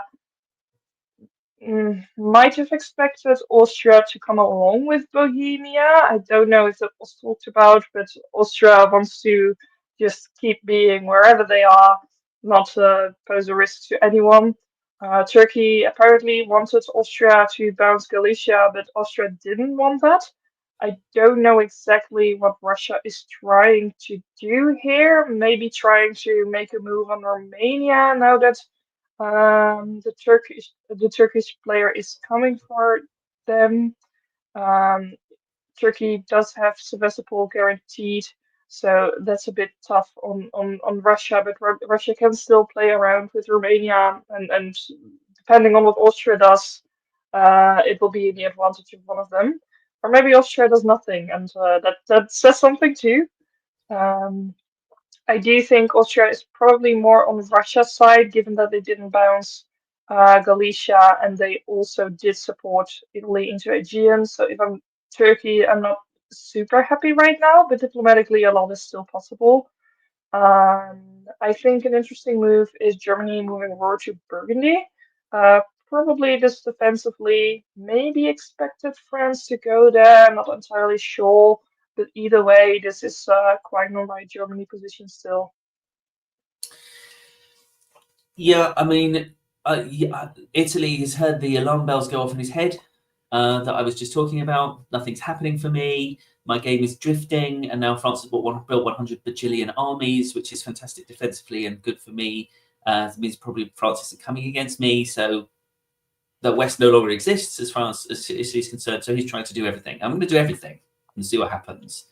And it's obviously, fantastic lineup on Austria, except Austria is a tough nut to crack, and you don't necessarily want to, front run a potential juggernaut. So he's obviously got some sort of deal with, hopefully in the bag with someone, probably Turkey, as another IT could occur. Arden, it's meme based. It's meme based at this point. I'm going to order as many things to Greece as possible all the time. possibly extremely excited about the World Diplomacy Championships in Athens in May. You all should be there. Please do come. But yeah, it could be doom for Austria here. Yeah, not bouncing Galicia, not moving to Galicia has really opened the door, even to a wintergreen cooperation on Vienna or Trieste and stuff like that. I think Arden. The problem with doing joke orders repeatedly is if you keep doing nothing, sooner or later everyone around you is going to want to do something, and if you're doing nothing, you might be the something that they move in on. So it's getting a little bit dangerous for Arden now. And I will say, putting an army, someone else's army in Romania is definitely less preferable than having someone else's fleet in Romania, because that is the unit that unlocks an Austrian 5 Central Austria army in Romania. Boom. So Robert's got what he wants, the 5th centre, right? And probably by arrangement, yes, which is fine. Any way to get it, right? And that's the advantage of just doing everything as Italy and putting your units in relevant positions. If it had annoyed Austria for whatever reason, then fine, Austria's on the menu. And if Austria's very happy to be like, I'm chill, man, I'm just going to order everything to Greece, then that's good. So a good turn. He's got rid of it for Austria too. He's got rid of that troublesome Galicia unit, although it is another army there, but nonetheless. And yeah, Turkey, I mean, he must have felt like he was in a good position. It's not clear to me why Black Sea doesn't support Armenia to survive. Oh, because he's got really worried about Italy. Okay, I see. Really worried about Italy. It's just could Turkey have done better? Tactical geniuses here? I think you don't care about Smyrna here. I think, like, Italy walks into Smyrna with a fleet. I'd rather take Sevastopol and then just take Smyrna back afterwards. I'd probably take Sevastopol with the fleet rather than with the army, so that you're still in Armenia to take Smyrna back. But yeah, I think Black Sea to Sev, blow up the Russian fleet, and then if you have to turn around and fight Italy, at least you don't have a Russian fleet walking into Black Sea behind you. The problem is, I suppose, in this case, he thinks Russia's his friend, and that's what's done him in. But you have 3 fleets around Black Sea. You've taken Brum from. I don't see how you think Russia's your friend. In the West, what do we think about this? So England's worried about London, in this case, incorrectly, and has given up his very, very strong hold on the North Sea and let the Germans in. I think that's reasonable. There's no good decisions for England there. You're going to get Liverpool back. Yeah, I suppose in the long run, Liverpool is easier to hold. It's not great, but neither of them is great. You're a 2 centre England. There's not anything you do. It's going to be damned if you do, damned if you don't. What I will say is I really like this German-French cooperation to blow up Picardy, because I expect this is to rebuild it as a fleet. France needs that second fleet, so this is some clever diplomacy by the two of them to fix that situation, I would say. Yeah, especially with Marseille moving to Piedmont, they might have expected to get in. That would have been even better. Unfortunate for France that didn't work out, but I didn't even see that yet. That was a really good move. Yeah, we do see Fleet Brest. We see another Italian fleet in Naples and an army in Moscow for Russia, who is now in a much better position than they were just 1 turn ago. Let's see. We see France moving into Burgundy. I assume this is still friendly towards Germany, and it's because of the threat that Bohemia and Tyrolia are posing. So I expect Burgundy to support Ruhr into Munich, something like that. Probably Berlin supporting them as well. The upcoming fall, we see something devastating around England. England doesn't take Liverpool, does get into North Sea, but that's not really where you want to be. Sure, you can maybe retake Edinburgh if everything goes the way you want it to, and if Russia's not against you. but it's not good. And at most, you're keeping one center at this point when you maybe could have had two, but it's a really difficult position. We see Italy getting into Munich, at least for now. I think they can keep it if Russia's on board. Russia seems to be at least somewhat anti-German, but also isn't necessarily going for it fully. We see Turkey trying really hard diplomatically to get Russia on board, saying, look, right in front of you, Bulgaria, I'll support you. Please go get it. And Russia says, nah, I'm good. I'd rather keep Austria as an ally, which is fair, but sad for Turkey. Italy keeps moving on to Turkey. Turkey's going to be dismembered fairly soon. And I think the air is, at least for now, sticking together. Vote for.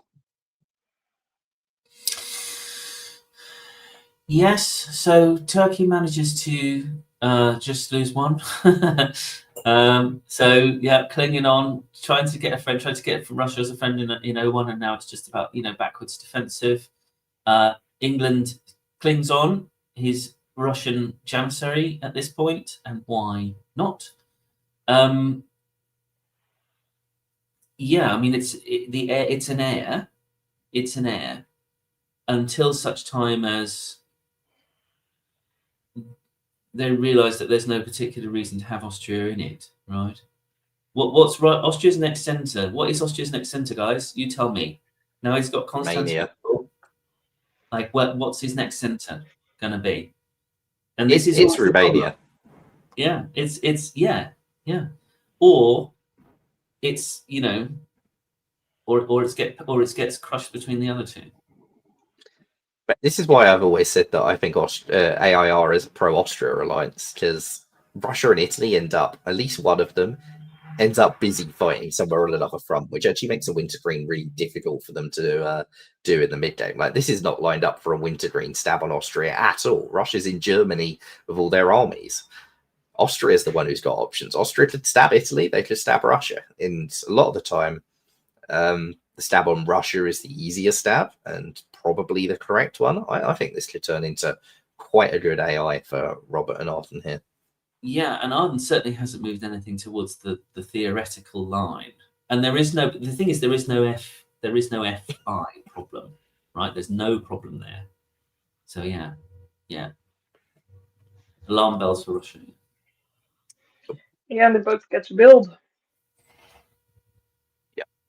So Army Vienna goes down, Army Venice goes down. That might concern Austria a little bit. Another army in Kiel, as Germany chose to disband Denmark and turn it into an army. So Germany is going full turtle mode at this point, which is really good news for France, actually. Now that Germany is in some trouble, the door is really open to Anne, and there doesn't seem to be a lot of opposition to her at this point. Mm-hmm. Yeah, I was curious what was going to happen there, and was certainly positioned to take Belgium if she wanted to. A convoy could have happened, but you can also just sit there and support it yourself, not losing the position, still having it for later, but for now, recognizing that AI is something that needs to be dealt with, and at least supporting Germany. And while it may not do much, it does hold the line, and that's enough for now. Sweden into Denmark, Denmark into Helgoland, that's devastating for Germany.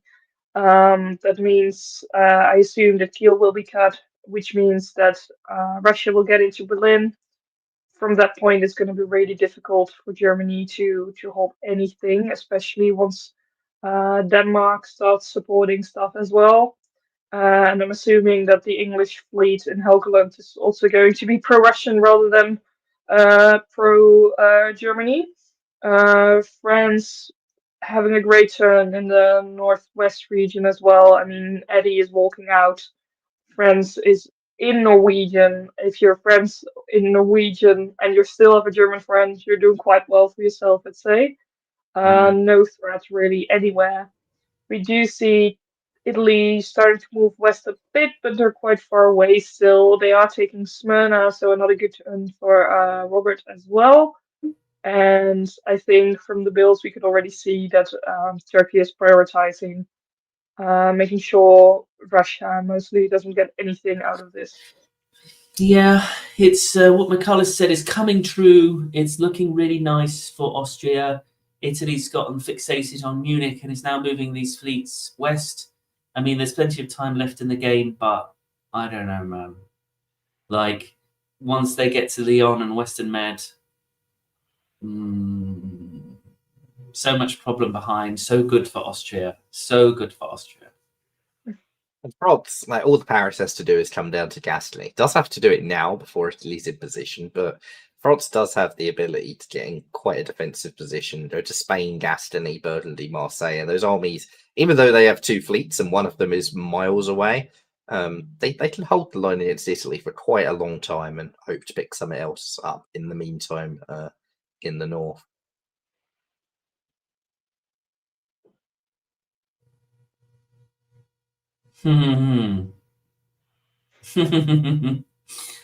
So Italy knows well, and I don't know if this is a deliberate whoop or if this is a whoops-a-daisy or what it is. But if I was Italy, I wouldn't want to be in Gulf of Leon, all of that rubbish right now. Definitely not. Moving away from Greece and all this other stuff. The stab comes, which we saw coming, and there's nothing that Russia can do, and maybe it's even agreed, given how well things are going in the north. Austria gets his build, but again, what's Austria's next centre after Romania? It's even if it's agreed to make sure that Austria has enough staff, still going to be sitting there doing not much. Yeah.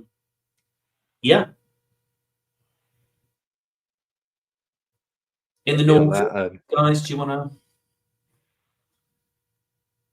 I like the attempted convoy from Picardy to Denmark. If Denmark was the one that tried to go towards Kiel and it had been supported with Helgoland or something, that could have been really fun.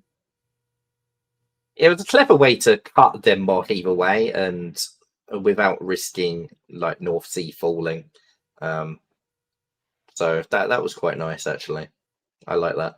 Because the problem with North Sea, you can't really just have English Channel move to North Sea with Norwegian support to stop North Sea falling. Because then Germany will actually have a retreat out of North Sea. Although not necessarily a bad thing because they're on Skagerrak, so maybe that would have been better. I don't know. But either way, they saw a strategic issue and came up with a nice tactic to try and counter it. Yeah. Winter 1905, we see England, we say goodbye to James. Russia waves a build and puts the other one as Army Moscow. That is definitely a suggestion that Dan was right about Romania being agreed rather than a stab. Turkey keeps Black Sea, and Italy builds an army in Naples, which is probably not very good for Austria, actually, because the only right place that's really likely to go is a convoy to Greece. I wouldn't be surprised if this draws. It's quite possible. We will, however, assume that it isn't going to draw, and we will play Who Do You Like, and up to you guys. Who goes first on that? Well, it's always nice when you Just... win. Sorry, go on, Micah. All right. I was just going to say, before picking that, I would like to point out, like, Army Naples is very clearly going towards Austria. He could have just built it in Rome, made the same convoy, but not make it as obvious. So I'm not that much a fan of that move, unless he wants to move west now. No, you can pick who you like.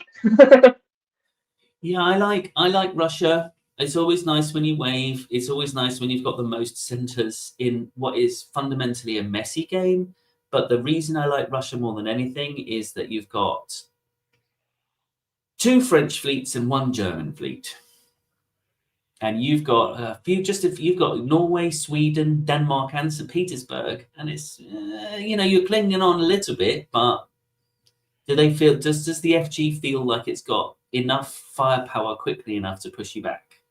Meanwhile, you've got an Austria in the middle with an Italy that's shown reluctance to go west. So although Austria's got a lot of armies, what's its next centre? Is it Warsaw? If he flows north, Italy's going to hit him from behind.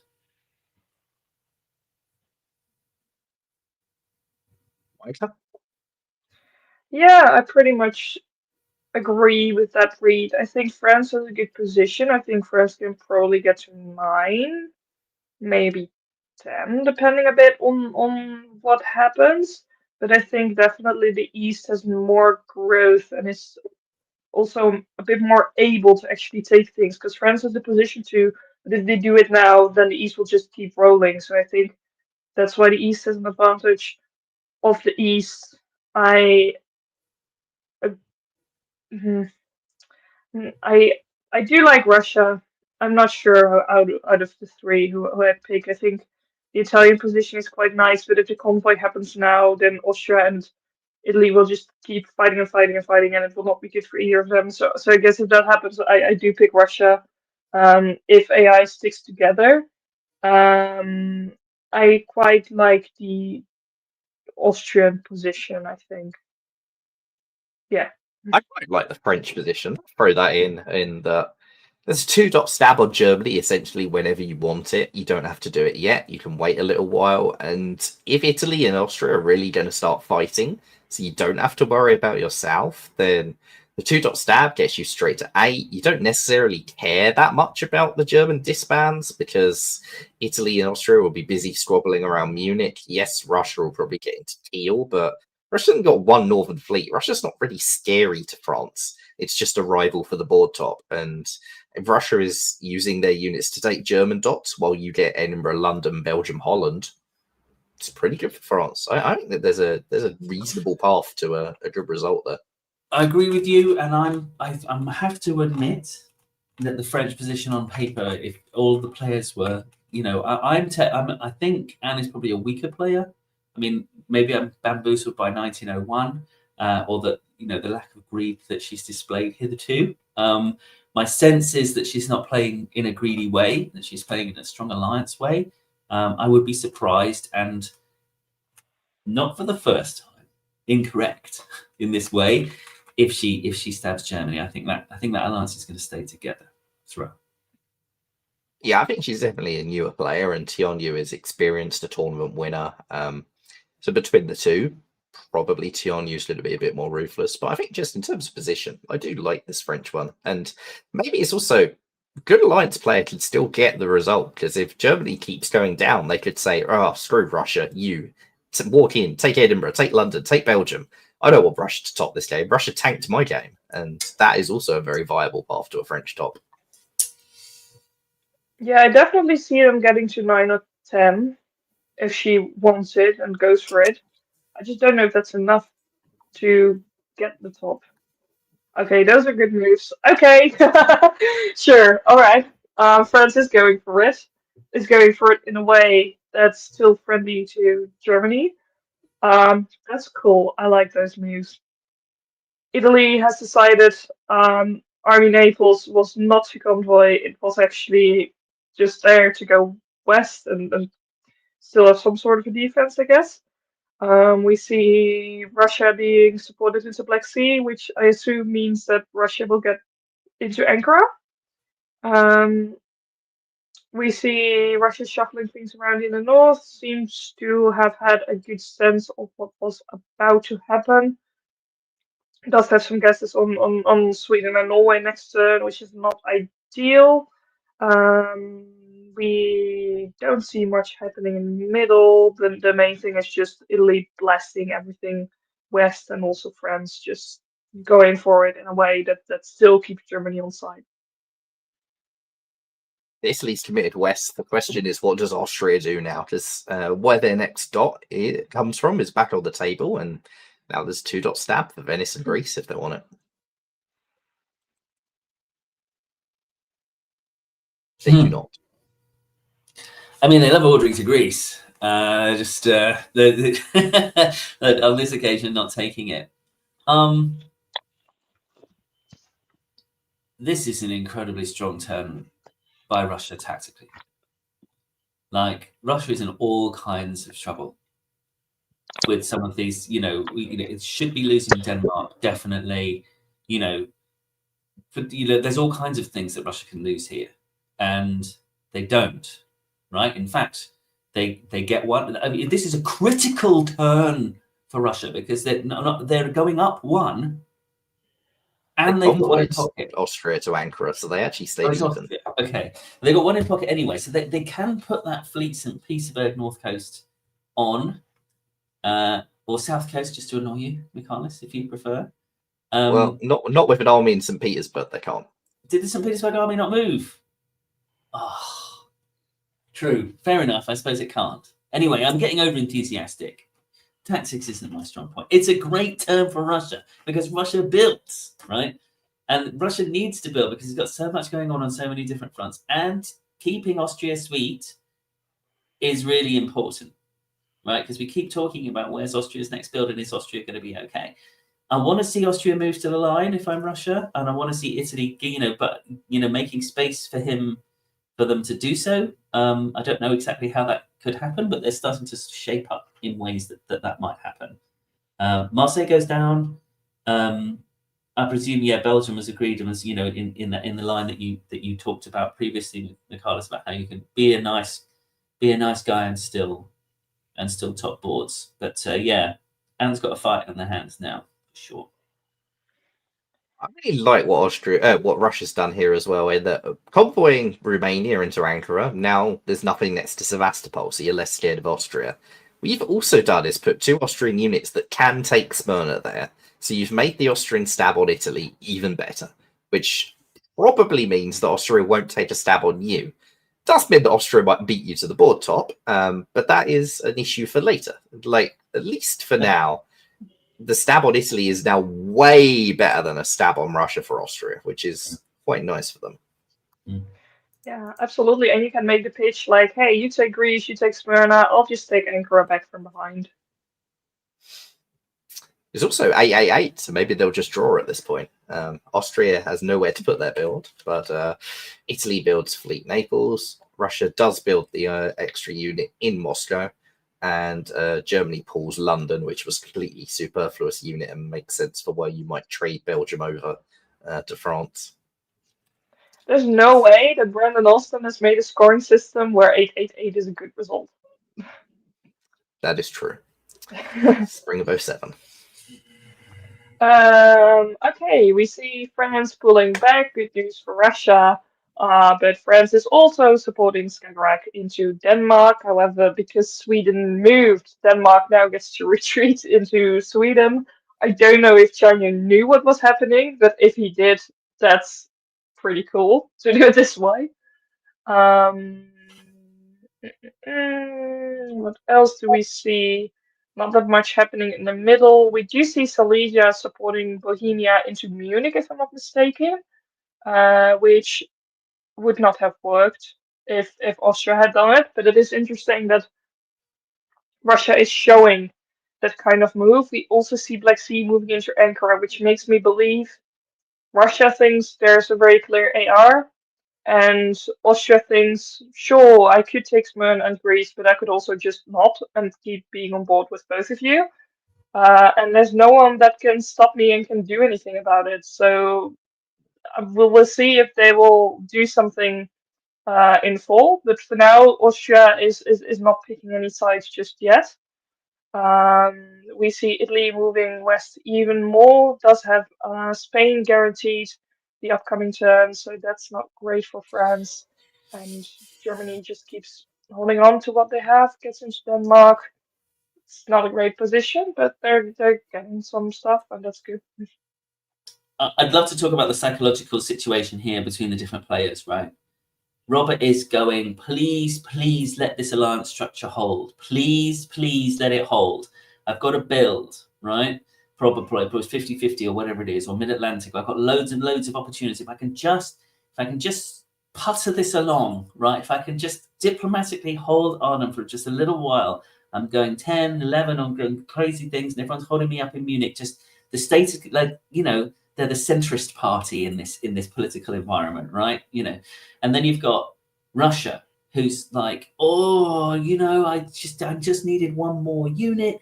I think Baltic was, probably if he could have gotten into Baltic, it would have been. But this is also, great. I think he's likely to go down one right. So like, how do I prevent myself from going down one?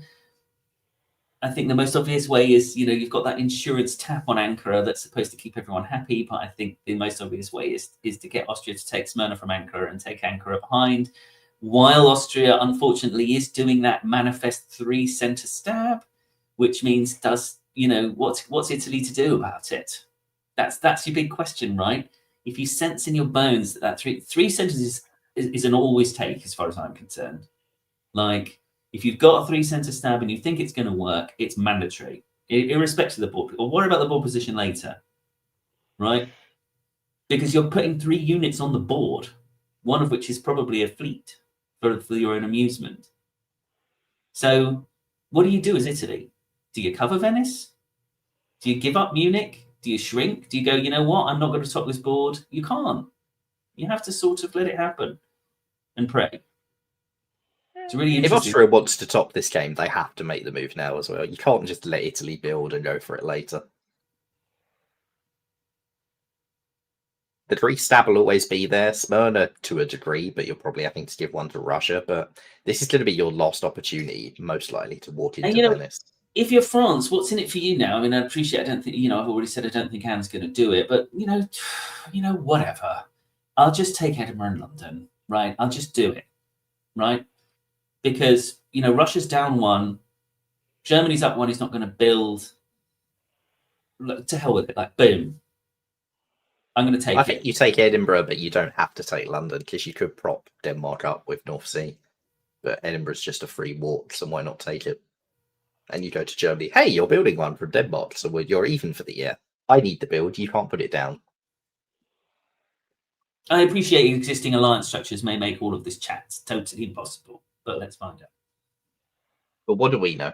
We know nothing. So there we go. The one I said I didn't think would happen did happen, and the one that I did think would happen didn't happen. So there you go. That's the commentator's curse. There you go. So yeah, Edinburgh and London goes down. I think Anne senses her position requires it, but Tristan feels it, and we see her supported here. So I suspect that's a different colour of interaction than we've seen previously, where they very amicably exchange centres. I'm not quite sure how Tristan got wind of it, but he did. In fact, everyone seems to have got wind of it, because no one seems bothered defending Munich anymore. And Italy's decided to make the most of that presumably Austria's promised Russia that they will now stab Italy. And by not stabbing Italy and giving Ankara, that's a diplomatic stab. So Austria's gone, I'm all in on AI. Let's do this, Robert. Let's do this. And, some people... I don't understand how you didn't look at this board and go, this is obviously a central triple. Yeah. I mean, some people don't like giving up their centres. Again, this is got a European approach to this. And I don't know if this applies to Australian hobby or American hobby, but some people simply don't like that they have a centre and that they have to give it to you. They don't mind giving you other things elsewhere, but that's mine. I don't want you to have that. Now, Austria hasn't done that because it gave Greece earlier, so it's fine. But sometimes with that, I'll take Smyrna and you take Ankara. Sometimes that people dislike it. So yeah. Anyway, there it is. A good, very good day for Italy. Yeah. To manifest 2 builds out of that. And he's done better than I said was possible, because I said the status quo, just keep it trucking, keep things as they are, was what's best for Italy. And I was wrong again. He's managed to do better than that diplomatically. Great. Well done. Tremendous. Yeah, I'm just looking at the board now, and I think Austria might have expected Italy to go to Venice, right? And if you're walking into Smyrna, that Russia's taking it from behind. So really, it's only a 1-dot stab, and all you're going to get out of it is Greece. If that's what you expect, then it might not be as bad not to take the stab. If I'm Russia, I'm incredibly upset with Austria right now, super upset, because I'm doing that thing where you go, but you're not trying to win. You're just letting Italy win. You could win. You should be playing for the win. You're not playing the game right. You're doing it wrong. People play the game however they want to play the game. But that's what I would say. Well, we see Austria's the Russia same. pulling the army in Norway, Germany gets rid of Ruhr, and Austria builds Army Vienna, and Italy puts Army Venice, Fleet Naples down. Spring of 08. I was gonna say, I think Austria still has the same opportunities, like they can still take Greece, but that's not really true anymore at this point. We do see Austria going full on east mode. There's a bouncing con that's nicely arranged. Um, let's see. I guess Austria could still. This means Austria cannot make a move into Smyrna even if they wanted to, so that's nice. Italy just keeps going. It's going to Ionian to ensure that Greece can't be taken later, really solidifying his position over there. Moves into Mid-Atlantic Ocean uncontended, so they can just take Portugal whenever they want them as well. We see them moving out of Munich and out of Berlin, which I think is a bit curious, but it seems like Germany is on side with that. That could either be so that they could get their units back, or because they actually think like, okay, fine, Italy, I'm more upset with other people, and I want to punish Russia. Maybe a bit of both. Sure, you go fight Russia, and I'll just take back my senses. Thank you very much. We see Russia trying to defend, doing so quite successfully. I like that Livonia moves to Moscow, leaving Prussia a way to retreat.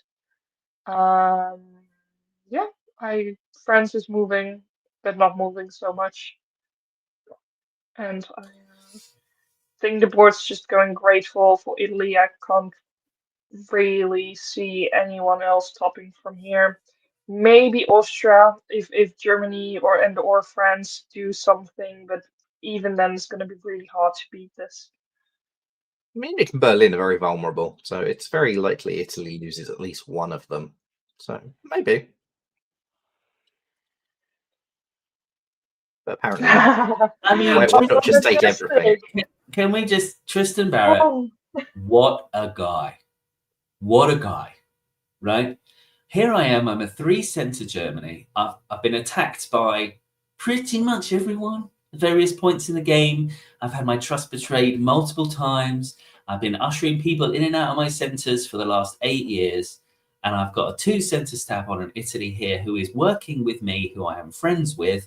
And you know what? I don't want it. What I want to do is I want to put the woman that I work with really well, and apart from that one minor hiccup, into Denmark. That's my burning desire right now. I mean, what a guy! Like you work with me. I'm the guy, right? It's me. I'm Tristan. I'm me. I will never hurt you ever. We can just work together forever because you're the best ally that ever was. That Black Sea Fleet supporting Smyrna to Con is fun. Isn't that fun?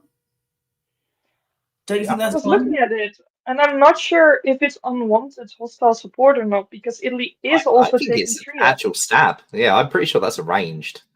Because Trieste goes, Portugal goes, Constantinople goes. Ultimately, when Warsaw you have too. a 3-center stab, you should get it. You should get it. Because if you don't get it, that opportunity, that window is going to shut. What did Austria get from Russia? Sev and Rum. Is that right? Sev, Rum, and not even Warsaw.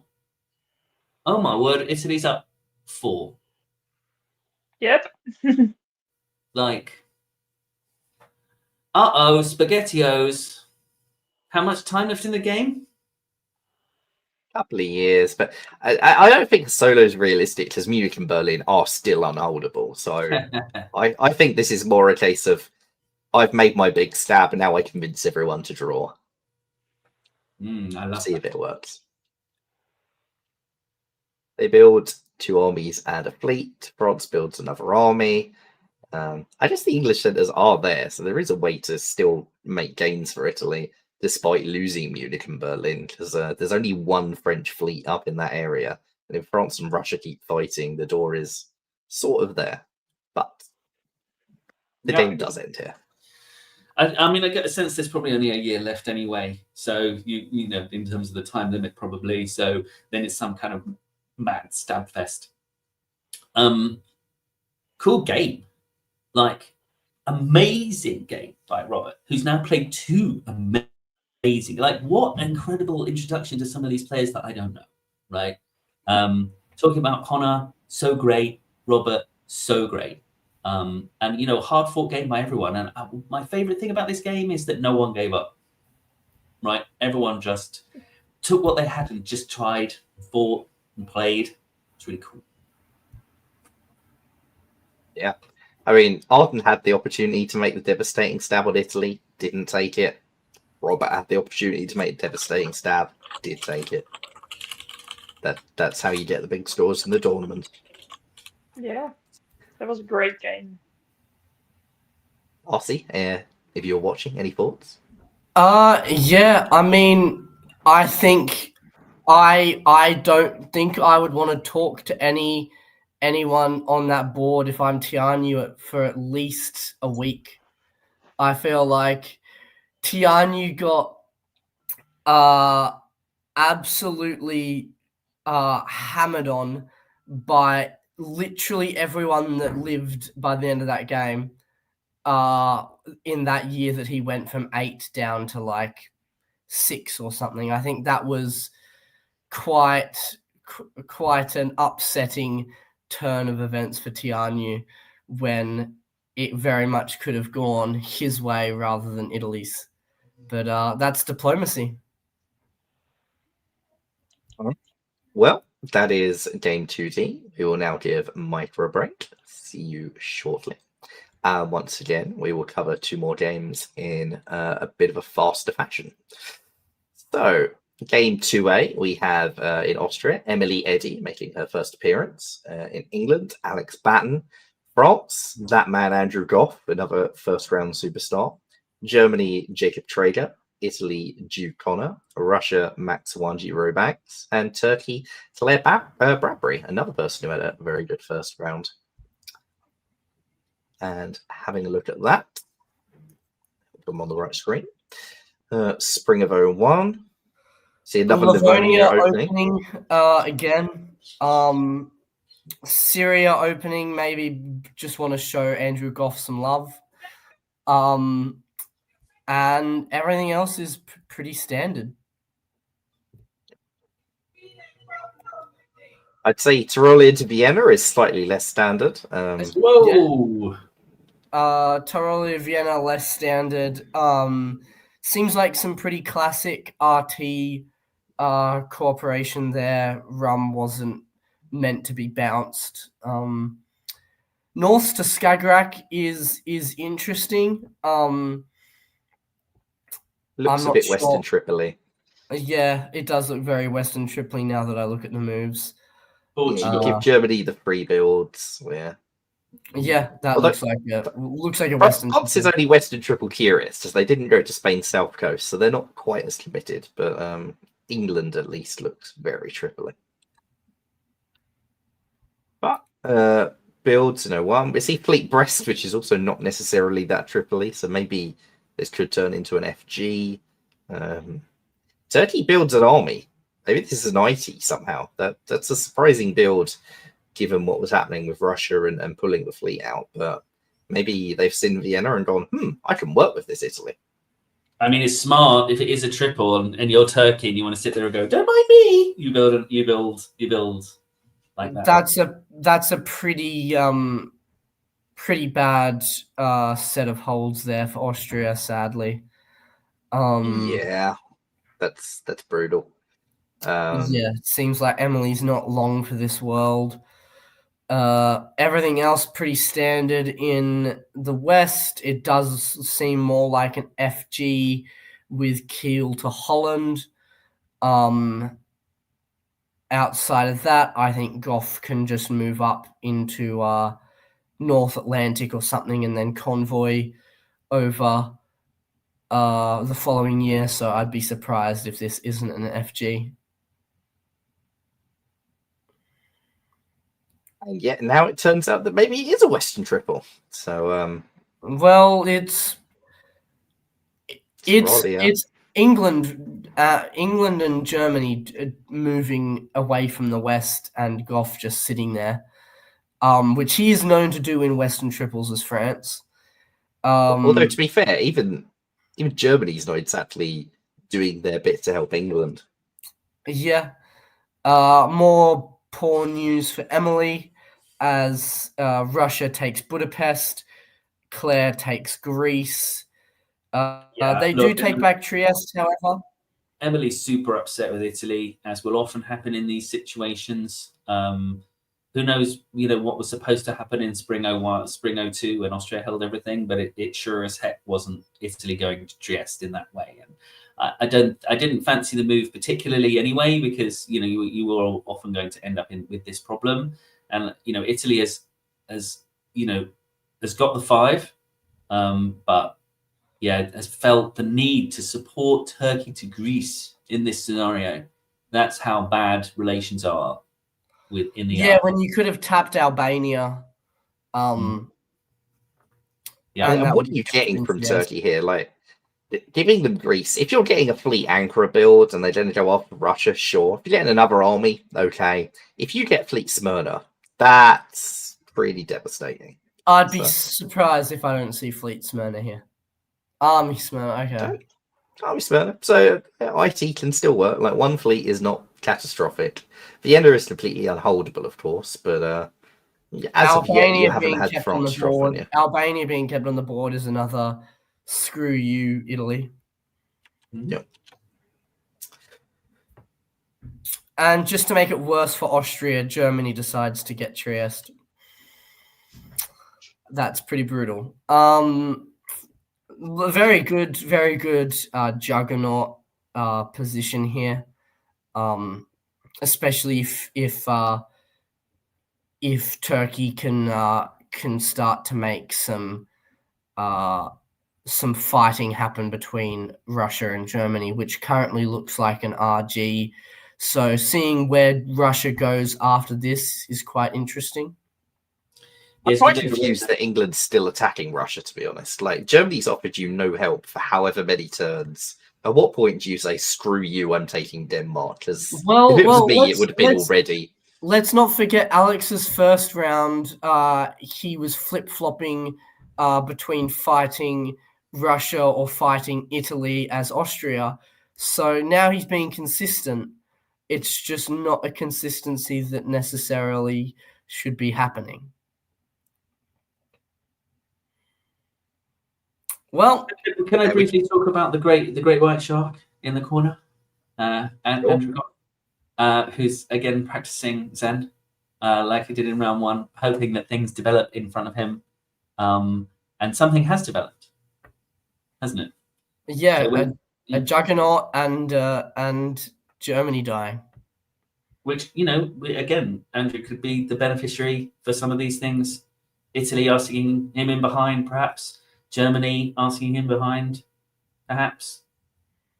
I think Jacob, kind of the author of his downfall here. If you're not going to help England take Sweden, sooner or later, England's going to get fed up and is going to do something else. And I think that Jacob was wildly optimistic, thinking that England would never turn and take Denmark. And unfortunately, he did get Trieste, so he's not down, but alarm bells would be ringing for me if I'm Claire, based off of these moves from Russia and the fact that Germany and Russia still seem to be very much on the same side.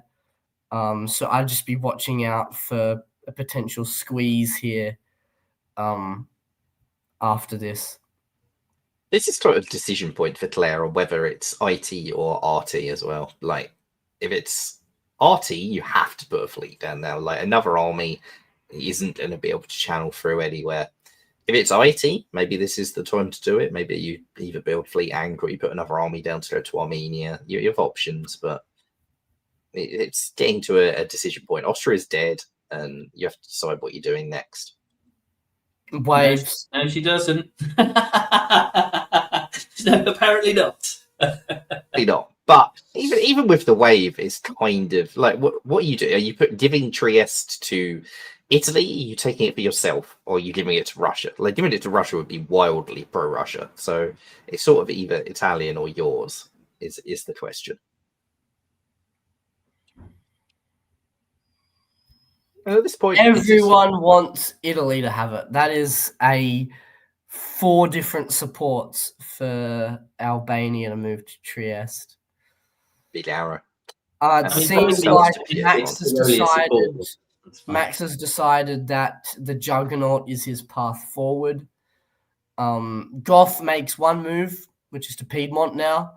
I think Goff has been. I know Dan was praising a bit, but I've seen a few games this year where he joins part of a Western Triple and then doesn't really do anything as France in it.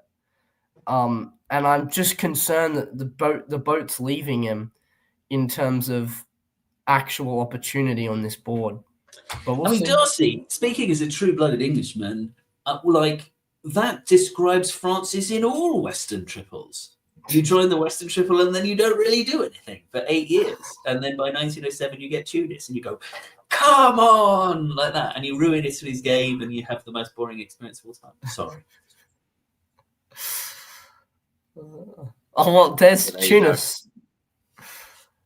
There is Venice for Germany, and Turkey does take Trieste. So the decision was made, and it is RT. All good. I think it's working pretty well for both of them.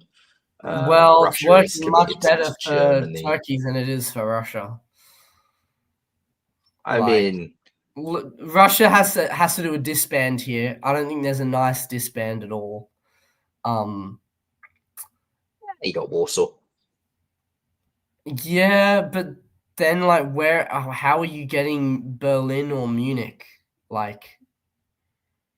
Your problem is the big England, and an RT isn't going to solve that. But also, any other Eastern structure wouldn't have solved that. I guess.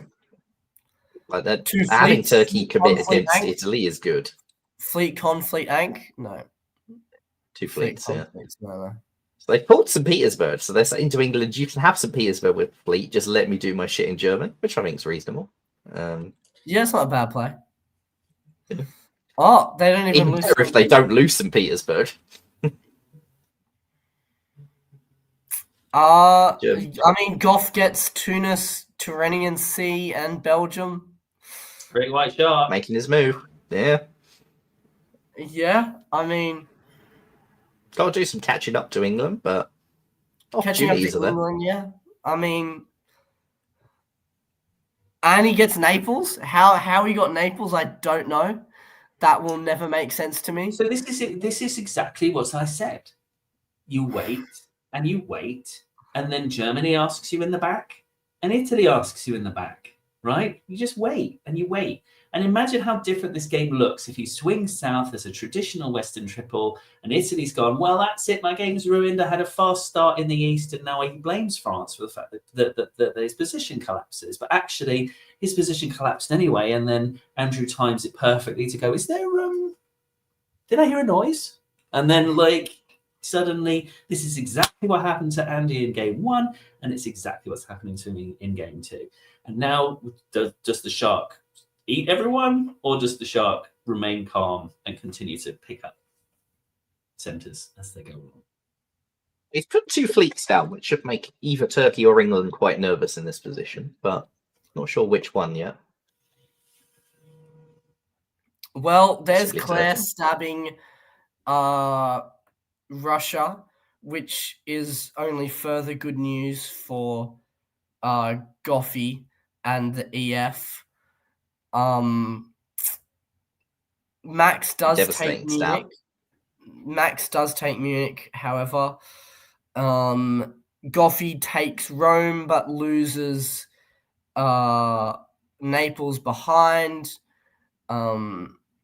Ionian was bounced, which is important, as those fleets are probably going to come south from France, and I don't think Claire has the naval ability to block to block France forever. And it looks like Max is going to lose up in the north as well. Well, Italy could put France straight back into Naples. They could. Yep. They might. That's what that Or only rounds. Goff might put Italy into Naples. Yeah. I mean, Max is probably going to lose 4 here, like Rome, Sev, Berlin, St. Petersburg. Potentially won't hold Munich. Potentially might gain Trieste. This is pretty devastating stab on Max either way. Which, if Claire can make the stab work, then it doesn't really matter if you don't keep Naples, right? You just have to be able to take enough dots to hold a line around Greece, even if you don't have the Ionian line. If Turkey's taking Vienna, Bud, Rum, Sev, that's fine.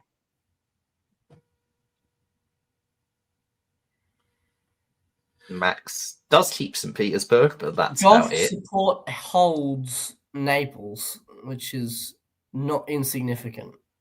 Yeah, you couldn't get the help from Italy, right?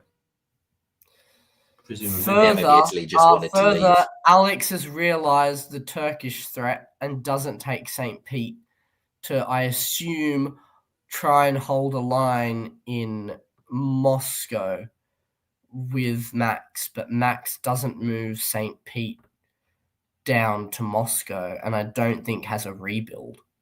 Well, everyone's put the German back in Munich, so they don't love Russia that much. Yeah, I mean, England didn't have anything to do with that. England. Oh yeah, right. I think it's just an error not taking St. Pete. I don't like it. Like, English Channel. Surely that was meant to be a Channel bounce, and that just ran out of time for Mid-Atlantic to put the order in. Based off of Eddie build. Yeah. I guess England's got friendly disbands out of Russia for it, so maybe it will pay off. You know, you can just take St. Pete anyway and not be too bothered. But Claire, that was a really, really strong year. Race. Who's winning this race? Who's going to win this race? I think Claire's got this. Oh, Good Fodel it too. Venice supporting Tyrolia to Trieste is not what Claire wants to see. Claire does like to see, however, everyone turning on England. Goffey makes his move for the board top, which is to fight England, which I think is the correct play if Goffey wants the board top. Whether it's all based around if he can catch up to Claire, which I don't think he can. Naples is guaranteed for him, so that's +1, -1 for Claire. So I think he can actually do both. Well, Claire picks up Moscow, but has lost Trieste. Trieste, should lose Naples. Serbia is not like, you can't really use it offensively because Serbia is slightly at risk. So yeah, I don't know. I just super don't understand what those moves were about from England. I think that's a confused person who's got turned around. They went to English. Andrew was much more upset by that move to English than they probably anticipated. The last thing they wanted to do was upset Andrew. They wanted to do a sort of demonstrative unstab. But here's a kind of general point. Unstabs are fantastic, but you have to extract concessions, right? It has to be a mutual desire to unstab. It can't just be go away. Oh yes, I'll go away. Sorry, because they will follow you. They will follow you. This is 2 games in a row where Alex has unstabbed Andrew, and Andrew has proceeded to fight and take centers off of Alex post the unstabbing. But we've decided apparently this is enough. Look, there we go. Well, takes Naples, stays in Holland. Takes the board top lead. Yeah. Maybe Goffey has done enough here. Yeah. Germany hilariously takes Trieste from Russia, despite not being able to use the build that it gives them. Yeah. Poor old Max. Game continues. Claire loses Moscow. Goffey's going to pick up probably Munich and Venice. I'm sorry, Goffey. I said you were doing nothing this game, and you were going to get outraced, and you're going to go up to 12. We got to give some credit actually to Max defensively. agree. Like he's done some incredible stuff to hold this position the way he has done. I hope Yeah, it and was the fact that look. Germany's still against him as well here is also kind of absurd. Sadly for Max, it is all crumbling now. But Well, hey, give I some mean, he credit. gets England to move out of St. Pete, so we take our wins when you're Max when you get them. It's cool, man. Look, he manages to hold. He manages to take. And he gets to without retreat bombing into out. Trieste. And he retreats to Trieste. That's so true. Yeah. I think Max is And quite France happy with walks into Venice. how this turned out. Yeah, I think Yeah, Max will take builds. it. Russia builds. He does. Gets to rebuild it. And then through the genius moves around Warsaw, he gets to build it there. Fantastic. Yeah, delightful. Goffey increases his centre count lead by 1, which is Yeah, but quite Holland impressive. isn't easy to keep here. Turkey has Vienna in pocket. Sure, Goffey probably has Trieste in the short term, but yeah, I mean, the longer this game goes on, the more precarious Goffey's board topping position is. You're right, and the most Andrew Goff thing to do right now would be to get everyone to draw. Oh No, Holland Not this time. Holland is lost. Beyond that, Claire's back into Ukraine, but Russia's Claire into has also Berlin. recognized the need to hold Trieste, which is not a small thing. I think It's straight not moving to Tyrolia, I think. Goffey needs to let go of Germany here and take Munich pretty desperately. Yes. If he wants I to also board. think that Venice should have gone to Tyrolia so that Vienna was potentially either defensible or on the cards or something. Yeah. Well, or you can get Turkey to support you into Trieste. That's an option as well. And you keep Holland, and you get Trieste. Yeah, that's Goffey for you. I mean, I want to point out to Max here. He gets support into Berlin, which is English from the German, but then also manages in full to convince the English to hold him in both Warsaw and Moscow. That is insane diplomacy. But it might even have been a hostile support as well. That may not have been arranged. That may have been England hoping to bounce Germany out of Kiel whilst keep Holland. And instead, because they've walked out of Holland because of that Russian support, they've not kept Holland. So this could have been Goffey just saying, hey, Max, it'd be really funny if Berlin supported Holland to Kiel here, wouldn't it? Yeah, Max Berlin might be supposed yeah. to bounce. Yeah. Yeah. Oh, wonderful. How about that? Masterpiece. And that is game. Wow. Very well done by Andrew. That's I hate it. I hate it because every time I'm like, oh, Goffey's not gonna get it. And then Goffey proceeds to do it in the most Andrew Goff way ever. And it frustrates me, but it is insanely well played. Very good game from Claire as well. Alex, yeah, I mean, Claire has to be looking at this, looking at the replays of this game afterwards, and has to be looking to see where she could have done what was needed for the board top, because it has to be there somewhere, but it's not easy when you're going up against Andrew Goff.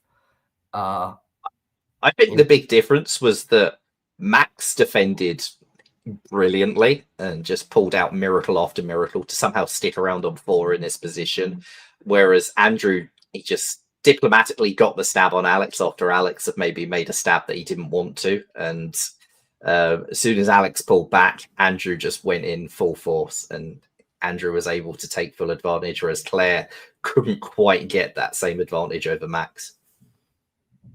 But that was round 2 board A. We will now move on to round 2 board C. And we see in Austria, Dominic Stevens. In England, Shane Armstrong. In France, Gavin Atkinson. In Germany, Max North. In Italy is Peter Legg. Russia is Jason Gray. And Turkey is Stella Walter.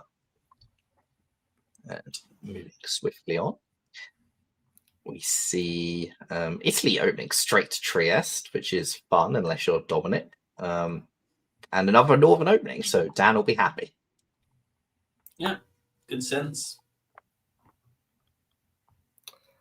Well, we have. God.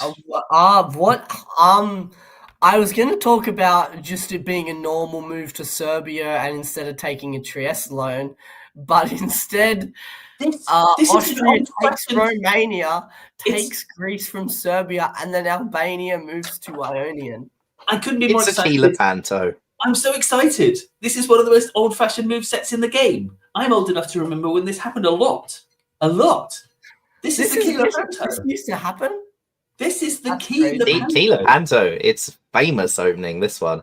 And do you know how many times I've seen the Tila Panto work well for the two players who do it? 0.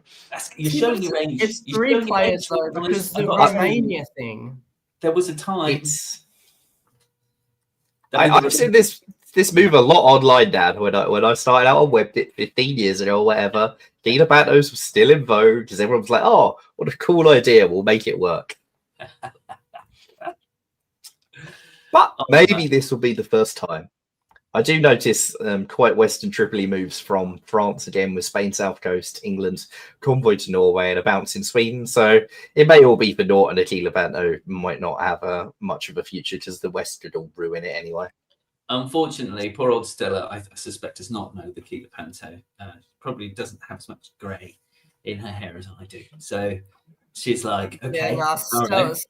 Stella is another ANU player.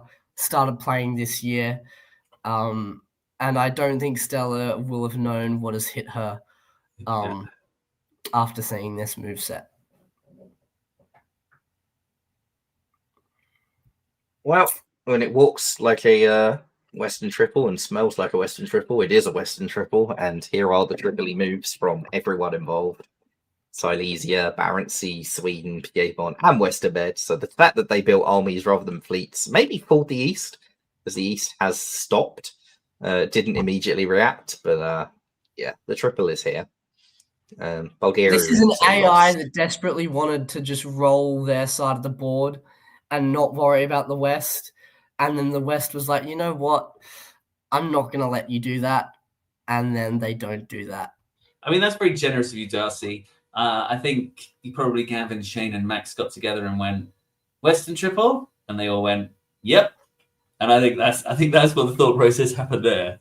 Oh yeah, that's the West thought process. But I think the AI was like, "No, we're going to pretend that the Western triple doesn't exist because we're having such a fun time doing this AI. We're going to go after Russia. We're going to go after Turkey. We're going to roll absolutely everything, and it's all going to be okay." It might work.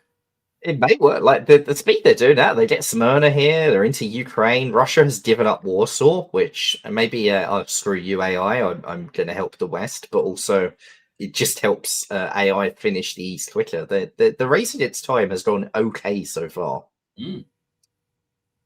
Let's see more Tripoli builds go down. Oops. That's support. Hostile support. Yeah, that's brutal. And now the Roosters are sorted. Wonderful guess on Turanian C. Mm. Yep, good guess on Turanian. Well, actually, even if they moved to Tunis, you could just take Tunis back. So for Italy, it was a safe guess. Gavin chose the correct decision to bounce Turanian. This triple is going to be insane. Yeah, I mean, Russia is dead, essentially. Turkey is pretty much dead, but yeah. Austria, they swapped Trieste and Serbia here to fix their borders, which is quite clever again. Peter and Dominic are doing everything they can to keep their momentum. So they've got rid of Russia. They've got Turkey down to just 1. See, the issue here. Yeah, the issue is by taking Serbia but not trying to open yourself up to build, it means that Italy, who could have built both builds, can't.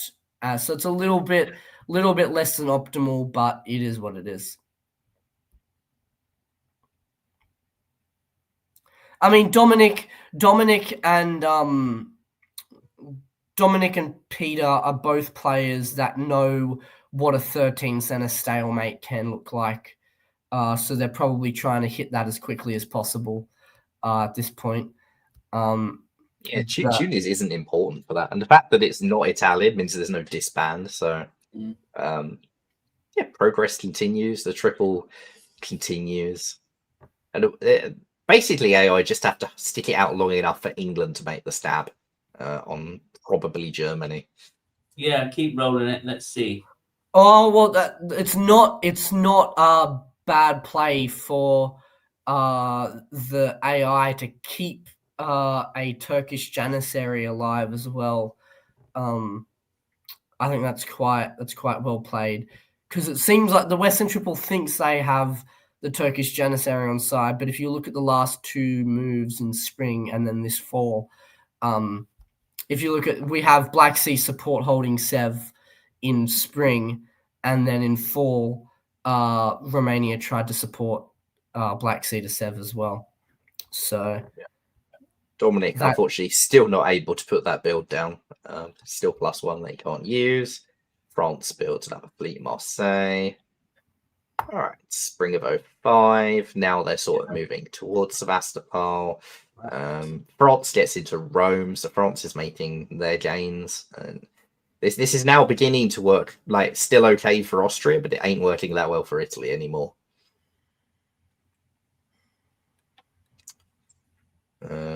England take Thev, which kills the Turk.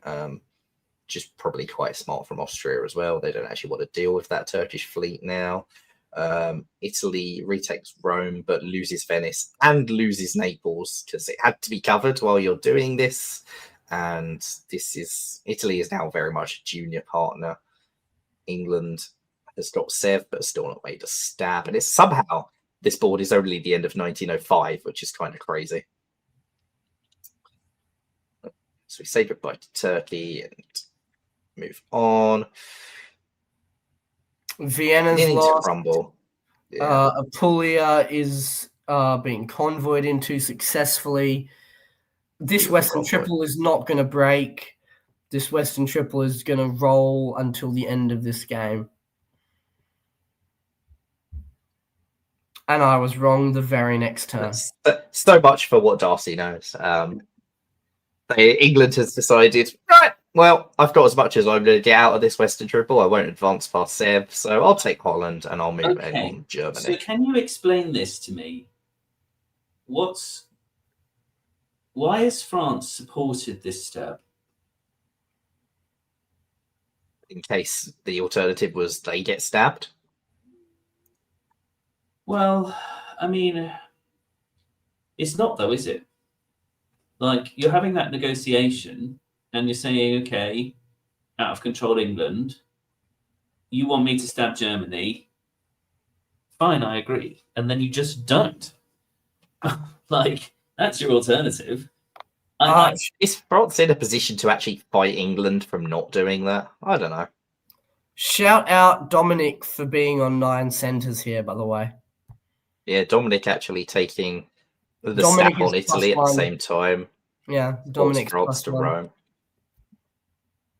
+4. Can't put any of them down, but +4. Dominic has played absolutely amazing this game. A 9 centre Austria with only 5 units is kind of crazy. You don't see that very often at all.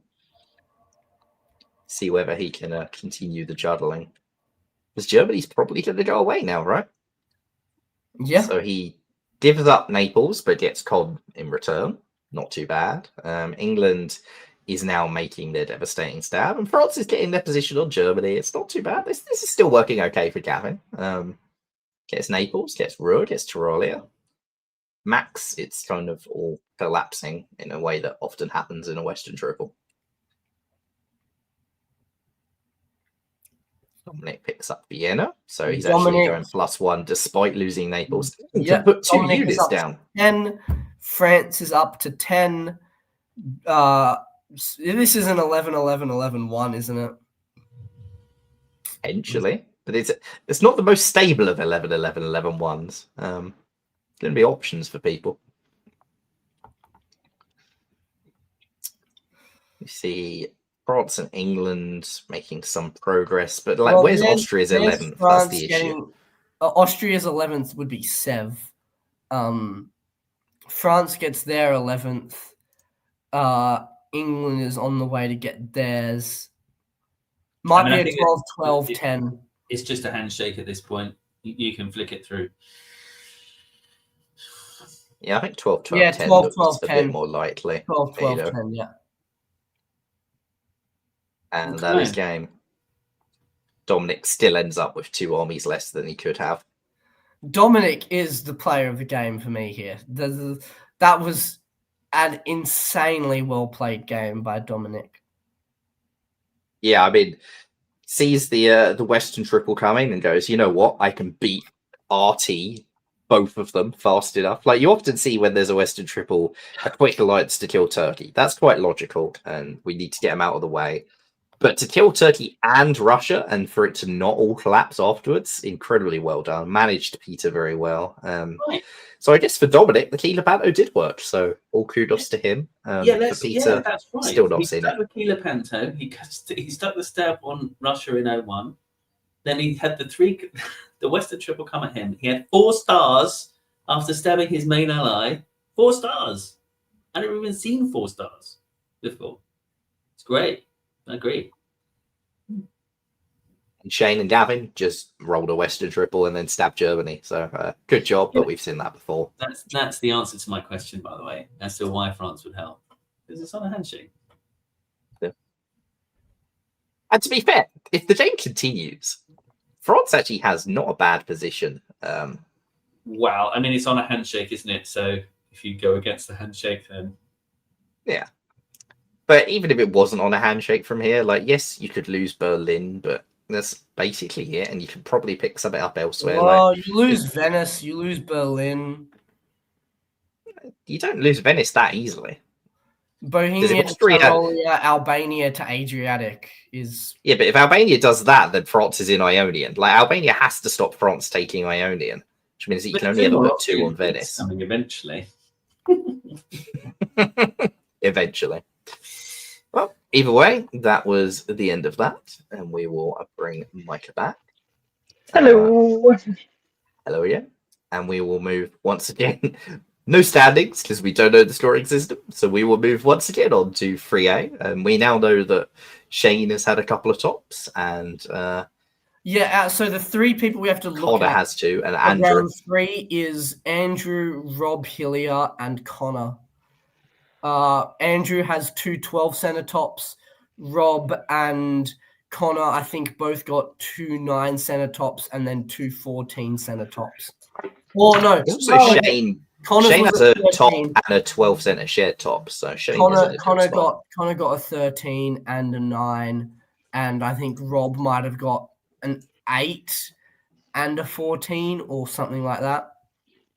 So those 3 are all very much definitely the top 3, I think, going into the 3rd round. Cool. All right. We'll move on to board 3A. And in Austria, we have Jude Connor. In England, Tion Yusan. In France, Alex Batten. Germany is Shane Armstrong. Italy, Joshua Crowther. Russia, Connor Muirhead. And Turkey, Dominic Stevens. So in Shane and Connor, we have 2 people who've had some pretty good results so far. Keep an eye on in this board. And Dan, we will give you a break. Hey Darcy, I'm wondering, you know a bit more about the ANU politics. What's going on with England and France here?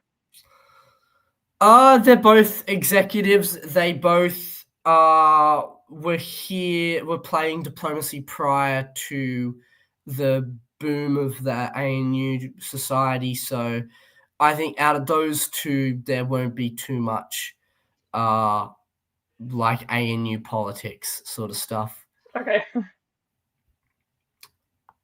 All right.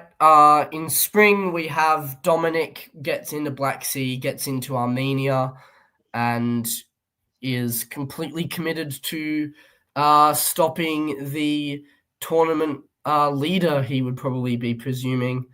Connor does a decent moveset to block the effectiveness of that, however, as he moves Sev to Rum, Moscow to Sev, Warsaw to Ukraine.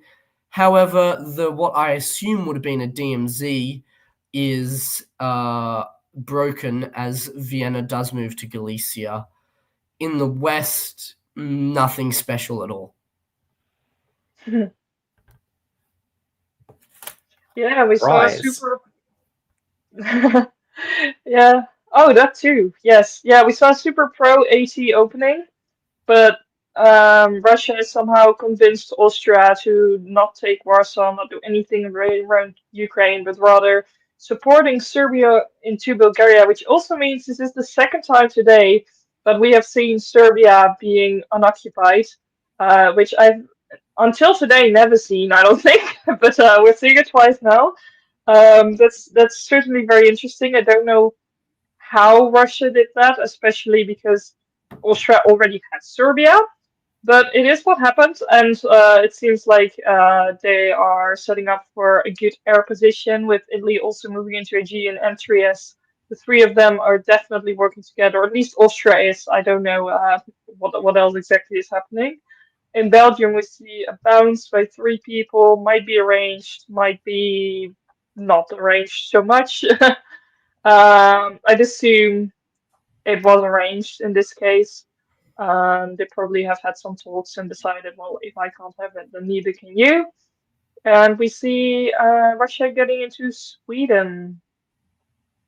Quite an old-fashioned thing to have the freeway bounce in Belgium, but like nobody managing to find an agreement on someone else to put in it. But Dominic, I mean, this is brutal to have like. Okay, he's got a rebuild, but it's essentially a no-build Turkey in 1901. It's not something you see too often, but Codder's done some incredible diplomatic work after what looked like an awful spring for him. Yeah. Yeah, getting Galicia to hold is impressive. Yeah. And as Turkey to have Galicia right there, Austria already has Serbia, isn't gaining anything with this other than Russia's friendship. Ah, crushing. Well, in the west, we see an army in London, a fleet in Kiel, a wave for the second build from Shane. You don't see a German wave that often. France builds a fleet in Marseille, which suggests maybe they're looking at an EF, maybe even a Western Triple. And Dominic rebuilds that army as a fleet, so he's looking to try and lock a position down. The position is in fact not locked down as Aegean gets into Con with Bulgaria's help. Sev makes it into Armenia.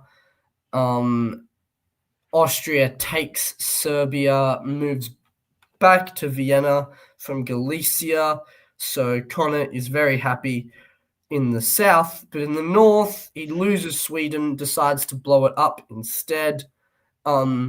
St. Pete holding is probably a mistake as it allows Edinburgh to get convoyed into Norway. But Connor's having a better tournament than I've ever had, so I'm not going to disrespect that. Meanwhile, elsewhere in the West, Belgium is still neutral because why not? And it looks very much like Alex is getting ready to make a move on someone in fall with those fleets, but who it is, we do not know.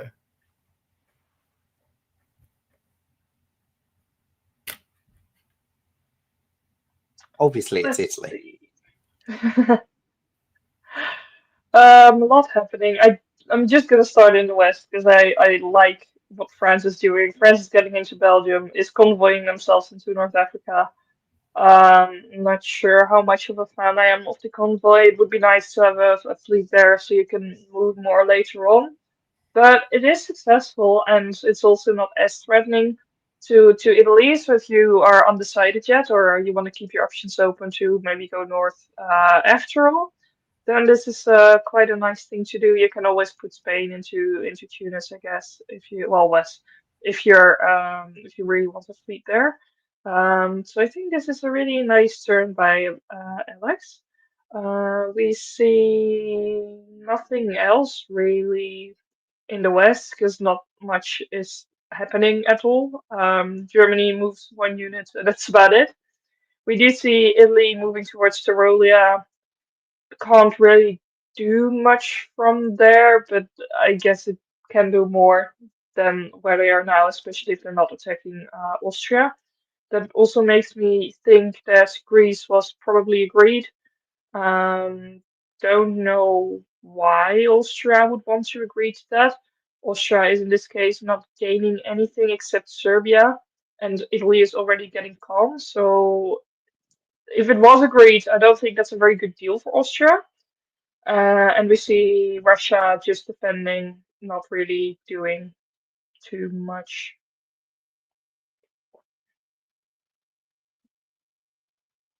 Into 1902, we see France doubling down on the Med War, puts another fleet in Marseille. Italy builds 2 fleets.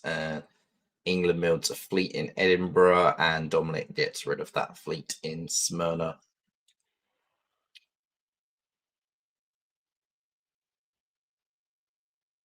RC, you're on mute. Yep, I'm off mute now. In spring, we have Austria taking taking Trieste. So Greece looks a bit better now as an agreed move. In the west, we have France moving everything south towards Tunis and Italy. However, Tianu has decided, yeah, I want Brest for myself. I saw Connor's round 2 game, and I think that looks quite nice for myself as well. In terms of everything else, it looks very much like an EG as Shane moves back into Holland, moves into Munich, and seemingly going to take Belgium and Burgundy. Although with Bohemia being there, perhaps not. Elsewhere, Connor does a whole lot of nothing as they patiently wait to be given Ankara eventually at some point in this game.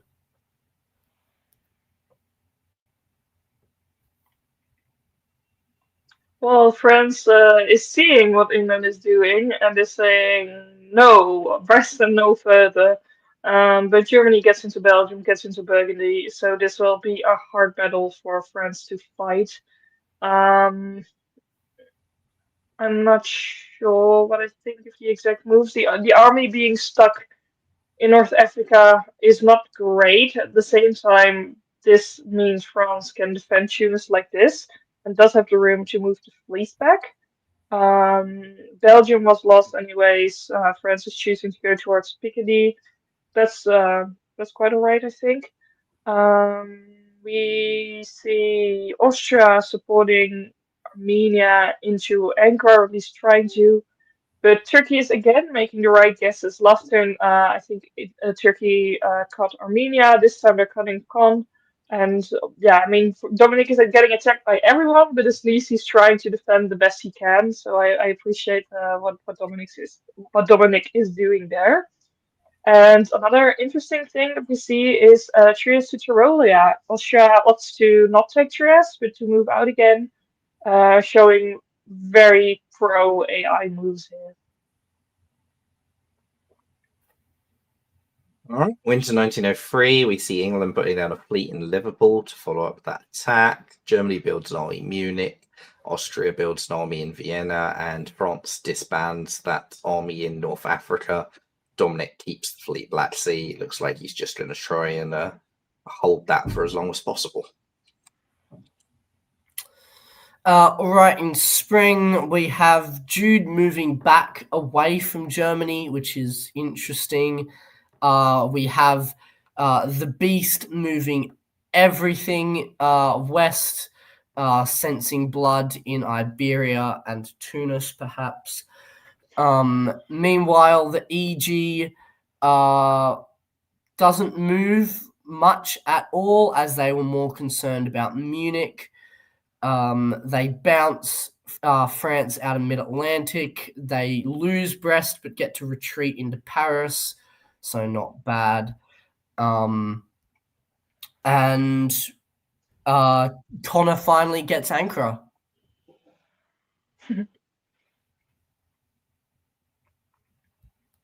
Yeah, I quite like that Smyrna moved back to AG, and right now it's not doing that much.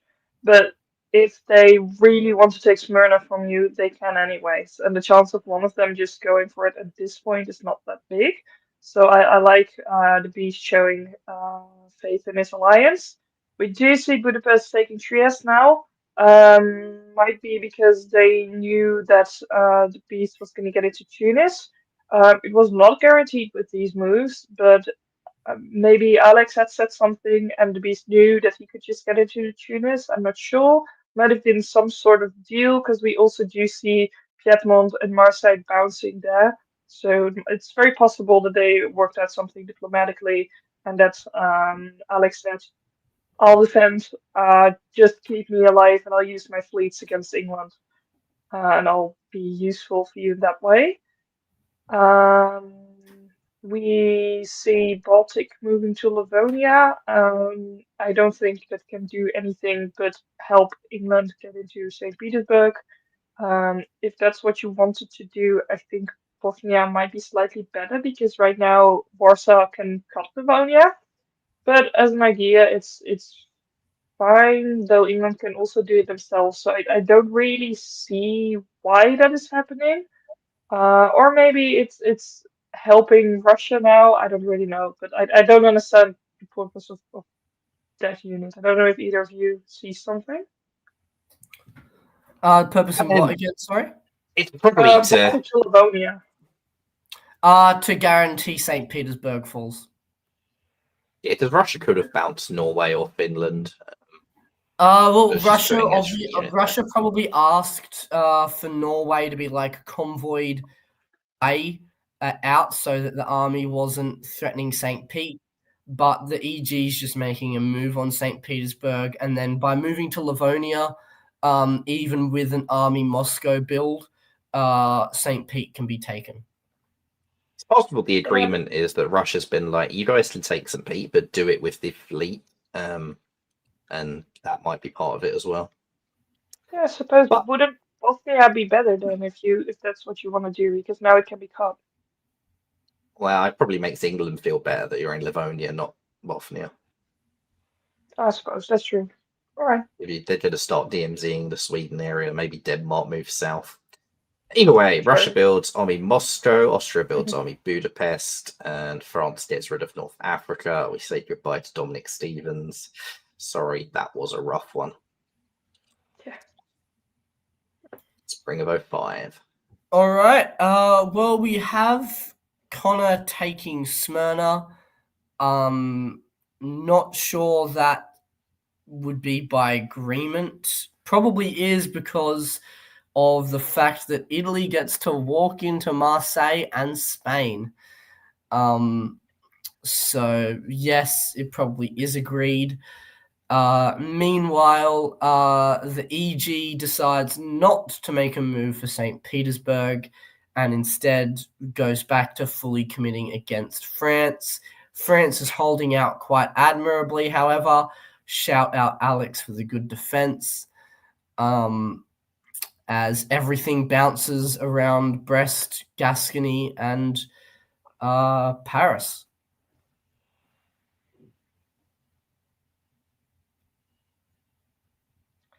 And we do see Brest getting into Paris this time. Also a bounce in Brest, so I think that means France is only going down 1, which is not too bad in this scenario. We see in the north some moving around. St. Pete doesn't get taken. We see nothing much in the east really. A lot of hold orders. It seems like all of them are on board for the alliance, but don't necessarily want to completely open themselves up. And I mean, given the West, there's a lot of the holds make me think that it's probably ran out of time, especially from Oh, Austria. sure. That's also possible. Yeah, and I guess with the West, they don't really need to move towards the line yet. But but if they do, they probably have a better chance of making sure someone in the East is the winner. All right. Well, winter '04, we see another army in Sevastopol, and France now disbands. Portugal continuing to fight the EG. Air is I would like to different, by the point way. out. I would like to point out how Connor has positioned himself very well here. That Jude has a stab on Austria. Jude has a stab on Italy in Venice and Greece, and the second that stab is taken, I wouldn't be surprised if I saw Russia come in from behind. So I'd be very interested to see how Connor plays this. Yeah, this has been played quite nicely by Connor. Not getting enmeshed in a war with the West has given him the ability to resist an Austrian stab that isn't usually there for Russia in an air. So, good job. Why wait for the stab? There's the move on Russia. I mean on Austria, as they take Con, they force Galicia, and completely bamboozled Austria, who was probably expecting support into Silesia, and made moves on Bohemia and Munich. However, they do take Greece, so it's not all bad news for Austria. Meanwhile, the Beast continues to actually play quite a good diplomatic game with France, as France supports him into Brest, has Portugal in pocket, and would be quite happy with his position in the West, just needs to not lose Venice, and it is a very holdable potential board top position. Meanwhile, England blows up the fleet in Wales. That will make Tianu happy. And Shane just continues to basically hold the line as France continues to punish the EG by helping Italy instead. So the EG has ended up not actually taking any of France's centres so far. So mission success for the French defence, I would say, if I was Alex. And then they take Paris. They do. I just want to say about the last turn. I think it was interesting how Russia got into Galicia, and if Russia knew the moves that Austria was going to do, what they could have done was just support Galicia into Silesia, and then they wouldn't have to deal with that army that's retreated into Budapest. However, now it is there, and Russia isn't really doing anything about it. I'm not exactly sure what's going on here.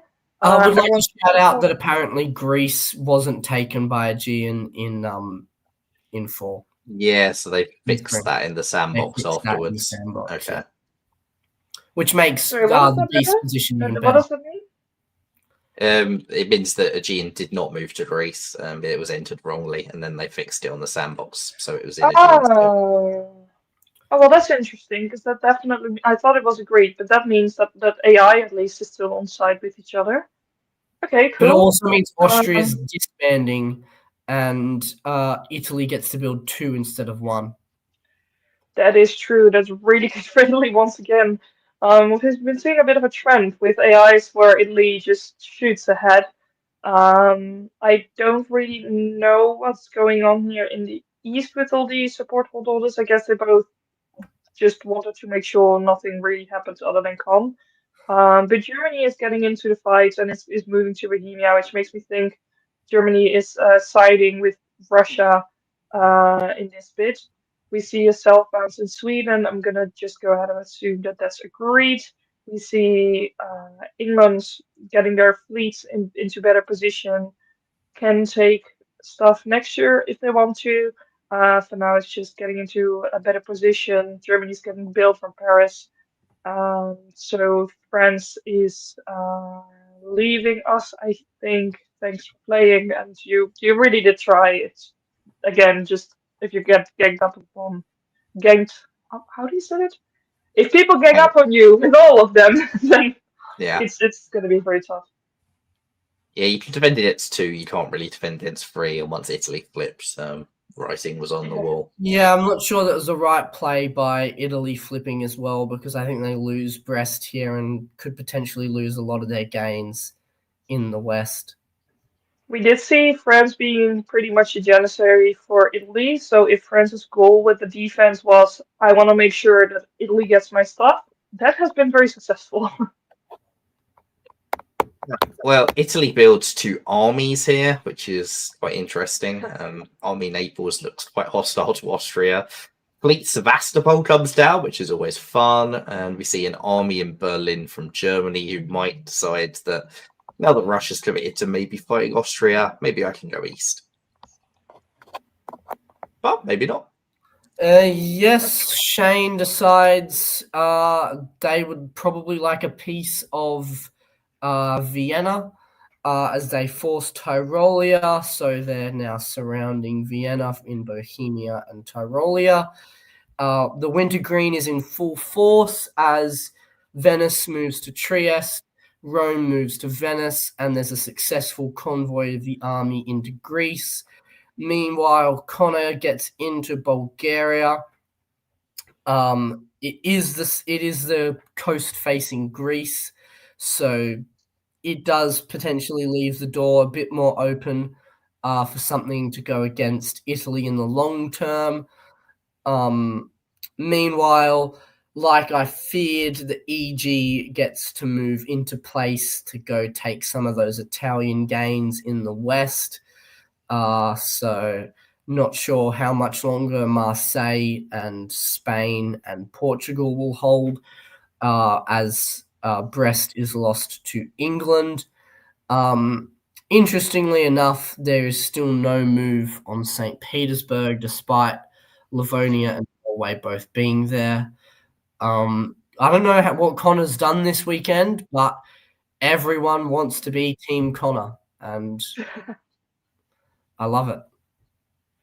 Yeah, they're playing a great tournament, and especially if you look at this game, I mean, there's an EG, there's an AI, and still Russia is on what is it, 8 centers. That's great. Go Connor. What we see in the West is not too much. We do see Paris getting into Gascony, which means it's going to be much easier to move forward there. Brest keeps being in Brest, and we'll see moving to English Channel, making sure that let's see, is there something in North Africa? There's not, so that means Irish could get into Mid-Atlantic Ocean next year if they wanted to. We see Austria getting supported back into Tyrolia, which is definitely interesting. I don't know exactly why that is happening, given that Italy is also supporting. Oh wait, that's Vienna to Budapest. Okay, it seems like Italy has picked a side. Austria is helping Italy get into Bulgaria. Austria is more upset with Russia, and in return, Italy is trying to sort of help defend Austria, not necessarily going well, but he's making some of the moves at least. And I think this is mostly Italy making sure that Russia doesn't take this away from him. And Germany gets Vienna. That's fun. For Germany, not for Jude. All right. So winter 1907, Italy has taken a 2-center lead, but is looking a little precarious around Marseille. They build army in Naples again. Germany builds another army Munich, and Russia doubles down with another fleet Sevastopol.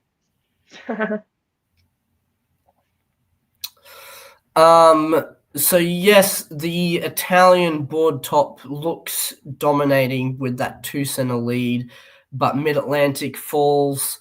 However, Marseille does not fall to the German as Germany decides to support hold Marseille.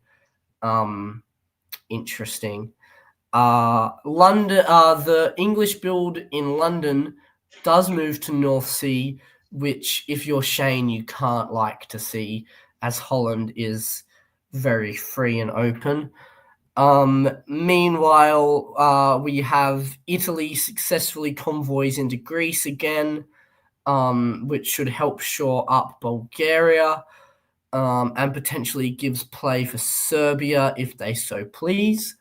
Germany also tries to support Romania into Bulgaria. So Germany supporting both Italy and Russia. Interesting to see where he will end up giving his true loyalties. Munich does move to Tyrolia, so it suggests most likely that Italy will lose Marseille in fall. But yeah.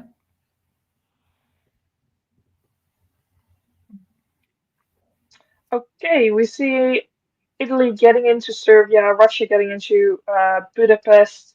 They seem to have at least have some sort of an agreement, or they just both are happy now. But I think Trieste with the support held Budapest if they thought something like that was going to happen. Austria clearly sensed something because Serbia is moving to Albania rather than trying to support hold again. We do see Germany taking Marseille with England cutting. England takes Belgium, might have been some sort of deal, them both going up one. Um, in the end, Germany is on 8 and England is on only 6, so it's not that unreasonable. And you'd rather have a fleet in Belgium than an army, I suppose. And Italy tries to defend, isn't able to do that with Marseille, but is going up Serbia, so overall not too bad of a turn. Tyrolia getting into Piedmont and Bohemia into Tyrolia is going to be a problem later on, though. Winter 1908, we see England build another fleet in London, Russia builds another army in Moscow, and Italy builds another army in Rome. We say goodbye to Jude. Thanks for playing. And the world is slowly collapsing in on our board top leader as Russia gets into Serbia at the same time as Tianyu getting into North Africa and following up into the Mid-Atlantic. Furthermore, St. Pete moves down to Moscow, showing trust between England and Russia. So just a whole bunch of not good news for Italy. Meanwhile, Italy is just trying to defend everything. Probably thinks there might only be a year or so left in the game and just wants to desperately hold on to some form of a board top. Belgium moves out into North Sea. We'll see, we're all good, Shane. We're not going to fight you. Still right next to Holland. We shall see if England makes a stab for Holland sometime soon. So one factor that is somewhat relevant in this round is that because all of the round 2 games drew quite early, they got an extra hour to play this on top of the extra hour they already had budgeted, which means that this round could have gone, I think, 7 hours and could go a little bit later than some of our other games have gone. Oh, interesting. Okay, we see England taking Spain. It's not even being defended. Italy just walks out of there. We see Italy getting back into Serbia but losing Bulgaria. So that's good for Russia. Other than that, Italy is keeping pretty much everything, but Germany now makes the play for St. Petersburg. Now that that army isn't there anymore, it's free for Germany to walk in. So Germany's going up one again there. England's also going up one, and their alliance seems to just keep existing and being beneficial for the both of them. Seems like it's an EGR just eating up relatively easy Italian dots at this point. So winter 1909, Italy pulls Portugal and Aegean, England builds fleet Liverpool, Army Munich. I'm going to speed us through unless anything happens in the breaks this EGR, but if it's just an EGR, we will advance a bit more quickly. So Russia takes Serbia, decides to blow it up rather than retreat to Albania, probably showing the mental side of things happening at the moment for Italy as they sort of give up. They move back to Tyrrhenian Sea and Tunis. England just moves all the way through. If England wants this board top, they're going to have to start thinking relatively soon about how they're going to do that. But yeah, I mean, Germany moves down into Tuscany to break Venice. And yeah, they just keep on rolling. And Aegean gets moved into as well by Russia. Russia then takes Greece, supports Vienna into Trieste, which is actually subtly really good play by Connor because it makes Vienna easier to take if he decides to in the future. Meanwhile, Germany still fails to get into Venice as England takes Portugal and moves into position to force Tunis next year. Still got to look out for when this stab is going to come for England on Germany if they want to win this board. Winter 1910, the Italian collapses in sort of full steam. Russia has 2 builds, Germany 1, England 1. We'll play a late game of who do you like here. Let's say you want to solo top this board. Who do you want to be? It has to be Connor. Connor has Trieste, Vienna, potentially St. Pete, when England, who needs to stab Germany for the board top, eventually stabs Germany. This is just screaming another Connor 14-15 center.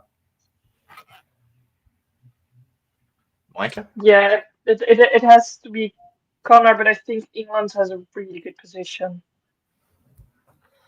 With Army Keel build, though, Holland is no longer just whenever you want it. So we'll see. Another fleet in Sevastopol comes down. We've got Army Moscow, Army Kiel, fleet Liverpool.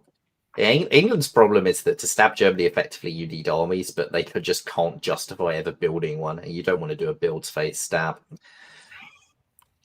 Yeah, and the moment England attacks Germany, that's also just going to be good for Russia because Germany will start fighting back, and then you're not doing better either. Well, the Holland stab is back open due to Kiel moving to Berlin. It seems like Shane sort of sees Connor's very, very, very nice position and moves into Vienna, probably to try and keep Connor's stab from being too good. Meanwhile, Germany does get into Venice finally, and England takes Tyrrhenian Sea, and like I mentioned previously, the deciding to disband rather than retreat for both Venice and Tyrrhenian Sea sort of shows a level of disappointment in how this game has turned out for Italy, which makes sense considering how well they had been doing earlier. Yeah, that Italy went down really quickly. It seems like what we're seeing here is just a great end. I expect. Yeah, this might be an 11-11-11 the more I look at it, actually. Well, it sort of is, except Germany's going +2 and England's only +1. So it's actually 12-11-10. So Russia agreed to that. maybe England was meant to take Holland and didn't. That would have got you to 11-11. I suppose for Russia, I thought it doesn't make sense, but on the other hand, he has had 2 really good rounds before. Yeah, so this Shane's had a board probably is a top and really a shared good- 12. Yeah, Shane is definitely a rival. You definitely don't want to be giving If Shane Connor a wants to lone win board this top. tournament, you can't be giving Wow. Shane a 12 center lone top. There's no Interesting. way. But it depends on the scoring system, right? How bad is it? which they don't know. Yeah. Yeah, I don't know why Russia would agree on this. And then they draw. Yeah. Yeah, this could well prove very costly for Connor, because Shane, excellent diplomatic work to pull a 12 centre top out there. Considering Marseille can be lost as well, here as well. Unless it did go to time and Tionu was meant to take Holland, meant to be 11-11, and either forgot, misordered, or Shane convinced him not to. Maybe Connor was confident it would be an 11, and that isn't what he received. I will bring I Dan guess back on stage. you also didn't know what was going on diplomatically. Like if for example England wanted Germany to win and said like, hey, if you take something of Germany, I'm gonna let Germany take something of me, and you have that sort of conversation. But it looks very different because at this point Russia also can't really take something from Germany that easily. They could before, but at this point, what are you gonna do with Serovia being there and Munich easily moving into Bohemia? No, you've got Greece can go up to Albania, so Trieste, Vienna are both pretty forcible with all those armies.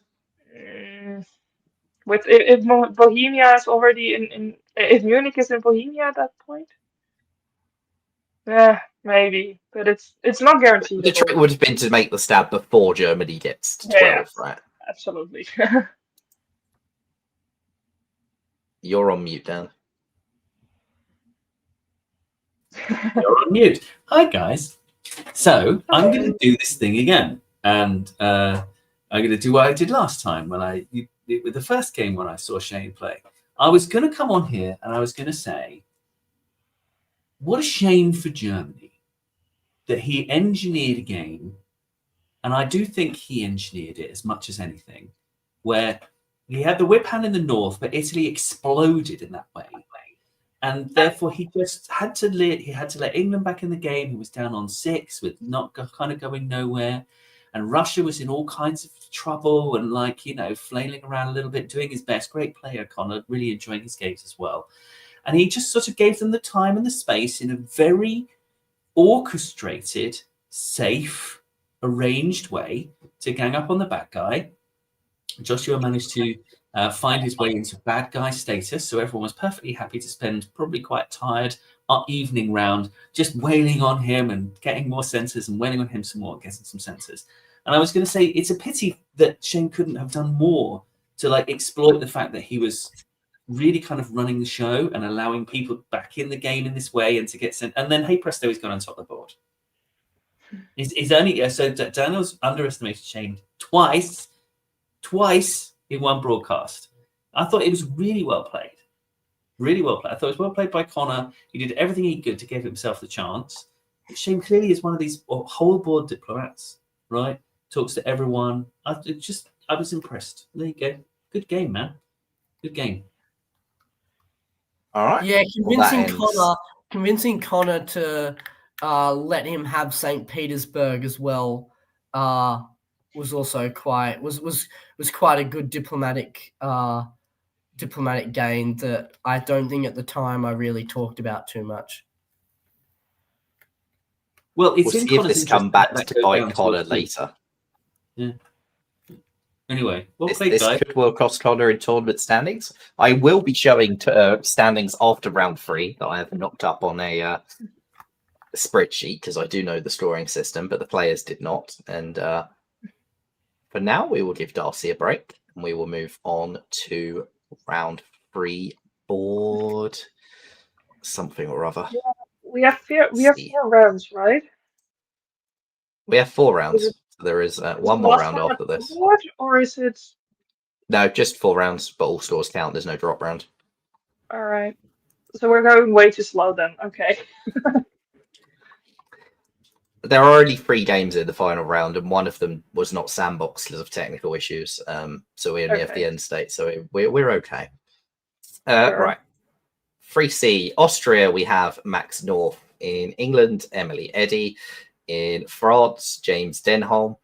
Germany is Stefan Kumar. Italy is Max Wanjiro Banks. Russia is tournament director Brandon Austin. And Turkey is Charlie Murphy. We will now go in Spring of 01. Yeah, looking forward to see what Max is going to do. I remember from one of the earlier rounds that he was playing really well defensively, so I'm hoping to see him do something offensively this time. As for openings, we see the Armenian fist bump. Always really like it. I enjoy seeing that. I think it's been the first today. We see it paired with a northern opening and the Galicia DMZ, which is, I think, the way it should be done. We see Italy opening quite standardly. Same thing for Germany, same thing for England, same thing for France. So nothing too exciting going on there.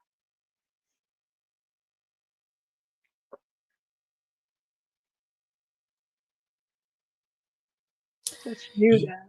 Yeah, not. I'm just trying to find something to talk about, but I can't. They agree that France gets Belgium. There you go. That's what happens here. Everything else as standard as you like. There's not a fleet in Romania, though. How crazy. Yeah, not standard by Australian standards. All right, Winter 01, we have a North Coast fleet build from Brandon. That's fun. Army Moscow to go with it. Turkey builds an army, which is quite pro-IT and it's quite brave when Italy has just convoyed to Tunis and done Lepanto stuff. France puts 2 fleets and no army down, which is exciting and is also brave. England, Fleet London, not looking that Western Tripoli yet, but you never know. What's better than having Belgium?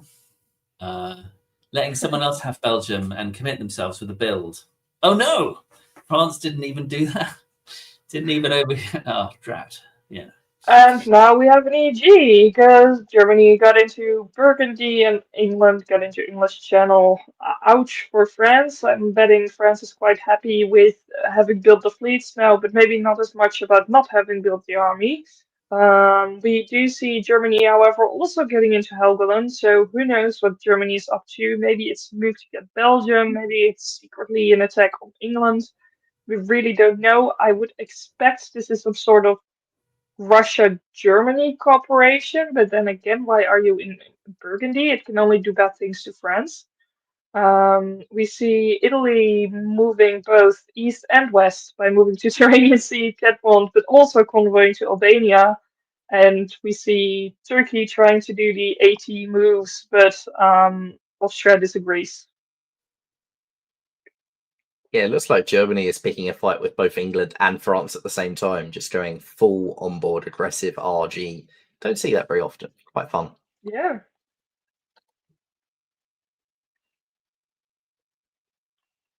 You shall go to the ball, Max Wanty Row Banks. You shall have Piedmont, because I, Stefan, have decreed it. So this is the fast takedown of France, right? This is the dream fast takedown. And there's been there's a bad guess in there, as there always must be when, France gets taken down as quickly. Yeah, I mean, if I'm Italy, I'm already thinking about what comes next. I would love to know what the deal is with Trieste. Presumably, the deal was, oh, I'm Italy, I need my 5th build. I'm not getting it. You're getting Romania. Can I have Trieste? Yes, the Trieste loan. And then he gets Piedmont as well. When is a loan not a loan? When it's a job, right? So let's see. Let's find out. Choices. Italy with choices in A2. Love that. Russia's defending as well as a human being can defend in the south while trying to pick up units in the north. So props to Brandon. He's doing what he can. Black Sea hold, though, I can't actually see anything for it to do. So perhaps clairvoyantly, he knew that his other it would be pointless to do otherwise. All right. Winter 02, we see an army in Warsaw rebuilt for Brandon. We see an army in Munich for Stefan.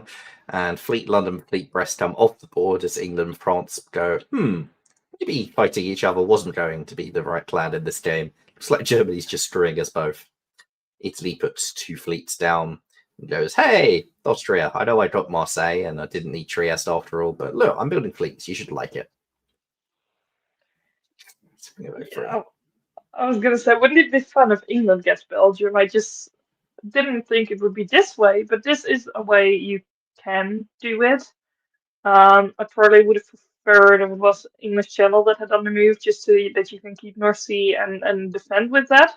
But England is in Belgium now, and Russia is probably quite happy about that because it means Russia just gets to walk into Eddie. So good turn for Brandon on that front. It seems like Turkey and Russia are not really that much against each other. They're definitely not helping each other, but there's also not that much going on. I suppose Brandon needed to move back, and Turkey can't really do anything with them, with it both being armies there and also wanting to defend. We see Italy moving out of Venice, showing that probably he wants AI to stick together, moving the fleets around in all sorts of positions, but not really going into a direction other than France together with Germany.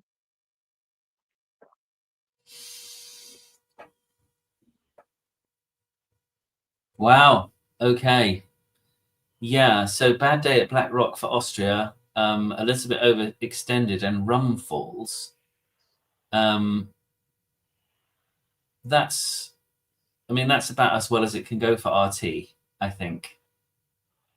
There's a lot of things that could have gone wrong there. Moscow can fall and so on, but it's pretty much bang on. So well done, RT. I think, with 3 armies as Turkey, sometimes you're really stuck, but he's managed to get out. So bravo, Charlie, especially. And things are looking pretty rosy for Brandon. I love, Germany's position is, it could have been even better, but I think it's still really, really strong. Really, really strong. Yeah, it's good fun. Spain, a German army, Spain. Why not? I feel for James. I think he's in a really, really difficult situation, and was right from the get go in this game. Yeah, I mean, England walking into Brest here, like, this is pretty brutal for James. So, and England's got real problems with the GR and has decided that they're going to prioritise themselves. They're going to get a build out of it, but I'm not sure it's strategically going to help a lot. And good job for Brandon, because like obviously we praised Turkey for these moves and rightfully so, but also for Brandon to be fighting an AT and then walk out of Armenia and convince Turkey that this is the best move. That's some good diplomacy over there. He's gained a friend and he's gained Eddie and is also still friendly with Germany. So I think Brandon is playing a really good diplomatic game here. So, Winter 03, we see a Fleet London go down. Fleet Mid-Atlantic comes off the board. Army Budapest comes off for Austria rather than Ukraine, which is an interesting decision. And Brandon covers Moscow and looks a little more solid now. Charlie in Turkey puts down another army, so really doesn't want to fight Italy in this game. Good news for Max.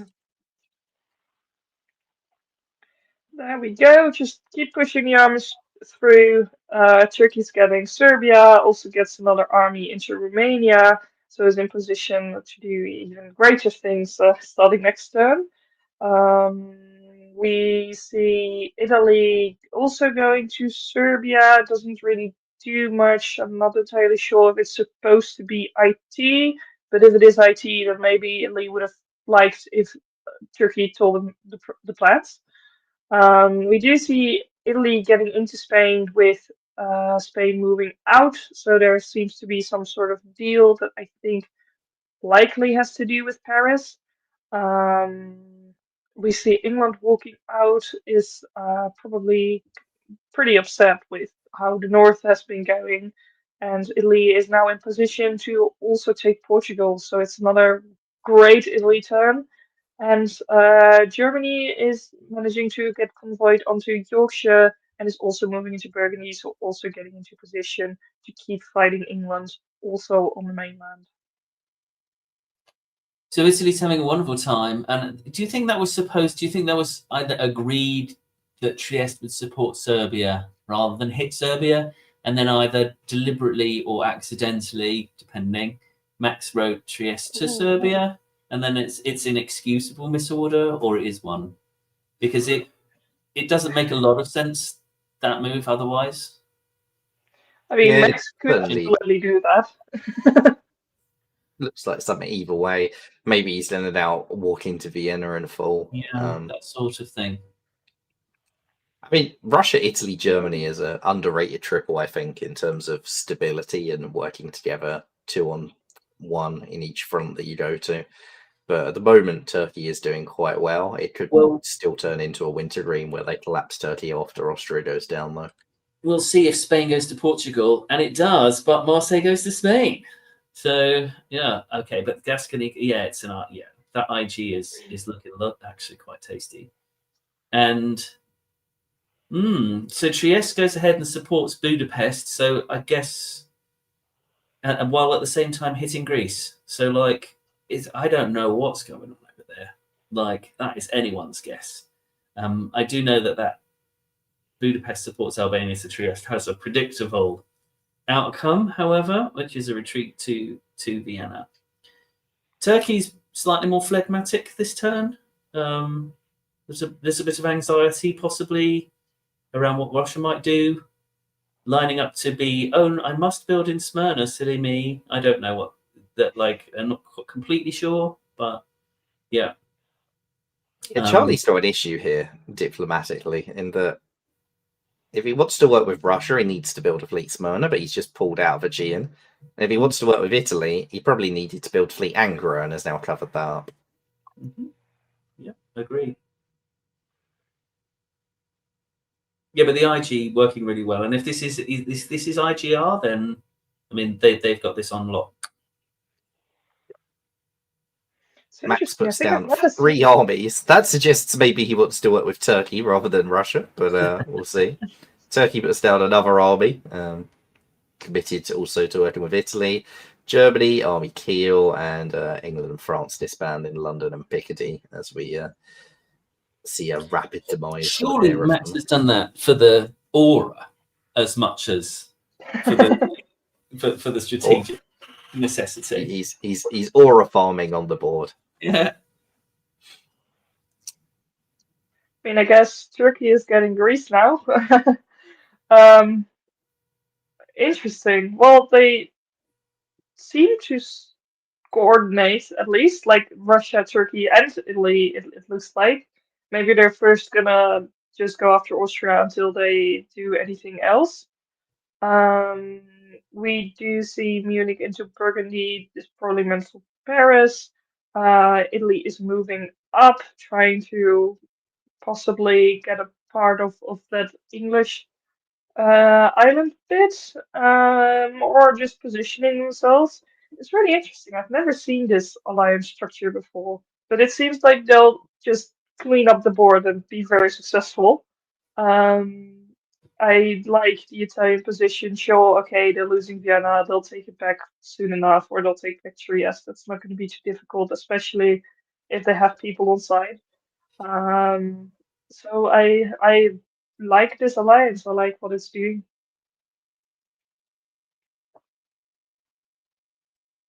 Oh wow.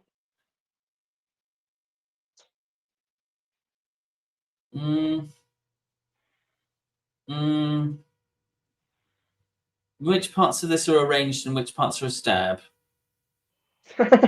That's what I'm trying to work out. If you were Brandon and you really wanted to stab Turkey, you would move Sev, wouldn't you? But Turkey's tried to support. No, it knows. I think it knows Romania's going down. Italy's up 1, down 1. So that possibly isn't a stab. Hold on, what is?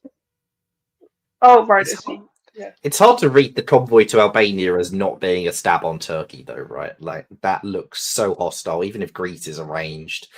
I think Greece probably is arranged, given Serbia supporting Venice to Trieste. Yeah. Brandon's move to Silesia doesn't make a lot of sense, except it's combined with Sweden to Denmark, which makes it make sense. So that's probably a stab on Germany. Yeah, so in 404, Germany, I think, moves out of Burgundy to Munich. And then in spring 05, moves back from Munich to Burgundy, when I feel like Silesia or Berlin or something would have been. So Brandon's had some conversation there about don't move towards me. I'm just friendly, cuddly Brandon, and don't frighten me. I haven't got much to do. And then has exploited that. So that's a diplomatic victory for Brandon, I think. But also, Turkey retreating to Ukraine is a problem for Brandon. To the point where maybe you actually should have gone more sort of Ukraine to stop that, and you could have blown it up. But And Russia Denmark you is take, but Norway's hard to hold. Russia is supporting Wales to Liverpool, so it's Yeah. not a full attack onto Germany because they could have just stopped that by not doing the support. But even if Denmark was agreed, like Silesia surely can't have been, unless it was supposed to be a bounce that Germany forgot to order or something. That might make sense. Either way, it's 999 at the end of 05. We see 2 Russian armies in Warsaw, Moscow, so nothing in St. Petersburg. Germany also puts 2 armies down. We say goodbye to James and to Emily in England and France, and we move on to spring of 06.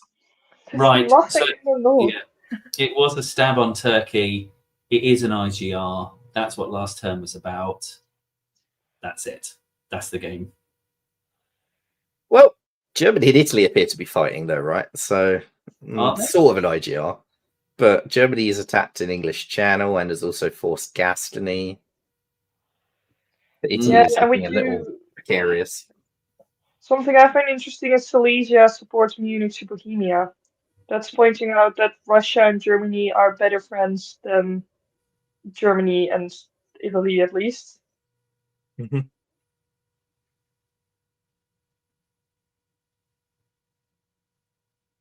But Russia also isn't like stopping the Italian attack on Turkey. It's strange. Yeah. So whatever that was is now not. It is reversed. I would love to know what the diplomatic chaos was like, or if there was any, right? And whether actually there's a sort of general sense that they want to trust but verify their way to 11s. Well, Russia has gone down 2 here, though, right? Like, they've lost Eddie and Warsaw. They've not ordered any units. Maybe they ran out of time, and that might have played a big part. But Russia is, just down 2 for no real reason. Italy is +3 for no real reason. And all of a sudden, the balance on this board has gone very out of kilter if the plan was some sort of shared top. Max puts down 2 more armies, but this time also puts a fleet down. Brandon's 2 disbands, North Atlantic and Silesia, and Germany has a build they can't actually put down. Italy has just taken over all of Austria and then a lot of France as well, a lot of position. Now it takes Bulgaria. It's sort of Just gone from gets to do so. RIG to just I. Yeah, a bit. But then again, last turn Italy could have tried and get Brest with the risk of losing Marseille, but then didn't go for that. This turn again, we don't really see Germany and Italy fighting, and Germany seems to just be going against Russia. So from what it looks like at this moment, it's that it's just Italy and Germany that are trying to sweep up the board and not wanting Russia to play as big a part of it as they do, and it's being very successful. And if they keep on going, I mean, this round can last a bit longer. I don't know if they want to really go for it because I don't think any of those players has a really good result yet. And Berlin is not even playing for score. But if they want to, they could get a really good result out of this. A solo would be a really good result that would put them right in tournament contention. And this Italy position is looking to the point where, knowing you have like an hour or 2 extra to play, maybe you start thinking it. Yeah. Liverpool's right there. Brest is easy. Russia somehow deciding not to take Warsaw back either. That's true. Who needs Warsaw? Right, so Turkey disbands that army in Prussia. Italy builds another fleet in Naples, which plugs that hole in the Ionian, and Germany builds a fleet and an army. Russia gets rid of Norway and is sort of collapsing. This is good for Max, right? Yes, it is. Do you want to do this one? I think I took over your turn accidentally. No, that's fine. I talk too much anyway. So, and I'm too frequently wrong as well. I really did think that this game on a couple of occasions looked like a game that was going to an arranged ending. It just couldn't get its feet out from under it. But I think whatever it was supposed to be, it's now an Italian solo threat, like you say. And I think the board's recognised that. I think that's why you leave the Turks in Warsaw, for instance, so that they can maintain their defence in the south. And you just try and hold everywhere that you can. Germany's figured it out. So I'm not an expert on stalemate lines and whatnot, but I think it's probably okay for the defenders if they stay alert. Agree, but the real problem is these fleets in the west. The fleets in the west are not contained at all and can be followed up on. Like, they aren't required defensively because Spain supports Marseille and that's just secure there, which means that there are 3 offensive fleets which can do stuff on Brest, can do stuff on Liverpool. And if they can do that, then London, Belgium, Edinburgh. So Germany building an extra fleet was very necessary, but it's still only 3 on 3, and that extra German fleet is quite a way away.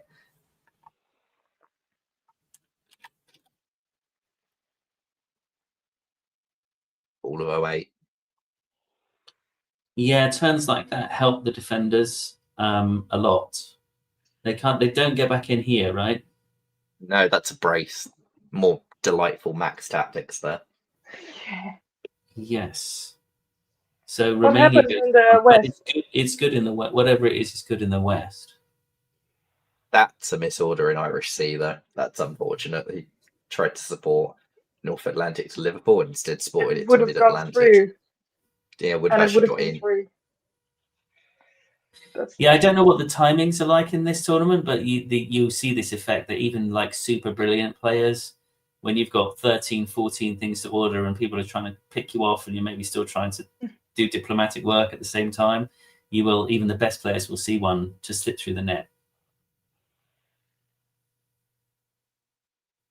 Let's see. Next turn he takes English Channel, which means he has Brest guaranteed now. So that's good.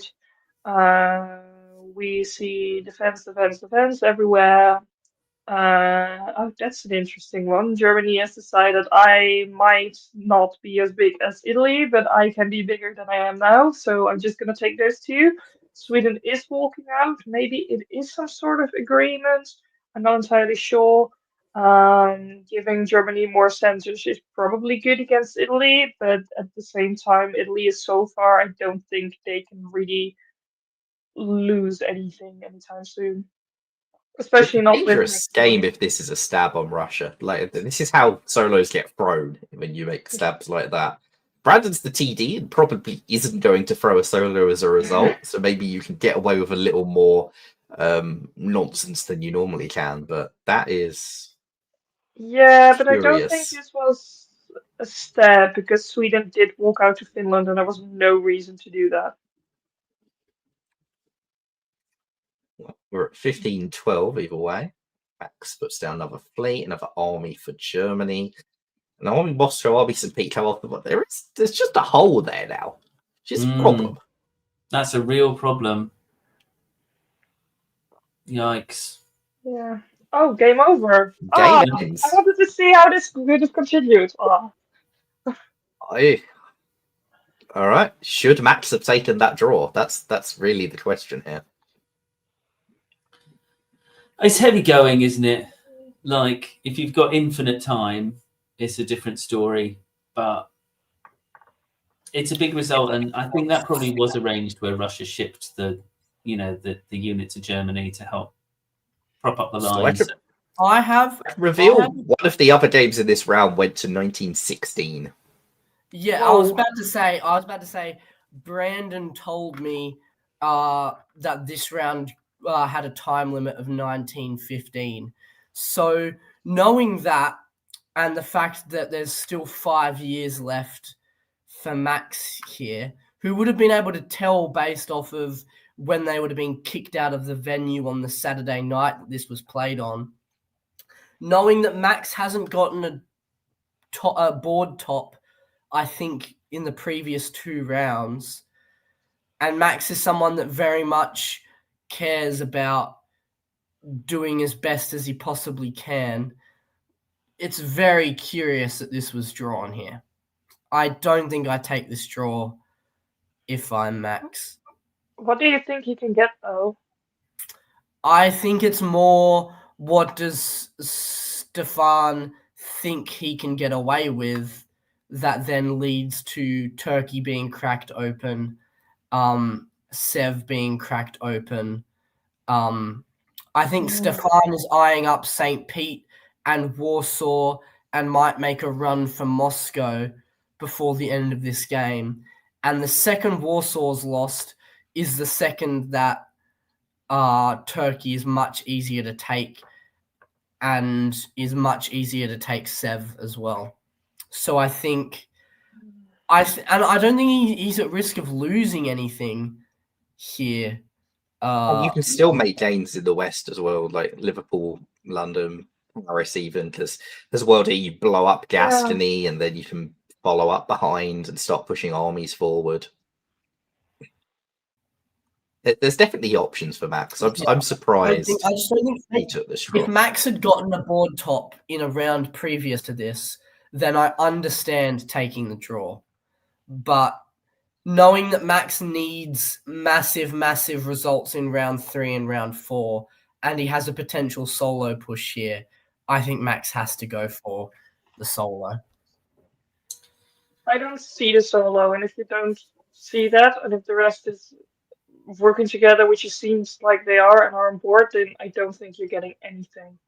So might as well draw at the point that you're happy at and not dragging on the game, I think. I wonder about if there was any mental effect from not getting Liverpool.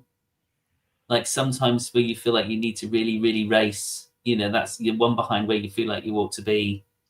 I know when I'm trying to stop a soloist, I am spending a lot of time in their area going, you can't do it now, you've duffed it, it's over, you've mucked it up, forget it, you're tired, I'm tired, what's wrong with you? He's the TD, he's been distracted, is this how you want it? Take the board, I'm very annoying, but like in that way. But, I feel like he probably has got the board on him a little bit, maybe, as well.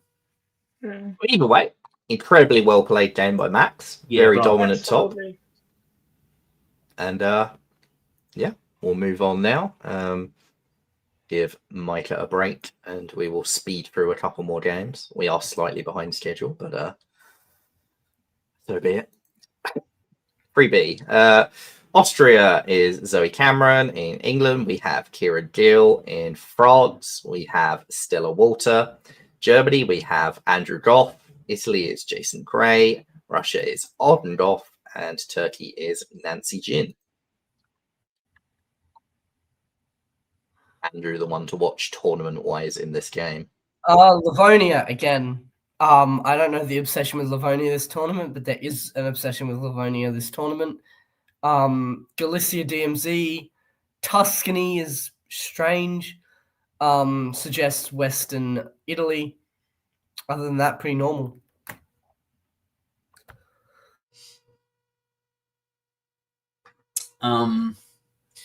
So Turkey's gone for Russia, who's trying to put a fleet in Romania and has failed because Austria is working with Turkey. That's unfortunate for Arden, as that would have worked out okay because you build the old fleet Sev, but now you can't. So maybe this is why the Australians love to open to Romania, because otherwise bad things happen. Elsewhere, Picardy chooses Burgundy, which is interesting. Safety first, perhaps. Yep. Italy, Interolia, and Venice with Austrian support is a bit unusual as well. Winter 01, we see fleets going down from England, Fleet Brest, Army Paris. Andrew saying, I'm very pro-England this game. I'm putting 2 armies down. Moscow gets a army and Fleet Smyrna from Turkey, which hasn't been that common in this tournament.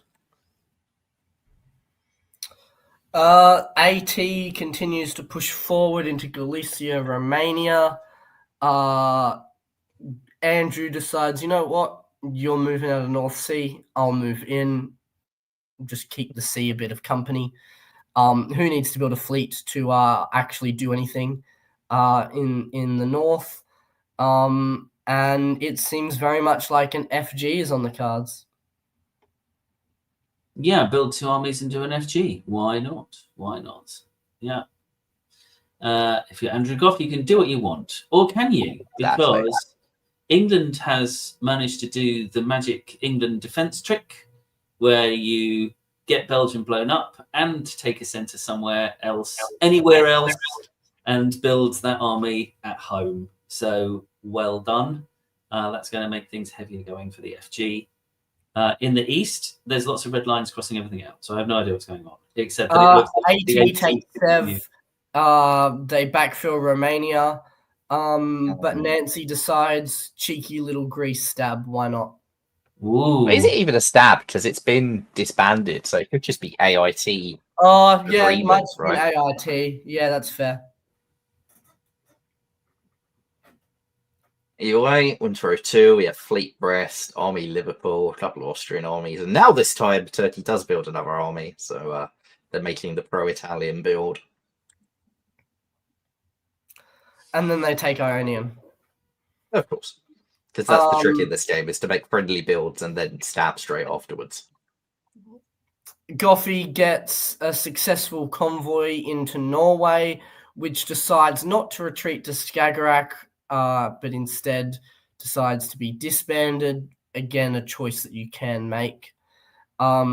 Stella continues to make decent progress into Irish Sea, however, has to sort of deal with a Piedmont issue with Venice.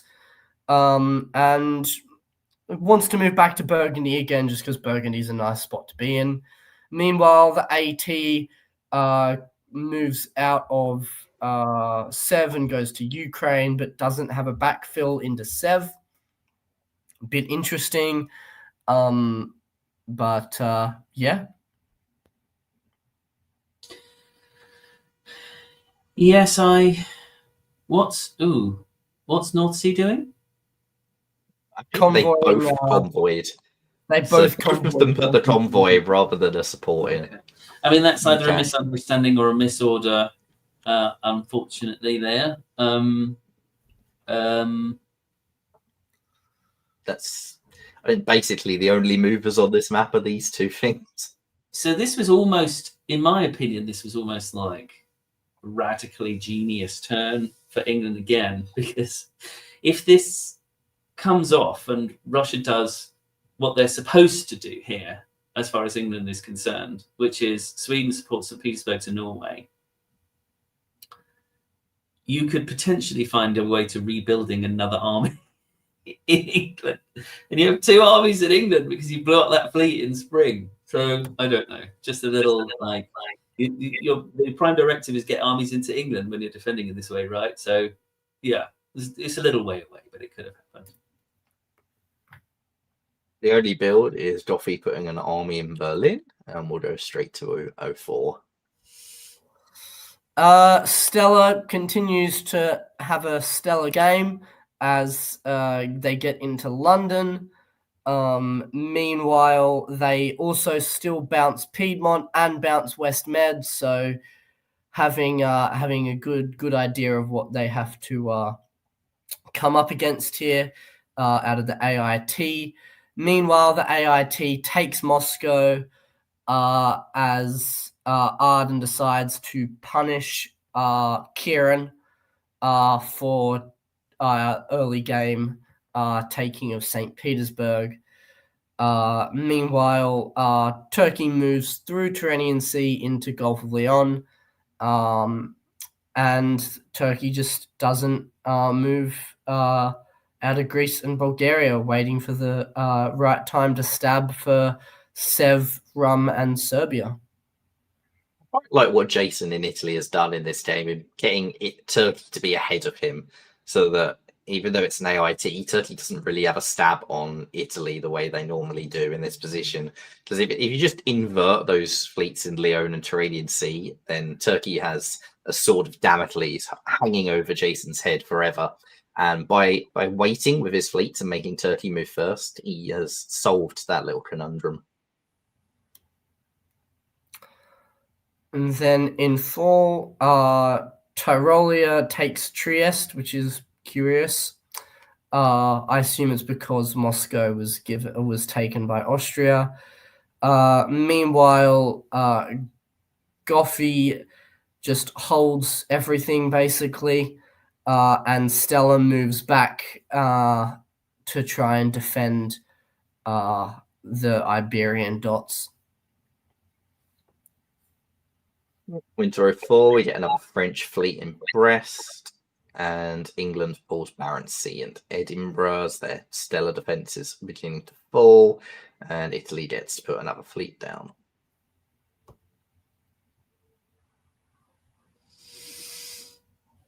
Yeah, keep going if you want, Darcy. You're doing a great job. Yeah, okay. Good defense by Stella, managing to keep Spain for now, which is pretty big. Zoe takes Warsaw, moves out of Sev, so Nancy still has that 3-dot stab. This game is when will Nancy take the stab? Meanwhile, Goth helps Goth as Arden moves out of St. Pete so that Andrew can take St. Pete. Just good small player management. Meanwhile, Italy moves back into Tyrolia, but Goffy moved back to Kiel, so Munich can be held.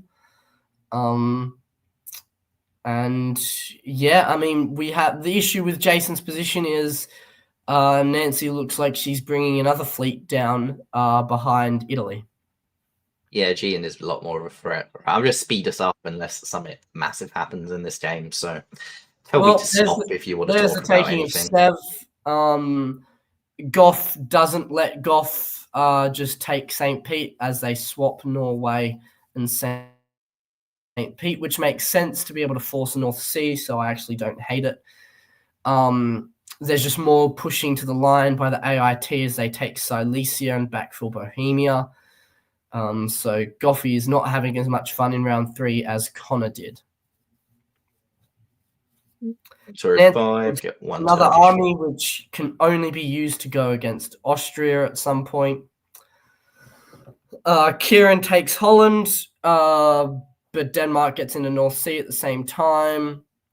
Stella has still got great defense down in the Med, so well done for Stella. Kieran takes Kiel in the end, but Goffy takes Edinburgh. Zoe loses Warsaw to the Goff and Goff allies, and Nancy still doesn't take the stab. But Zoe gets back Warsaw. Goff loses Munich to the AIT. Meanwhile, nothing else really happens. Kiel is finally taken back, but they just retreat to Denmark. Nancy still doesn't take the stab. Stella gets into Liverpool, so Stella is actually up to 8. This has been quite a well-played game by Stella. I hope she can get some sort of board top from this, but I highly doubt it. Zoe going +2 out of sort of nowhere with Munich and Warsaw there is a pretty good year for her as well. Well, she had Warsaw, but then lost it and then regained it. So Nancy still doesn't stab. Goff and Goff switch Norway and St. Pete back again. Munich gets into Kiel, so Austria owns Kiel now. Finally, Stella's defense ends as Marseille falls to Turkey. Just not a fun game for the West. So I want to talk about briefly the effect of this being a very long game on the game, which means you do get this grindy, this war of intentions, which occurs in some of these long games, and this is one of them. And Nancy could definitely charge across the line. She had a 3-center stab at one point. She's potentially got 2 centers now, and she could have many, many, many, many centers. But it's a long game. You've got 7 or 8 more years to go. So you put those 3 things down, and then Austria, charges back, and then suddenly you've got a revitalized FG with, Stella playing great and Andrew being Andrew. So, it's you can end up in these games, long games, which are actually kind of locked for many years, a bit like a sort of limited overs cricket match, one of those 50 overs matches where the middle overs, not much happens. All right. All right. Well, winter of 8, we see. Fleet Smyrna is interesting. I'm not sure why Nancy needs to be building anything if she wants to remain a good, strong ally. Goff takes back Kiel but loses Berlin, and Kiel just retreats to Holland, so not having too much fun. Meanwhile, Just Nancy AIT just pointing the folds. line. Flick it through, Michaelis. Nancy still doesn't take the stab. Stella gets into Holland because Goffy supports it. Goffy takes Sweden, but loses Norway to St. Pete's retreat. So yeah, I mean, Stella's back to tying the board to back up to 8. Well, yeah, back up to 8. So well done to Stella this game. Just waiting for the Turkey stab, to be honest. Turkey moves out of Marseille to let Italy through. Meanwhile, Goff is trying everything he can to help Stella get the board top as he supports her into Denmark, who decides to just disband it rather than retreat. As Zoe gets ready to take Norway as Austria, because that's just what happens. Now Nancy takes the 3-dot stab, which sort of had to happen because Stella was going up +2 this year. And the FG threat has gone away, right? So I think this is actually incredibly well just an timed. F. It's just an F now. There's no FG. So Stella can still have her moves be vetted by Goff because it's very different if you've got a viable Germany, just from a strategic point of view. Also, Italy loses Munich to Zoe, so sort of you're probably not getting AI cooperation against you because it looks like that was a stab. Yeah.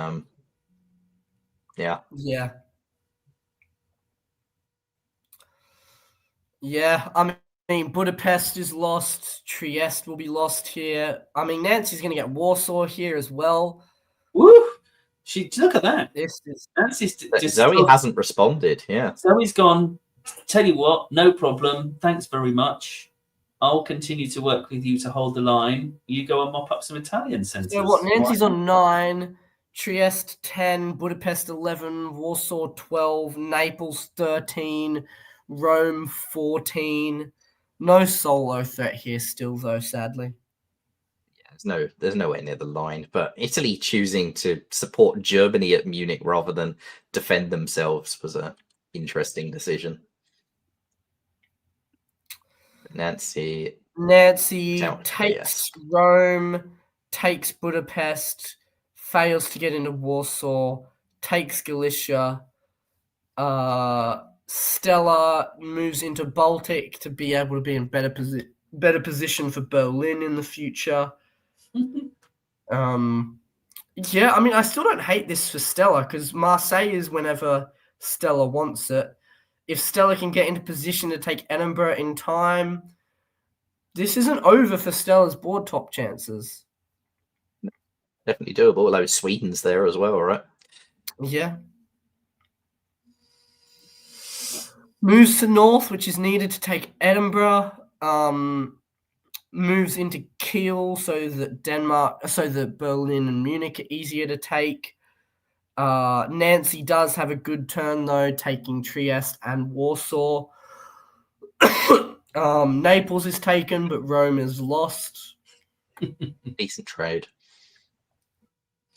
Nancy, man, like fan mail from me. You know what?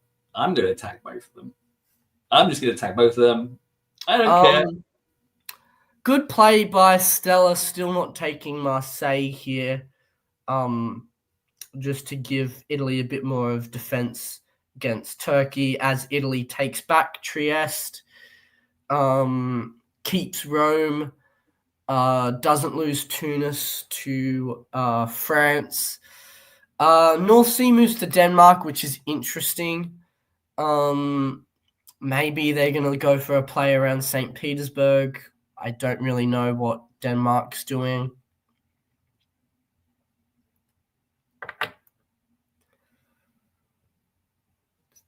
Stella takes Marseille, gets in position to take Tunis, still in position to take Berlin. So it'll take them up to 13. Meanwhile, Nancy is getting in position to take Vienna.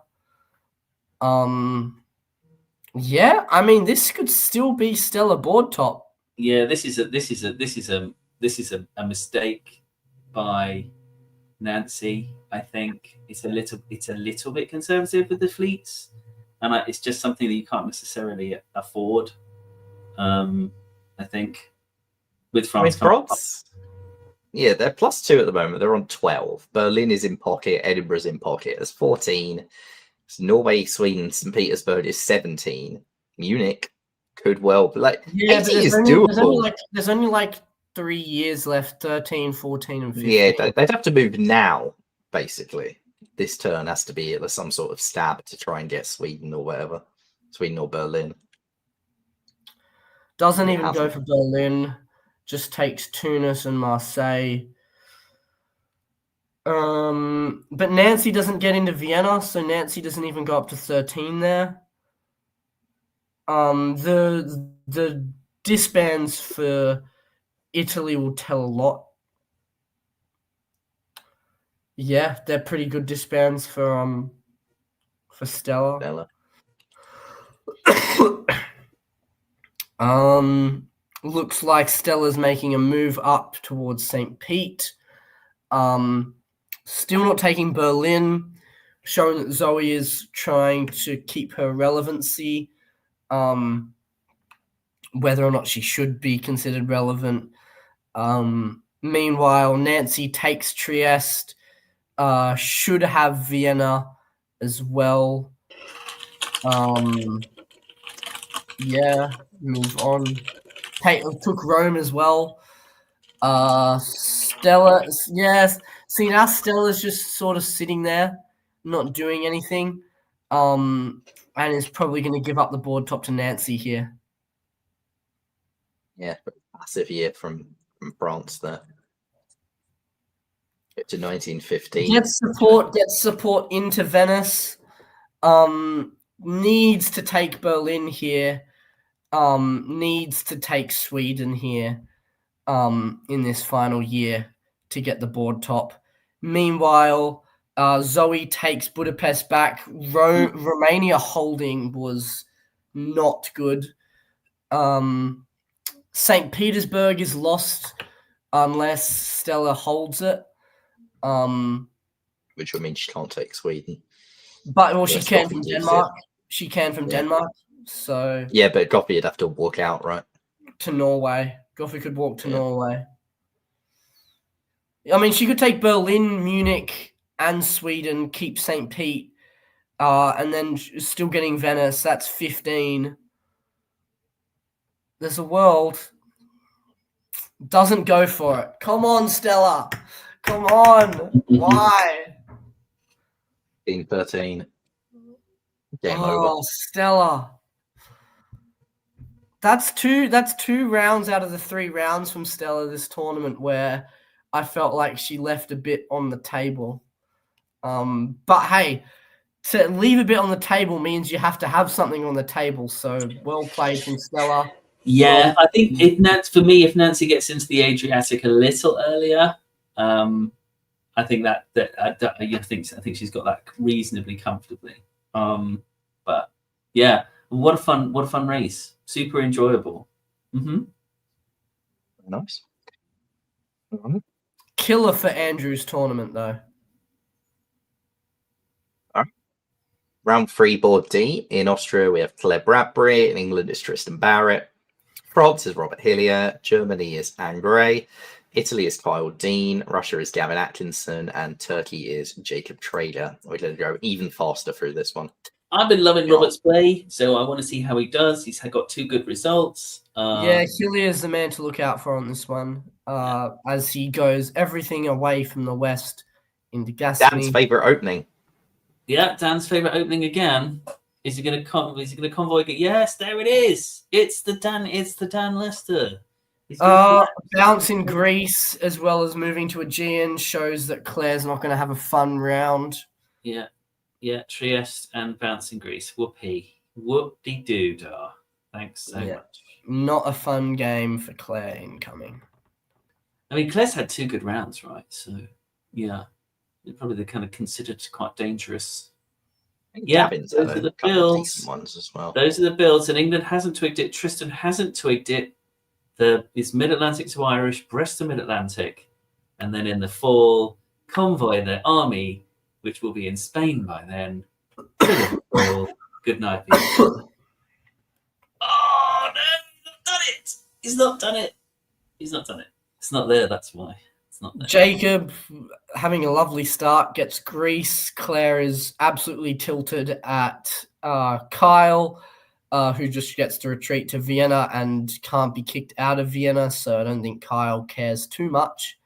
And in the north, Gavin takes Norway. Seems like it's meant to be stacks on against England.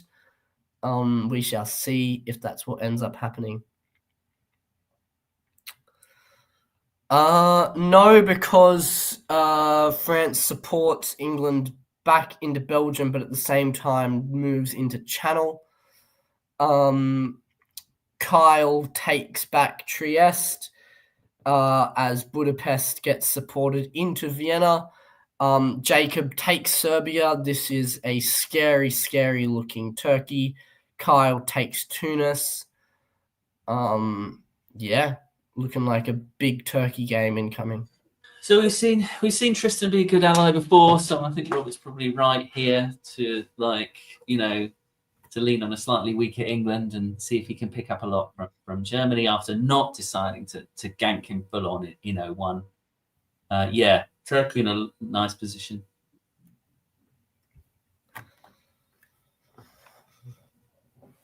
Turkey gets another build because Galicia is supporting Serbia to Bulgaria for some reason. Moves everything across, meaning Romania can be taken if they want it. However, there is the issue of Kyle convoying into Albania with support from Austria. So Claire and Kyle have made up. Maybe a little too late for Claire's game, but hey, why not?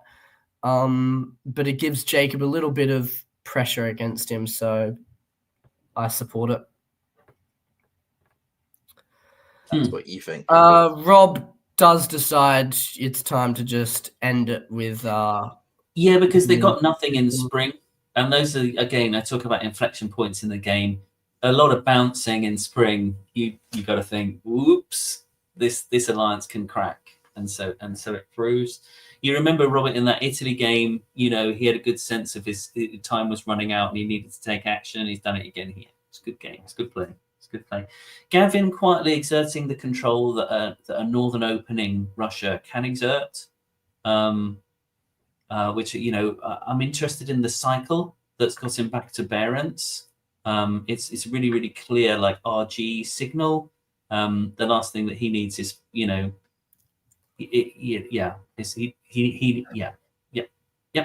good, strong. We also unfortunately say goodbye to Claire after 3 years, which is a brutal Austrian experience that everybody. I would like to add that Claire proceeded to play via text a Chesterfield casual game later this night. So I now kind of understand why Claire was willing to play in the middle of the tournament a text-only casual game on the other side of the world. So thank you, Claire, for being available due to this slightly disappointing game for yourself here. Turkey's finally put a second fleet down, which might scare Kyle. No, it doesn't, because Kyle's going to move to Tyrrhenian Sea because that's what cool people do. This is just screaming Jacob gets everything he wants as Vienna moves to Bohemia, Galicia moves to Silesia. I wish all my games would be like Jacob's game at the moment, because this seems like the most stress-free board top I've seen in a while. It's like Russia and Germany have started squabbling as well, with Germany going to Skagerrak, Russia to North. Yep. Yeah, England's defence looks... Oh, I was about to say England's defence looks totally hamstrung by a misorder, but then it didn't. So yeah, that's a sandbox error, and it actually went to London. Okay, yeah, it's more sound. Sweden's lost to the RG infighting. Hilliam moves to Ruhr to sort of probably help block the German collapse. And Jacob takes Ionian, fails to get into Trieste, but won't fail to get into Trieste for too much longer, I would think. Yeah, if you're Kyle, you've got to be like, what are you like? Which way are you going to go? Right and left? Classic Italy trapped position. I think Gavin's probably feeling a little bit sad about Barents Sea around about now. Yeah.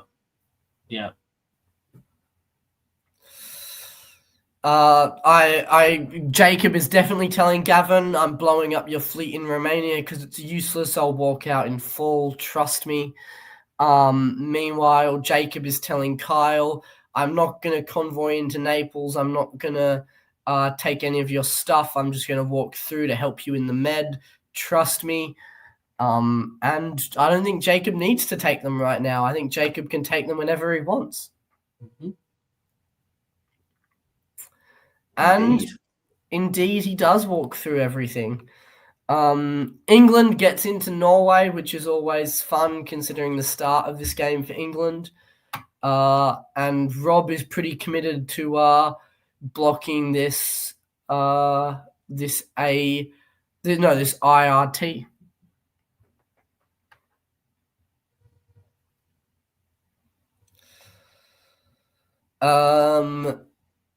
The army in Trieste is blown up rather than retreated, which makes me think that he is going to walk out of Trieste after this so that another fleet can be built by Italy. And there's a bit of maneuvering around in the Med and in the north to get prepared for attacks on things in the fall. In the fall, Spain falls, and Trieste is moved out of for presumably that fleet build. Meanwhile, Jacob is saying, you can trust me, guys. I'm moving to Galicia so that eventually I can backfill Silesia and Bohemia easier. And Gavin manages to so far defend St. Petersburg, but for how much longer, I do not know. So, yeah, Turkey's picked up Spain here. I feel like it's all very mature, the play, and it's too mature for my tastes. I feel like Turkey had a great opportunity to just erase Italy, and I don't think it would have had a problem. I don't think it would have damaged the board state at all, actually, because you can just become Italy as Turkey. Okay, the line is maybe a little bit further than you would like, but you've got 3 or 4 more centres at that point. And I know if I was Turkey, I would not have been able to resist that. To go through and to be hanging there in Spain, and suddenly you're feeling a bit splintered out, and Italy's put another fleet down. It all just feels a little bit unnecessary to me when you had the whip. When you've got the whip, it doesn't always last. Well, another move into Trieste as Turkey also gets into Marseille. Meanwhile, in the north, not much happens. Yeah. And then the game That is draws. that. Fair enough. I mean, I know Jacob. I play in Canberra. Canberra is where I play. Jacob isn't usually available on Sundays, and that means that his chances of winning tournaments are significantly less when he can't play final rounds. So Jacob just approaches these games. He's a very good player, but mainly approaches them as just like casual monthly games. So this sort of play and end result doesn't really surprise me. Good game by Tristan. He was cooked. Put a fork in him, and he's come roaring back. And he's actually got a viable position. He's played really well. Right. And now we get to see I the am now scores, going. standings. Yes, you are. First of all, I can reveal what the scoring system is. It is base 3, which is apparently 1 point per centre, 3 for a survival, and 9 points for topping the board, which gets divided by 3 if it's shared for each additional person sharing it. So if it's a 2-way split top, that 9 becomes 3. If it's a 3-way, that becomes 1. So shared tops are awful. Centres matter. Shared tops are bad. Centres matter a lot. So This that is a- means What that round means that I players would are this? assume that Shane is leading. Yes, he is. This makes These so are the much scores Can you of zoom in round because 3. that I is to see. Oh, this makes so much sense. Like, I've talked to Brandon about scoring systems like once or twice, and it makes so much sense for a Brandon tournament to do it something like this. These Yeah. are the scores after round 3. All 4 scores count. You can see sort of 4 people on pretty close company: Shane, Connor, Andrew, Robert, and 3 others who are just about in striking distance. If they can have massive scores and those ahead have bad ones, then Max, Nancy, Gavin are sort of outside contenders. Everyone else was even further back and not really in any sort of contention unless they soloed. A solo, coincidentally, is only worth 46 points. So not a massive difference. My betting on Yeah, Shane I is mean- going right today. I mean, the Connor not getting the shared top with Shane in that third Right. round is pretty killer at the moment. That's a 10-point swing to Shane. That if Shane didn't have that big swing, Connor's leading by at least 5 points. Yeah. Yeah, it's anyone's. Like these things with no drop rounds, they're absolutely brutal. They're brutal tournaments with no race tournaments with no drop rounds because it means you cannot fail. You cannot fail. It's one of those 2 guys at the top have got it in their hands. So good luck both. Because the Great White Shark's right there, and one of my new favourite players, Robert, the King too. Yeah, so Brandon told me that they basically announced what the scoring system is right as they did the board call and then didn't explain it to anyone. So That's so funny. I mean, I would have just been relieved not to hear the words Dixie Con scoring. So I mean, if they thrown a draw size scoring thing into that and that had turned up, having not told anyone to play draw size scoring, that would have been highly entertaining and deeply angering for everyone present. What about 7-Eleven though? We pretend that doesn't even That says exist. everything. I'd rather play Dixie. However, for round 3, there were only 3 games, and due to sandboxing issues, one of them got sandboxed 18 times and broke all 18 times. So I only have an end state for it, which I will now pull up. If I press the correct button anyway. Can you give us a player list first and see if we can predict it? Go somewhere else for that, but in Austria was Andrew Goff. In England was Claire Bradbury. In France was Kyle Dean. In Germany was Jason Gray. In Italy was Colin Weirhead. Russia was Dominic Stevens, and Turkey was Max North. So it's unfortunate that we have Andrew and Connor both in tournament contention in this game, and we can't show it. But sometimes technology is against us. So yeah, Connor in Italy, Andrew in Austria. What do you think happened? Oh, that's a tricky Who one. was in Turkey? Who was Turkey? Turkey was Max North. And Russia was Dominic Stevens. I've got to back Goffey because I know Max North is a younger Melbourne player, and if there's anything that Goffey would be able to have sort of cultivated better than Connor, it would have been a relationship with a younger Melbourne player. So I'll back Goffey to win the battle for the hearts and minds of Russia and Turkey to get them on side. I feel like mutual assured destruction is on the cards, and I think Claire's had a good tournament in England. I think she's got a good chance. And Dominic played a heck of a game as well, didn't he? In the one that we saw in Russia. So, if there's someone who's going to, mop up, it could be him. Is Dominic in Russia this game? Yeah. Dan was talking about the Austria game that Dom played. Yeah, I'm thinking back on the last Australian tournament. And what we saw was, I think it was Goffey and Dominic having an alliance for very, very long. And then I think in the end, Goffey stabbed Dominic. And No, I don't know Dominic stabbed Goffey in round one Right. of the Flying Fox Fandango. But I think then the round after something else happened. But either way, that might be tough. Based on just like the countries, I'd say Goffey would win. He's great at Austria.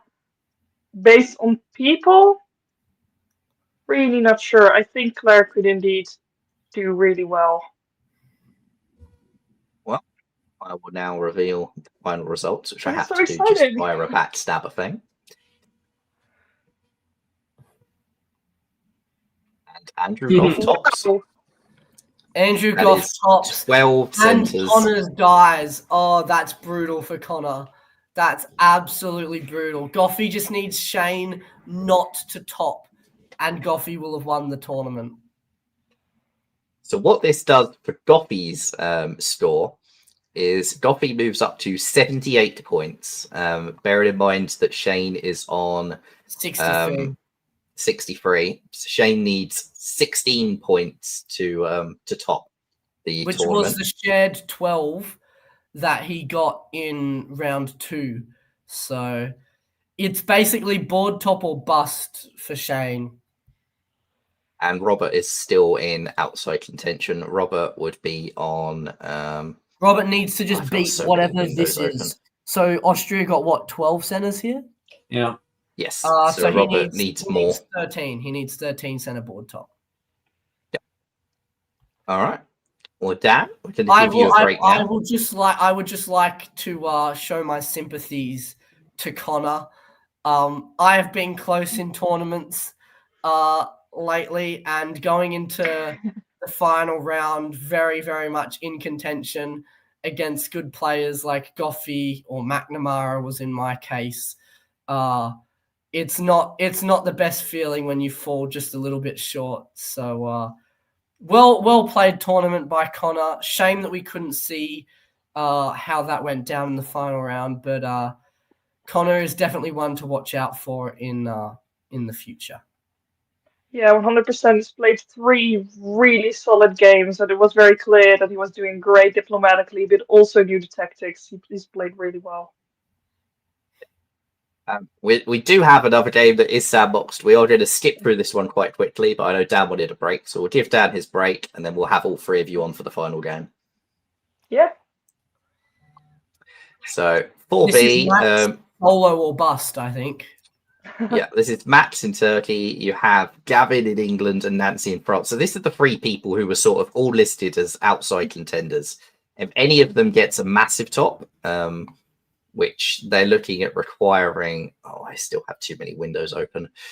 So Goffy is on 78, and Max and Nancy are both on 42, Gavin on 40, so 36 points. I don't think is possible unless they solo. So I think all three of them win with a solo, and otherwise, bust.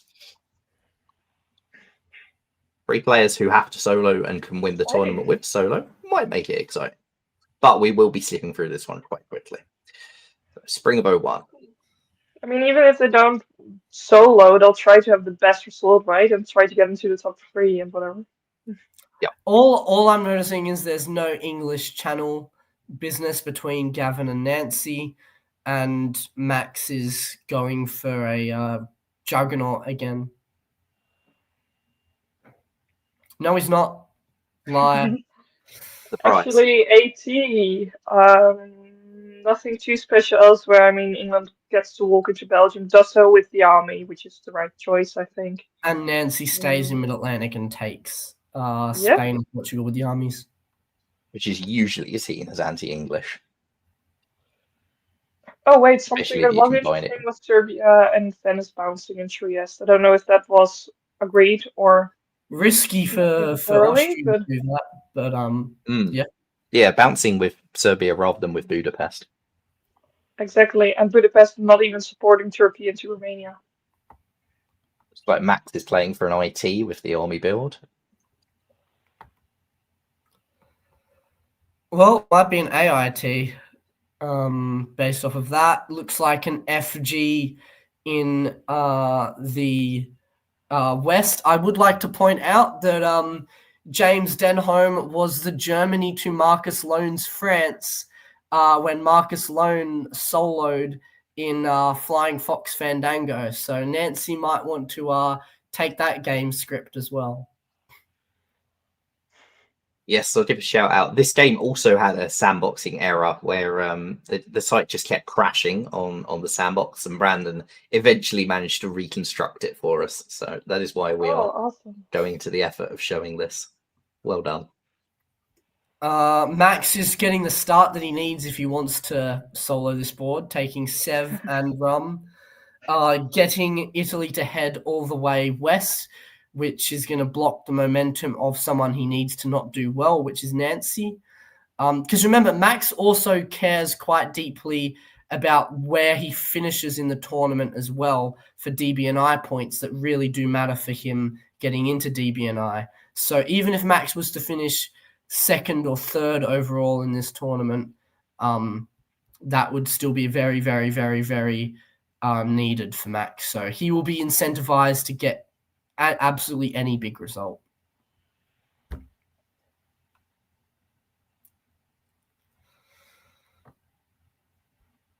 AIT continues to roll forward. FG might be continuing to roll. English Channel is interesting. And Nancy moves downwards to try and block Tristan. How long that will work, I do not know. Russia also sneaking into Norway there. Yeah, Marseille is lost. Belgium is lost. Nancy is not going to get the Marcus Lone treatment this game. The Beast takes Warsaw, which is going to blow up Russia's line. And yeah. I mean, it's still just FG, right? Like, Germany going to English Channel was just so that France could go into Mid-Atlantic, support old Spain, but he's taken over the French position in an FG, kind of. Max manages to move up his armies. Good for him. Meanwhile, James is seemingly learning from his failures in Germany in the last Australian tournament and is doing quite well by taking Belgium here. Should have London as well long term here. Perhaps he might lose Munich in the process, but not doing too bad in comparison to the other two Western powers. especially if Max Austria fails. focuses on Warsaw. Yeah, Max fails to get into Moscow. Austria retakes Warsaw. James doesn't take the guarantee on London. And Nancy loses Paris to Gavin, who was probably not happy with the FG that started the game. St. Pete North Coast is a build you can make as a struggling Russia. Max has had a bit of a Also loss of momentum, though.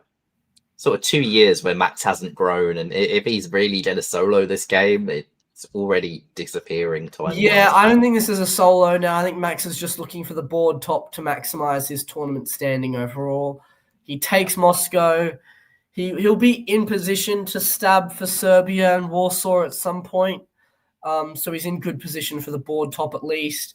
He'll mainly be kicking himself about how the start of this tournament went for him in the grand scheme of things. Gavin's having a fun middle game because he's now taken Munich as well. So the FG that plagued him at the beginning now has lost both of their national capitals. Which is quite funny.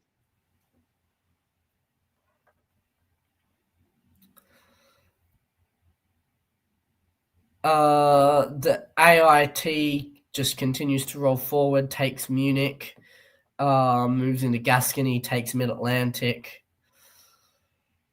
Yeah. I feel like a Western Italian position is what we've been seeing a lot this tournament. You don't see it as often, but almost all Italy's have at some point gone west, and I've also been quite successful in doing so. So that's been interesting to see. Tristan gets into Portugal, keeps Munich, so goes +2 here.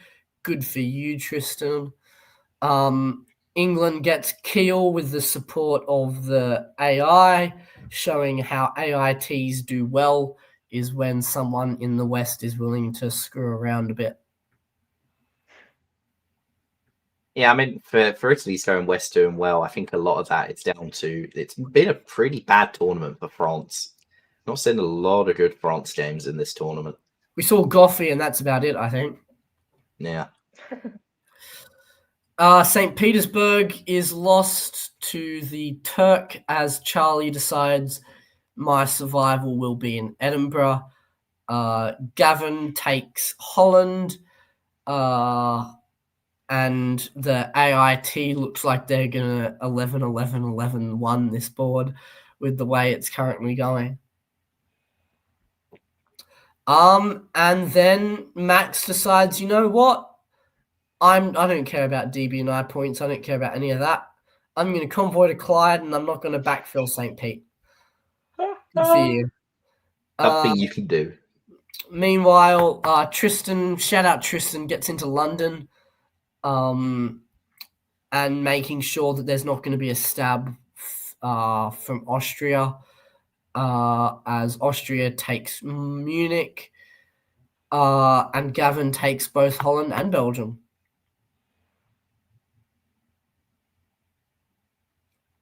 Russia clearly needed another Northern Fleet. It's what this game was missing. Yeah, how else is he going to get into Liverpool? Exactly. Turkey now goes back into St. Pete. Is it actually going to stay in St. Pete? We will find out.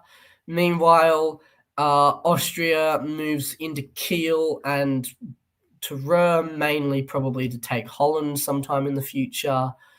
Meanwhile, Tristan mainly holds for now, waiting for the right moment to take Paris and Brest. Yeah, there just isn't a stalemate line on this board, and all three of them are now crossing it in different places.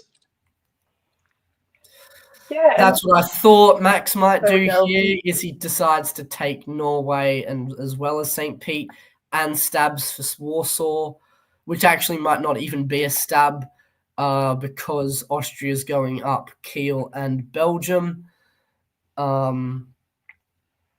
Italy, after moving that army all the way back to Tuscany, convoys it all the way into Brest because that's just fun, and takes Paris as well, loses London, however, So it goes up to 9. I think Max is at 10, and the Beast is at 9 as well. Wouldn't be surprised if this game draws here.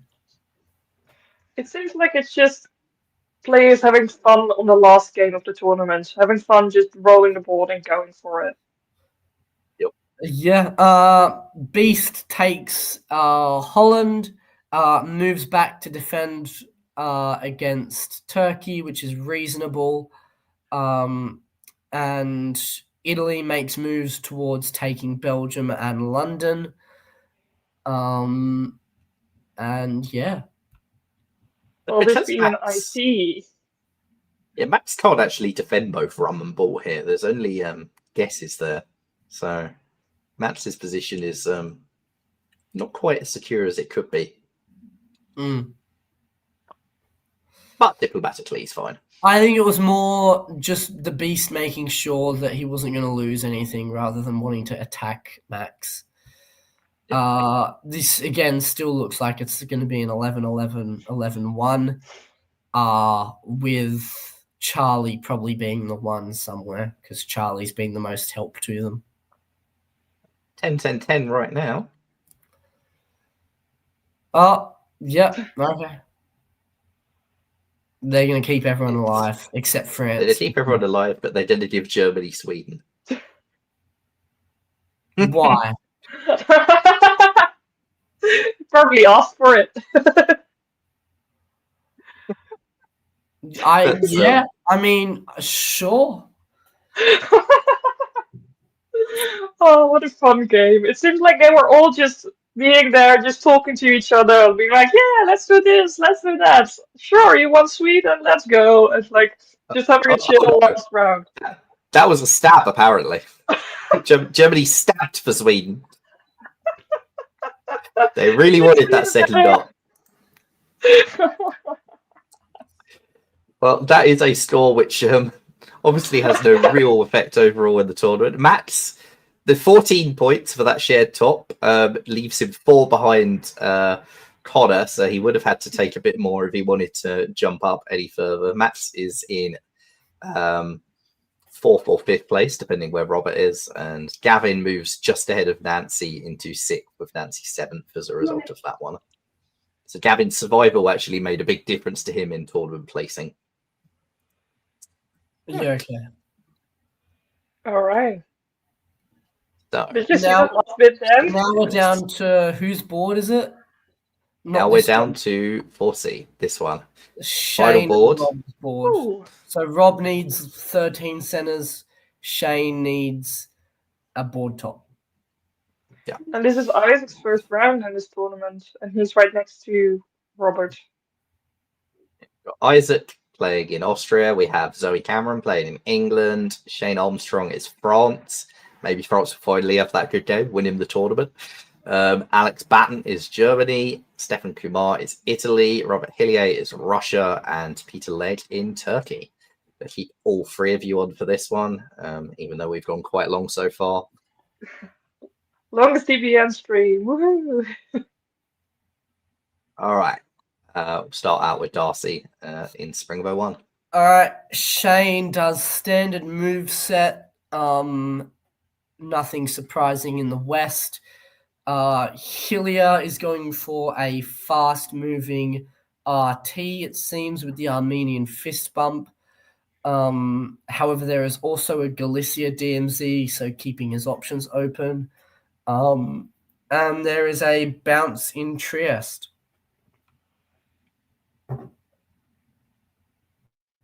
Let's see. We do see Zoe getting into Belgium, so that's very interesting. Germany does let Russia into Sweden, so it seems like there is an EG, but it's more focused on taking out France than it is to attacking Russia, at least at this point. Or maybe Germany just wanted England and Belgium. It seems like they were both going, and Germany got to make the decision and would rather have England, which is fair enough. In the east, we see Russia getting into Romania with Austrian support. But I think looking back, Austria would have rather had supported themselves into Greece as they're getting bounced out by Turkey, which also means that Russia would have gotten into Romania regardless. So that's a rough start for Isaac. Yeah, the fleet into Aegean is also good. Nice start. Oh dear, I don't like this for Russia. For Russia. Yeah, Yeah. these to get those two builds and to put them both on armies that are south facing is an early commitment in what could be a long game that you might live to regret. And I know he's got nothing but friends and all of that. He got supported into Sweden. England agreed to put the fleet into Norway, so you feel good. But in a couple of times in this tournament, we've seen Russia wave in this situation, build one and wave. And unless Russia has something specific to do with that second army, which right now, as a guy with nothing but friends, he might not, I feel like it's an overcommitment. Of course, you've got France at the back who's built two armies as well. But which is... And Austria built Fleet Trieste. With the one build, they built Fleet Trieste. I mean, given that Austria's built Fleet Trieste, going in on Austria sounds quite good for Russia, right? Potentially. I love Army Moscow. It's my favorite build. For things like this. And you get Spring of 02.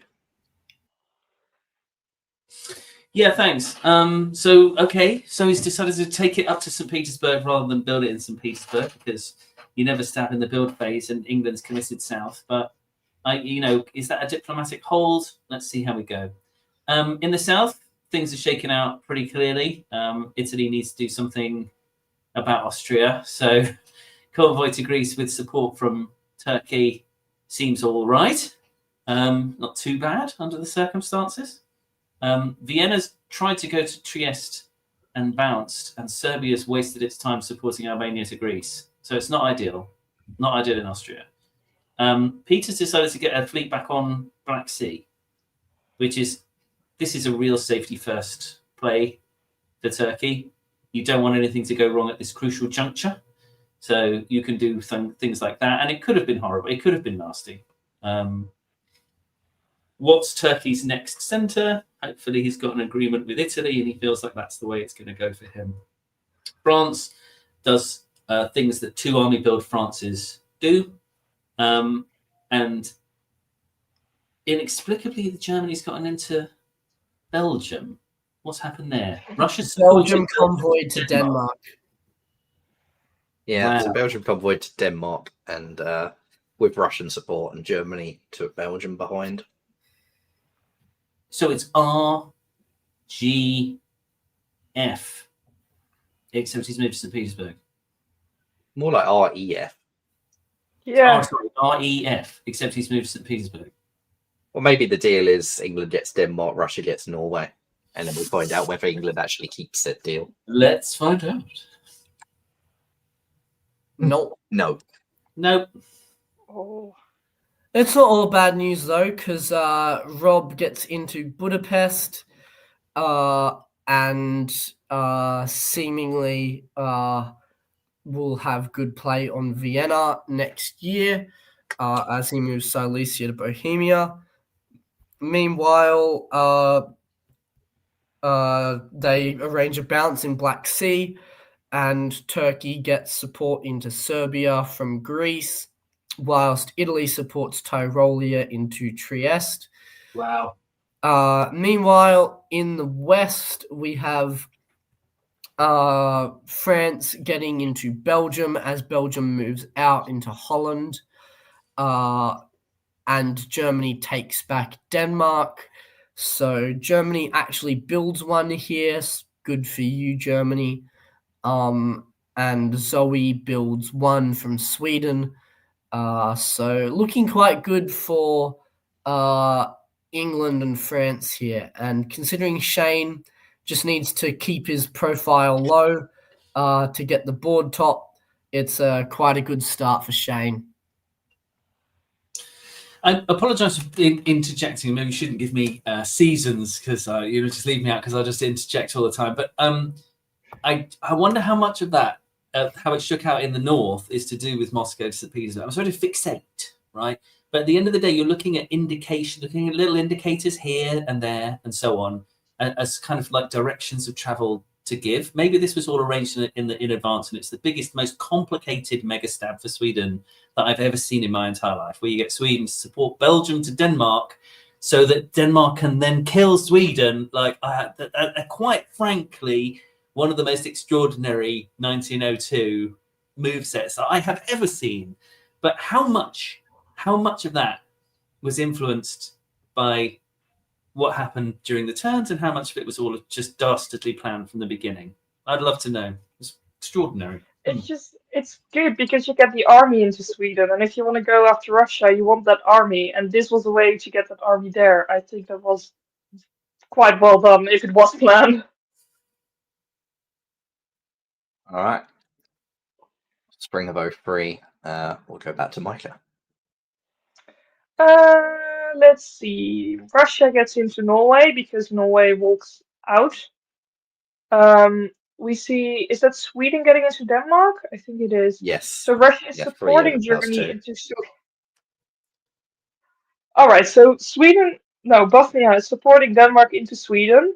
That doesn't go Doesn't work. through because England goes into Denmark, which means Norway gets into Sweden, which means St. Petersburg gets into Norway. So while Russia tried to support Germany into Sweden, Russia now just gets Norway. That's pretty funny. They're gonna get kicked out, but it's a funny move. We also see Russia getting into Vienna, but Vienna moves to Galicia, so Warsaw is lost if Austria wants to survive. We see Turkey making moves. Could be a setup to try and go after Greece somewhat soon. It does seem like Con went Russia to and the fleet in Con went to Ankara. Oh, Yeah. interesting. Not guess good maybe news it's for easy. Russia. This is an IT that is trying to hide itself for now. Yeah, because it looks like an IT, but then why isn't Turkey in black? But I guess if you're trying to hide it still, you could do that. We see France not doing very much, but making defensive moves, which seem to work.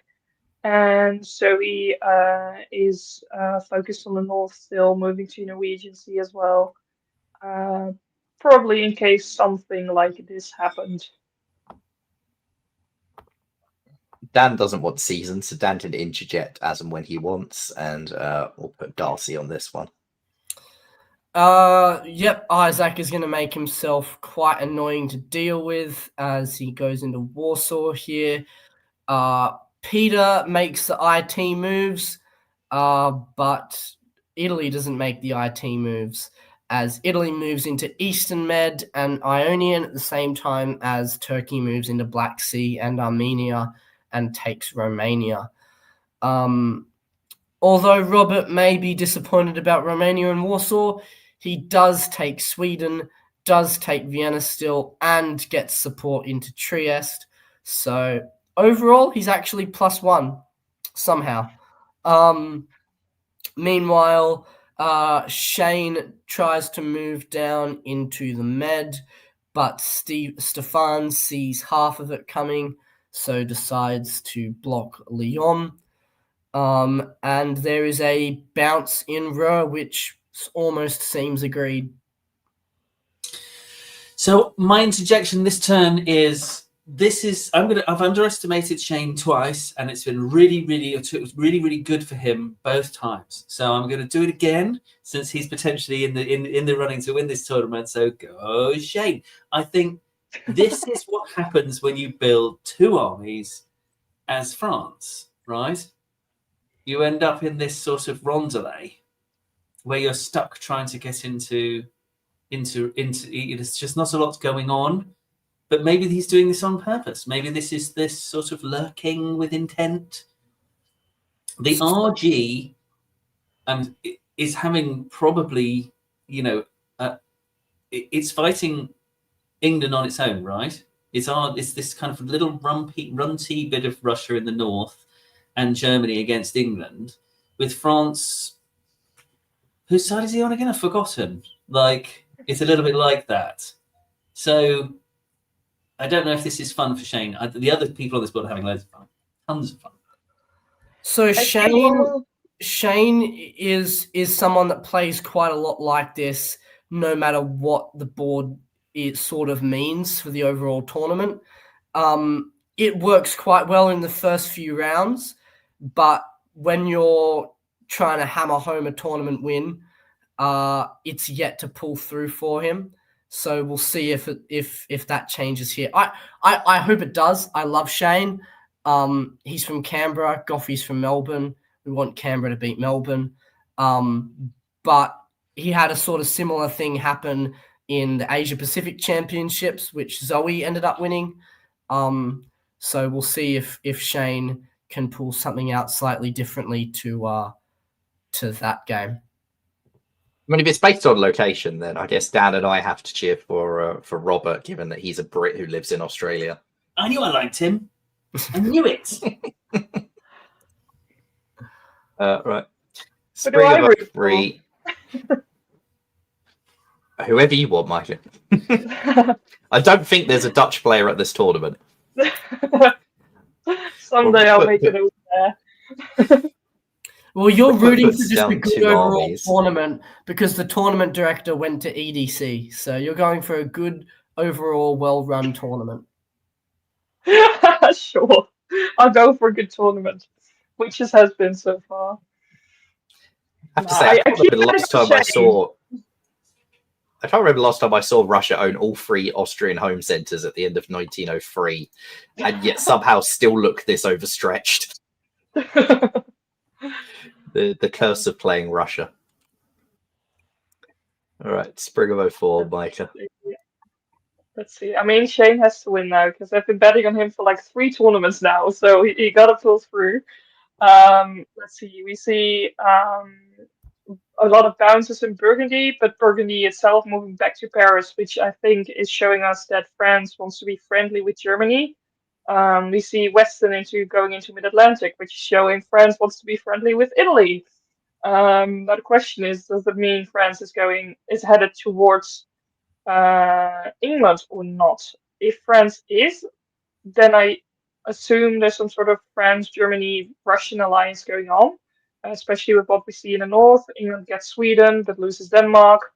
And if England gets a build, then it's going to be quite hard for France to do something, or even like a rebuild. But if not, then France could actually get something out of that. And then it's all up to Germany which side he ends up picking.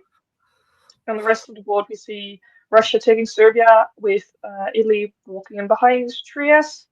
And we see Vienna moving to Galicia, I assume, to take back Warsaw there, or to at least put some pressure on Turkey there. Turkey gets into Sevastopol, but I don't think he's going to be able to hold it, especially with Armenia moving back to Smyrna due to the Italian pressure over there. All right, in Oh, full, walking out. we have Rob very happy as Sev walks out back in the Black Sea. Meanwhile, Rob also takes back Trieste and stays in Romania and Serbia, deals with that pesky Austrian unit by supporting Turkey into there. And however, it does seem like Germany has flipped against Russia as England supports Germany into Denmark. And Shane continues to do nothing. Yeah, so so England's decided that he's had enough of she's had enough of this this ER business going nowhere back and forth against Germany, because Russia's only got 2 units to offer, and she's like, well, maybe they should just be my units and to heck with it, which is incredibly bad news probably for Shane, who I'm going to continue to underestimate. this is the thing, right? You just got to spin your wheels as France. What's he doing? How's he going to win the game? What's he waiting for? And what looks to have happened is that what he was waiting for was for an EG to form and for Russia to be cleared out of the north, which is imminent, which are both things which are extremely bad. Whoops. Good work by Russia, though. More good work by Russia. Yeah. Even though no northern play now. Southern And Russia. remember, Rob needs a 13 center top, and he's on 8 at the moment. They're not even halfway through yet. I mean, the position doesn't look very promising to be able to maintain and grow another 5 centers from here at the moment, at least. But he's doing what he needs so far. Yeah, Robert knew he needed a big store, and he is going for the big store. Yeah. And keeping Turkey on side, right? And at some point he might be able to get Warsaw back. We now see him getting into Greece, but also still being in a position to take Bulgaria later on, possibly. Not now, but it doesn't need to be now. For now, he just needs a friend, and Turkey seems to be willing to be that friend. So that's really valuable. In the West, we see not so much. France is moving some units around. I don't really see the purpose of Belgium moving to Picardy and Picardy moving to Brest. I could imagine Brest being convoyed to North Africa and Marseille go to Spain to go to Western Mediterranean to try and go for Tunis. But I don't know why Belgium is moving out. Maybe there's some sort of agreed thing going on. We do see Germany going into Ruhr, going into Holland. I suppose France is fighting for Germany's approval a bit and also trying to get an ally. So if that means giving up a dot, so be it. Maybe that's what's going on. But we also see Germany just cooperating with England and doing in such a way that they can now at least try to get that army either into St. Pete or into Norway and put some more pressure on Rob. So you're right. It looks like it could. It looks like it could be, and it looks like it is set up to convoy army to St. Petersburg and start working on Russia. But I feel like the order set is going to be North Atlantic, English Channel, Germany in the North Sea, take St. Petersburg with with either of the fleets to seal off that Russian business, and yeah, France collapse because Belgium could go as well. Burgundy, just like the sneak attack. Could be. Nope. All right, so my question is to you guys, why are you bothering to try and push Russia here? Why would the EG, if there is an EG, and it doesn't look exceptionally organized, but why would you try and push Russia as opposed to going for France? Because you want the Western people? Because France looks like effort to actually get much after Belgium off of for now, whereas it's quite conventional to go after St. Petersburg. I think it's It does make me think that if Robert didn't want to have a northern game, maybe Robert should have let them take St. Pete and blow, or just pulled the fleet off. Because it's very easy as Russia, if you're not going to have a northern game and there's an EG, you can still work with them if you just say, right, I've got no northern fleets, and maybe I can diplomatically hold St. Petersburg after that. I've done that before, where like, look, I've pulled my fleet off. You don't need to worry about it, but just don't take St. Pete. Let me do my stuff in the south. But either way, I don't know. I think if I'm Robert here, I'd rather have retaken Warsaw this year and lost St. Pete than had it the other way around. Yeah, I think St. Petersburg is a fairly easy dot, though I probably would have put the army just into Norway because it was quite likely he was going to defend it. I think Robert is getting quite big and has a friend, so if you don't stop him, he's going to grow and grow and grow. And if you have that army, at least it's only one, but at least it gives you something more to do. And I think if you go after France, France is going to try his very best to go against you. And right now, France is not doing anything except just kind of being in the south. So if you can keep that, then you're getting dots while still having the opportunity to go after France later on, I think. Rob's problem is his southern position isn't sustainable. Like, now that Italy has to go and fight France, what's Turkey going to do? Where are they growing? They can't move into a single province that isn't Russian at this point.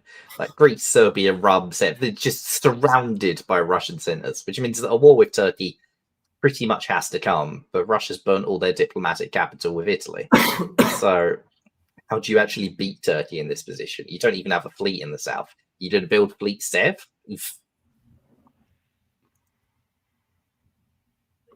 No, army, Sev. Yeah. Um, Diplomatically. I mean, it's not like Italy wasn't trying to get Turkey to stab Russia because Aegean and Ionian try and support Bulgaria to Greece, and it's not taken. Meanwhile, Russia's moving to the line, and the EG continues to push up towards St. Petersburg, whilst Shane forces Tyrrhenian Sea, but does it from Western Med instead of Lyon, presumably to then do a convoy into Tuscany and fall. But again, with the EG working together quite clearly, I'm not sure I want to be giving too many armies away from the French mainland to do that. So this is killing me. Like, I'm thinking back to the turn where I talked about the EG stab on France, and you said it's hard to crack France. What do you get after Belgium, right? And it seems like a lot of work. So far, they still haven't got St. Pete, right? They still haven't got. Yeah, but St. they could have. They could have. Huh? They could Yeah, have if they played it strategic. If their tactics were a bit quicker, which they could Okay. have been. But they would have had Belgium, and they would have been all over them in the west. Like, and now it looks like the combined power of Germany and England. What's their next centre after St. Pete? Still Belgium. Still Yeah. Belgium is correct. And I know I'm not saying it's somebody has to do something about Russia, right? I get that. You could also just do both. But they were going to take St. Pete anyway. Okay. There is no reason why the army had to go east to take St. Pete. You could have just had 3 units take St. Pete and kill it from Barents, Finland, Bothnia.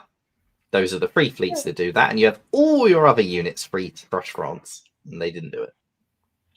Yeah, that's right. I don't think it was necessarily good of them to not go to France, but your question was why would they not, and that might be why.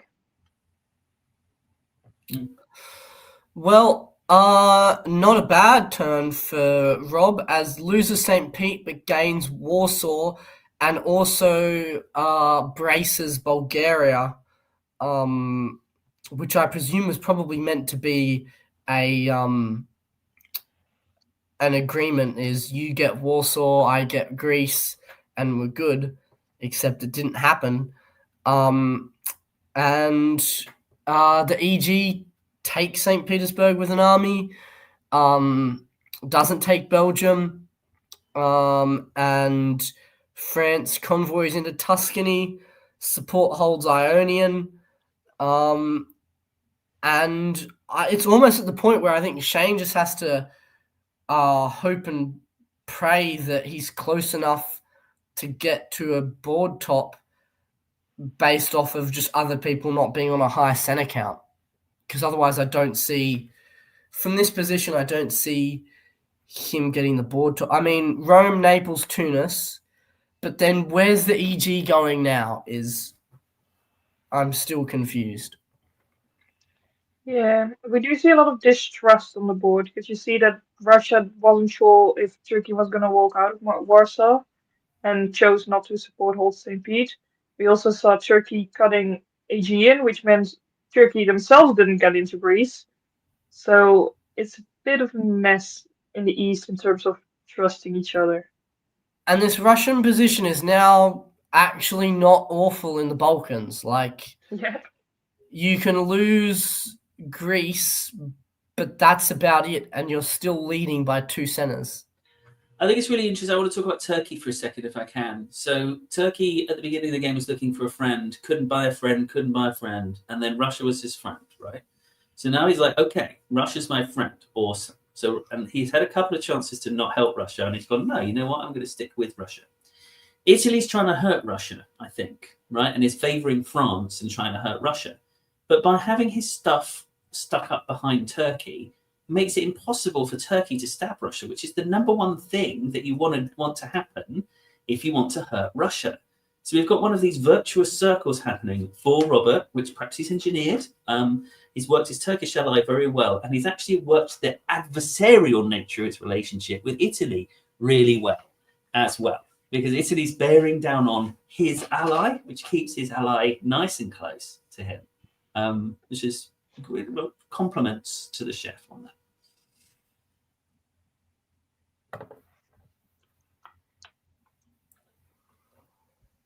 Seven. Oh, that's me. Sorry. Let's see. We see Turkey just continuing to go for Italy. It seems like Turkey has made their choice here. I'm not sure if Italy was supposed to support Bulgaria to Greece or something like that, but they seem to have come up with some sort of plan to put France in Albania. Didn't happen. Russia stopped it. Did so in the exact correct way. 2 versus 2, nothing happens, which is just very good for Russia. We do see Moscow walking out of Livonia, which is interesting given that St. Petersburg is still there. Other than that, we see France getting into Tyrolia. It seems like Germany and France are working together, at least for now. And that's going to make it easier, I think, for France to go after Italy whenever they want. And England has convoyed another army into Norway, making it seem as though they maybe expected Bothnia to go to Sweden, or at least wanted to be safe, or want to keep pushing armies forwards into Russia. Don't know what's up with Sweden. Seems not agreed based on this. Not agreed, but maybe backed out of. It's not the first time we've seen Alex make a move and then change his mind the next turn in this tournament. Yeah. I mean, Alex has a bit of a history with that sort of stuff, but he's a good player. He just sometimes chooses too many things too many times in a game. Rob moves towards the line against Alex. Poor Alex. Continues to not have to give up Greece somehow. And manages to completely demilitarize anything with Turkey, whilst Shane continues to farm armies through into Italy, now presumably banking his board top on one massive stab of Italy and hope he doesn't get stabbed on the other side, which might pay off for him, might not. It's a big gamble. Although I think it's slowly slipping away from Rob and his chance to get the 13 centers he needs for the board top. Sadly, we didn't get to see how Goffey's game went out. We don't know if they would have seen that he was in a very good position yet. He might not have been. Goffey might have just exploded with 2 years left, so Shane didn't feel a sense of urgency. Rob might not have thought he needed to get as high as 12, as high as 13, so a bit of a shame that we don't know exactly the context of what was happening during the actual games. But yeah, it very much is starting to look like Shane banking on the Italy stab and Rob banking on not needing that high of a board top. Yeah, it's really hard to see Robert pulling 13 out from this position.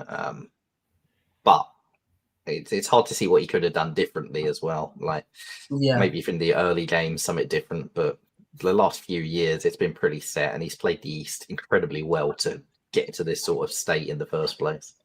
Robert must be an amazing player of Austria, because he's basically gone, I'm going to play my Russia like I play my Austria.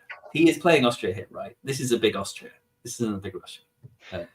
The only difference is he can't build in Austria. But then how many times as Austria do you wish you could build somewhere else? So it's like a super.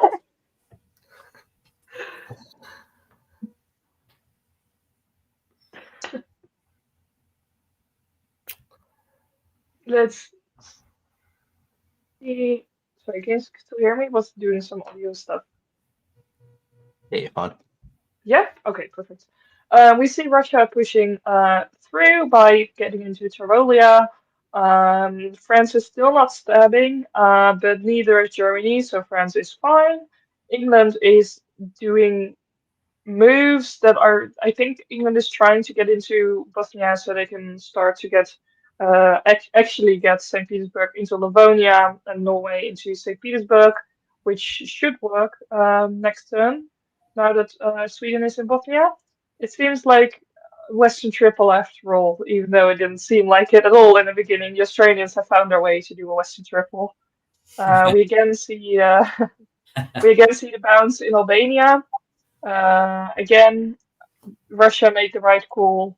I think Russia's not too happy about Smyrna sneaking into Armenia. Turkey was on board with Russia the whole game, but is apparently not prepared to just give everything up and not try for himself anymore. So that's good for Peter, because this way he still gets to do something.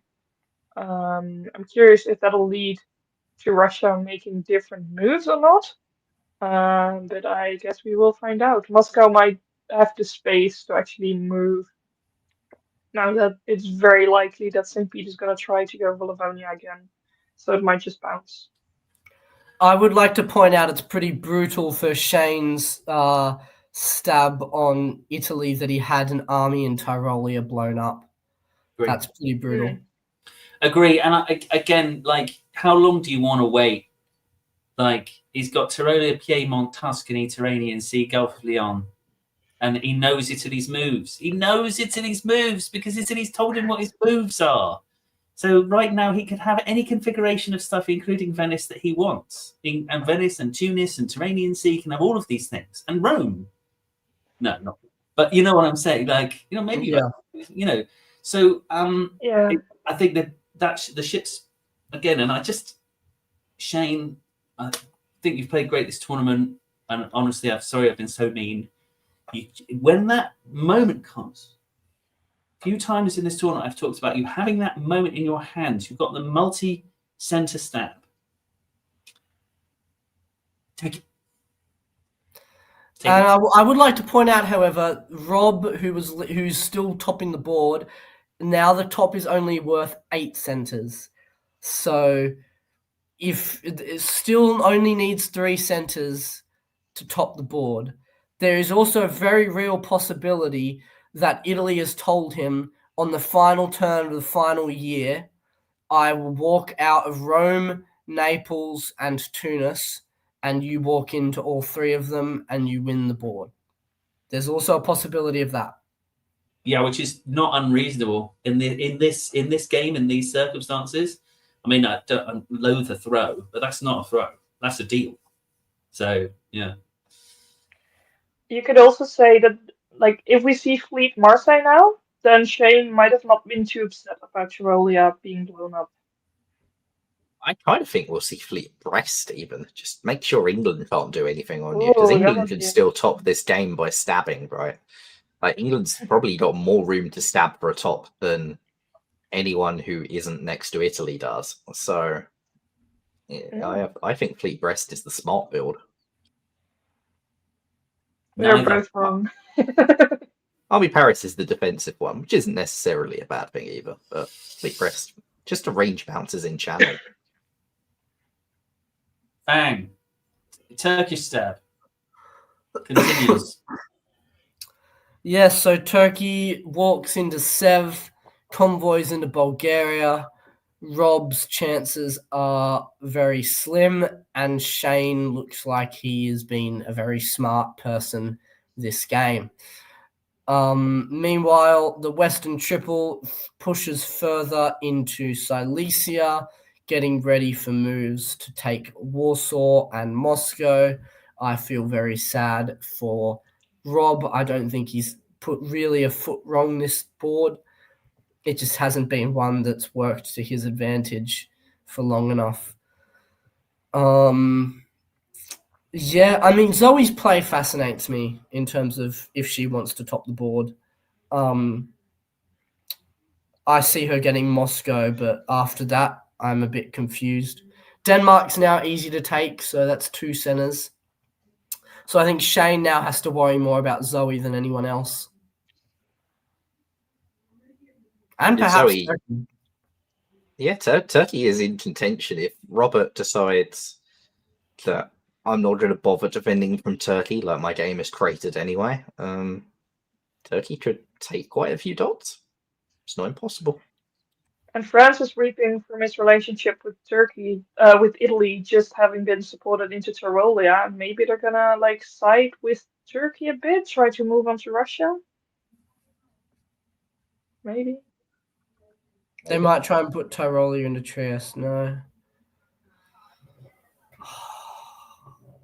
The move out of Sev is fascinating. Huge diplomatic win for Robert. Like Again. he's done very well tactically in this tournament, but some of his diplomacy has been incredible to get these sort of deals going as well. Agreed. I mean, he's lost Trieste here next year, because of Albania now, and he's lost Warsaw because, it becomes a guess actually. Warsaw and Moscow are now a guess. No, Trieste is 4-on, because of Bohemia, right. I thought it was 4-on-4, but it's not. It's 5. Yeah, there's now guesses that I don't think Rob can win all of them. But going into the fight, because I think this is the final year next year of the round. If Shane doesn't take Rome, Naples, Tunis, I'm going to be spewing. Yeah. Not just that, Munich is now walkable into, right? Right Go there. for it, Shane. We're rooting for you, but only if you do it. I'm not. Yeah, I'm not. I think Shane would be exceptionally lucky to top this board and win the tournament based off of this board's top. I think he's played a stellar tournament. Don't get me wrong, Yeah. but this being the board that wins him the tournament doesn't sit with me as well as what I assume Goffey's 12 center Austria would have. There's the Rome, Naples, Tunis. But there's no Munich option now. Yeah, it must be arranged. It must be arranged. It was arranged. The second I saw Naples move to Apulia, and then I mentioned the Rome, Naples, Tunis potential deal, I was like, the second Naples moved to Apulia, I thought there was a deal that had been made. But yeah, I mean, I think he's topped this board. I think Shane's got the board top. Is France not going to Munich? England's done nothing, right? Or is it enough? Yeah, England's done. I don't know what Zoe's done, but Zoe didn't take Denmark when it was possible.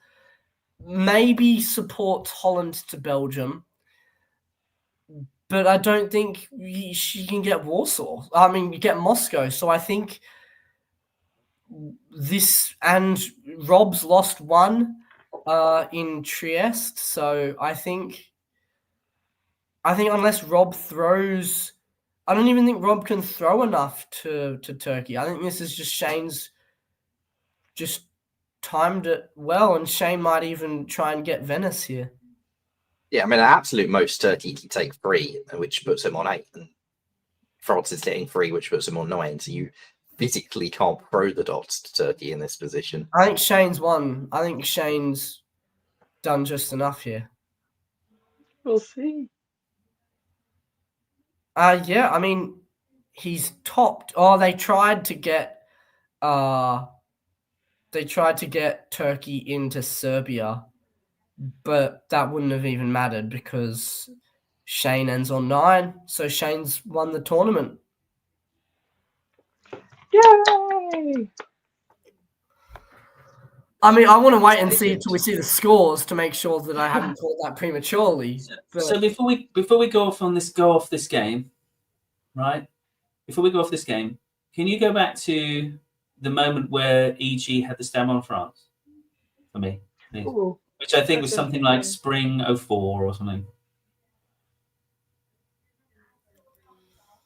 The one, yeah, is it this one? It's this one, 405. Sorry, yeah.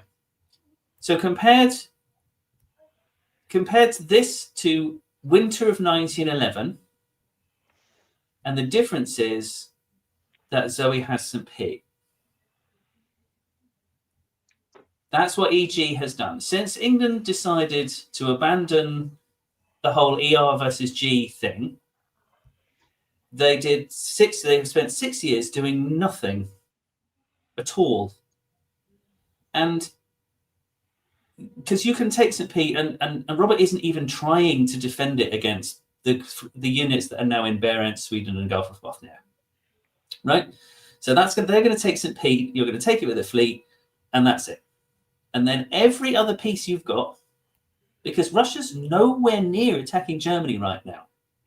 I mean, okay, he can quote unquote push up to the line, sure, and you can get an RF type situation, but compared to doing nothing for 6 years, this is me doing a little bit of anti-Western triple propaganda. Because by 1908, if you fast forward 3 years, the stab is still there. The stab on France is still there.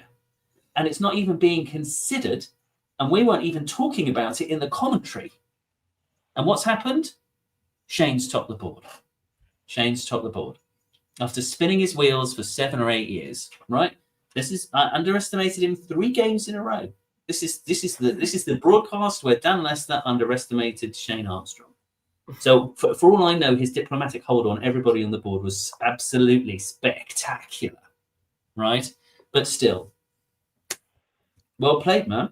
I mean, well played to Shane. He probably had a role in keeping Zoe and Alex on side for that amount of loyalty.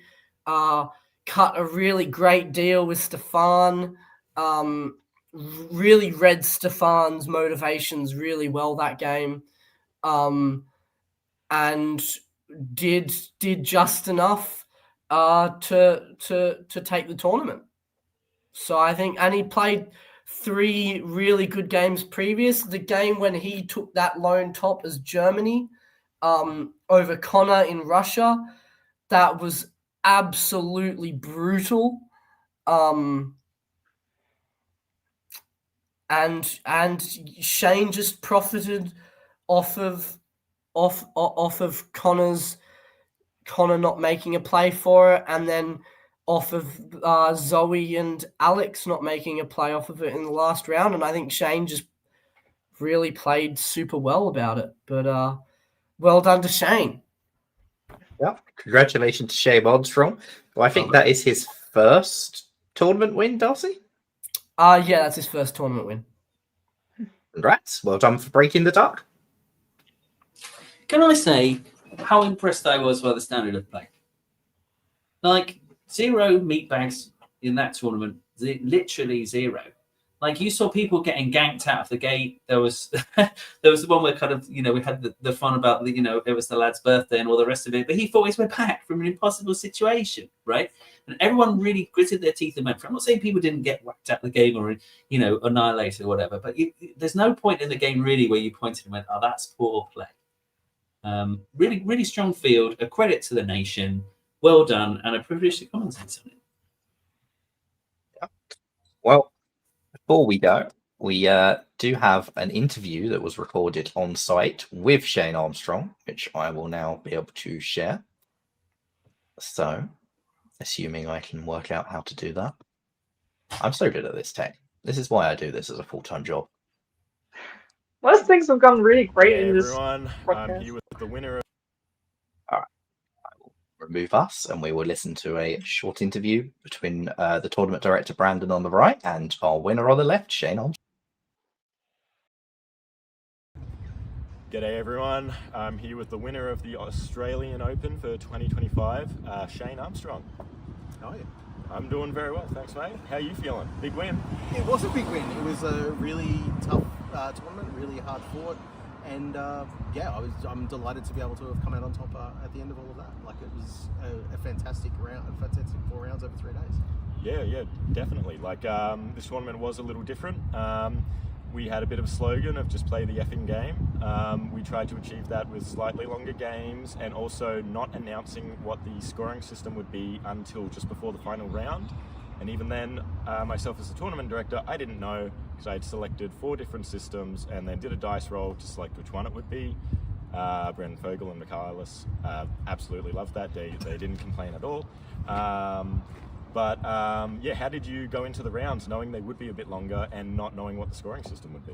I like longer, slower games. Like, I think a bunch of times I said, especially the first 2 rounds, this is too fast. But like, things seem to work out. It was funny. I think in round 4, like, the games all ran to time, and there were 3 boards and nobody put for a draw. So I think people really appreciate the game that kind of slowly rolls out and you feel it, and there are shifts and stuff like that. So I really like that aspect of it. I love not knowing the scoring system because there aren't people talking about metas and all metagaming and all that sort of nonsense. I hate checking their scores and working out what they need to do. So like, that really appealed to me as well. And even when you announce the scoring system, A, nobody knew what it was, and B, you just give the board call and we're off to play anyway, so it doesn't even matter. So we really were just playing every board. My focus was to just try and top every board and see what happened, and that paid off. Yeah, for sure, definitely. And like, not only did you win Australian Open, by your result today, it also earned you the Bismarck Cup, which is the highest performing player in the Australian-New Zealand region. And that is from your consistency, because you just play the effing game. You get in, you play the game as it is, you don't worry about meta or the scoring, whatever. You get in, you try to top, you try and get your best score, and that's been proven. Like, how does that feel? You're the best Australian, New Zealand, Asia Pacific player this year. It's really an honour to join some of the biggest names in the Australian hobby and people who've made a mark on the world scene. So I'm really delighted to be in that and to kind of have my name on that trophy in perpetuity. It's been going since I think 1992, and it's just it's great to get my name on there. My aim is to always play good, consistent tournament diplomacy, get a good score, not at the expense of my allies. I like to try and play games where me and my allies are the people who will benefit, and so like to achieve this is really delighted. No, definitely. Like, you're a strong player, you're a very good alliance player, you play with a lot of honour as well, you put a lot of effort in. This is definitely a win that you deserve. Like, you've done very well, mate. Thank you. Thank you. We're going to give it back to Michaelis now. Love you all, Michaelis.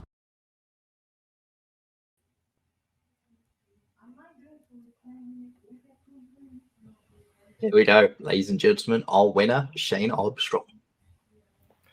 Would like to also shout out Mr. Andrew Goff, who I think this is now like his second place of the year. I think he came second in Bangkok at the start of the year, second in Hung Parliament Handicap, and now second in this one. So it's been a bit of a brutal year in terms of close finishes for Goff. I don't think he stepped a foot wrong in this tournament either. And I think both of them would have thoroughly deserved the win. Yeah, Micah, any closing thoughts on the broadcast? Yeah, this was a really fun tournament. I liked how all the players played. Like Ben already said, people really went for it and didn't just get upset when things weren't going their way. Maybe they did, but they also kept fighting. They didn't just give up. I really liked that. I think we saw a lot of good play. There were alliance structures that I haven't really seen before. We saw people doing things a bit differently than usual, and also people being able to shift alliances, which I thought was really cool. Like, it's fun to stick to an alliance and just do that the whole game, but it's also fun when people recognize that something isn't working, then trying something else, and then that really working out. I think mainly the top 5, but also the other players played really well. We've seen really solid games. Also from Max, who was not doing so well the first 2 rounds, but then exploded the last 2. That was also really cool to see. yeah, I mean, I've been betting on Shane for a while. That's not just because I think that's funny, but like I've seen him play. I've played a few games with him, um, and I think he's a really nice player to have as your ally. He has that strategic insight, and I think who he is as a player is what made him win this tournament. I think he really played in the style that he knows how to play best, and that he stayed true to himself and his own play style. And I think it's really cool that he won. And congratulations on the first tournament win and the Bismarck Cup. That sounded cool. Yeah, the Bismarck Cup is like the equivalent of the European Grand Prix. It's like an average of how you do across all their tournaments and stuff. And yeah, Awesome. double win for Shane then. Dan, your Yeah. closing thoughts. Thanks. Congrats to Shane. Congrats to all of the players. Like I say, I think Australia is proving itself to be a real factory of high quality diplomacy players. We're going to have to race to catch up. I agree with what Micah just said about how, in his closing statements there, Shane, in his delightful manner, said that the slightly longer games gave him the opportunity to wait, to watch for these shifts in structures, and to be there to take advantage of them. And that, that was masterfully done throughout. And each time here I am saying he's missed this opportunity, and I was wrong. Yeah, shout out to Andrew. I thought he would win. He nearly did. He didn't. Shout out to some of my new favourite players, Robert Hillier, and poor O'Connor, who's been it's been a couple of hours since we mentioned him, but he played an amazing tournament as well. So thanks for the opportunity, and thank you, my fellow commentators, and thank you, McCallus. Yep, this 7-hour broadcast is about 2 hours longer than it was meant to be. So thank you guys for sitting through it. I can't wait to stand up and stretch. But one little last closing thing. This was the 25th and final Game Day Live of 2025, which is by far a record. We're covering more tournaments than ever. There are more tournaments around the world than ever. And a big thank you to Brandon for getting the sandboxing, despite the tech issues they were having where Backstabber kept crashing on certain sandboxes, and they'd remake a new sandbox and that one would crash as well. It was very weird. I've never seen errors like that before. But yeah, amazing amount of work that they put in to make this happen. And yeah, looking forward to even more of these in 2026. Darcy, you can sign us out of the last Australian tournament of the year. Yes, everyone, thank you for watching. Thank you for appreciating Australian diplomacy. I will be back next year to help terrorize more tournaments. And everyone, stay safe and stab well.